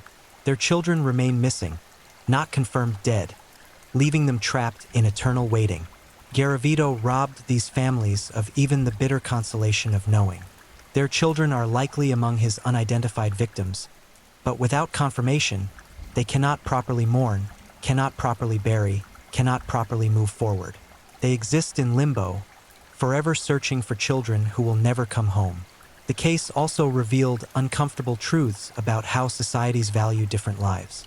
The victims were almost exclusively poor children, street children, working children from families already struggling at society's margins. Had they been middle-class children, children with resources and influence behind them, the investigations would have been immediate, intensive, and coordinated. Their poverty made them vulnerable not just to predation but to systemic indifference. This class dimension of Garavito's crimes cannot be ignored. He understood that poor children were effectively invisible to authorities, that their disappearances wouldn't trigger urgent response, that poverty created both vulnerability and lack of protection. He weaponized economic inequality, turning Colombia's social failures into opportunities for predation. The uncomfortable question remains: how many children did poverty kill by making them vulnerable to Garavito? How many lives could have been saved if Colombia had valued all its children equally? If resources for investigating missing poor children had matched resources for investigating missing wealthy children? If systemic protections had extended to society's margins? These questions indict not just Garavito, but the society that enabled him. They force acknowledgement that his crimes were only possible because collective failures created the conditions for predation. Individual evil met systemic neglect, and children died in the gap between. Colombia has made efforts to address these systemic issues: improved tracking of missing children, better resources for investigations, enhanced interdepartmental communication, stronger protections for vulnerable children. But poverty remains endemic, resources remain insufficient, and vulnerable children still exist at society's margins. The conditions that enabled Garavito haven't been fully eliminated. This means vigilance must continue. The lessons of Garavito's crimes must remain vivid in collective memory, not to traumatize, but to motivate continued protective effort. Societies must remain committed to valuing all children equally, to investigating all disappearances urgently, to ensuring that poverty never again becomes a predator's advantage. The psychological toll on investigators who worked the Garavito case was profound. Many experienced secondary trauma from exposure to such extreme evil, from processing crime scenes where children had suffered unimaginably, from conducting autopsies on small bodies bearing evidence of torture. Some left law enforcement entirely, unable to continue after confronting such darkness. Others developed PTSD, requiring therapy to process what they'd witnessed. These investigators were heroes who pursued justice through psychological horror, who maintained professional composure while examining evidence that devastated them personally, who fought for victims who couldn't fight for themselves. Their dedication brought Garavito to justice, and their sacrifice deserves recognition alongside the victims' remembrance. As we approach the present day, the question of Garavito's eventual release remains unresolved. Legal battles continue. Families organize opposition. Psychiatrists continue evaluating his danger level. The system grapples with competing imperatives: rule of law versus public safety, rehabilitation theory versus psychological reality, legal constraints versus moral demands. There's no good answer. Any decision will leave someone rightfully unsatisfied. Release him and risk becomes unacceptable. Keep him imprisoned beyond legal sentence, and principles erode. The dilemma reflects broader tensions in how societies balance justice, safety, and human rights when confronting evil that exceeds traditional frameworks. What's certain is that Garavito's name will forever be synonymous with monstrous evil, that his crimes will remain among the most horrific in recorded history, that the children he murdered will be remembered as victims of both individual depravity and collective failure. The Beast of Colombia serves as eternal warning about the darkness humans can embody and the price of societal indifference. The final tally remains devastating: 138 confirmed murders, possibly over 190 total victims, countless families destroyed, communities traumatized, a nation forced to confront its failures. The numbers are staggering, but they don't capture the individual suffering behind each count. The terror, the pain, the loss, the grief that continues decades later. Luis Alfredo Garavito Cubillos hunted children across Colombia for years, leaving trails of broken bodies and shattered families in his wake. He operated in broad daylight, wearing a smile, offering candy and false kindness to children whose poverty made them vulnerable.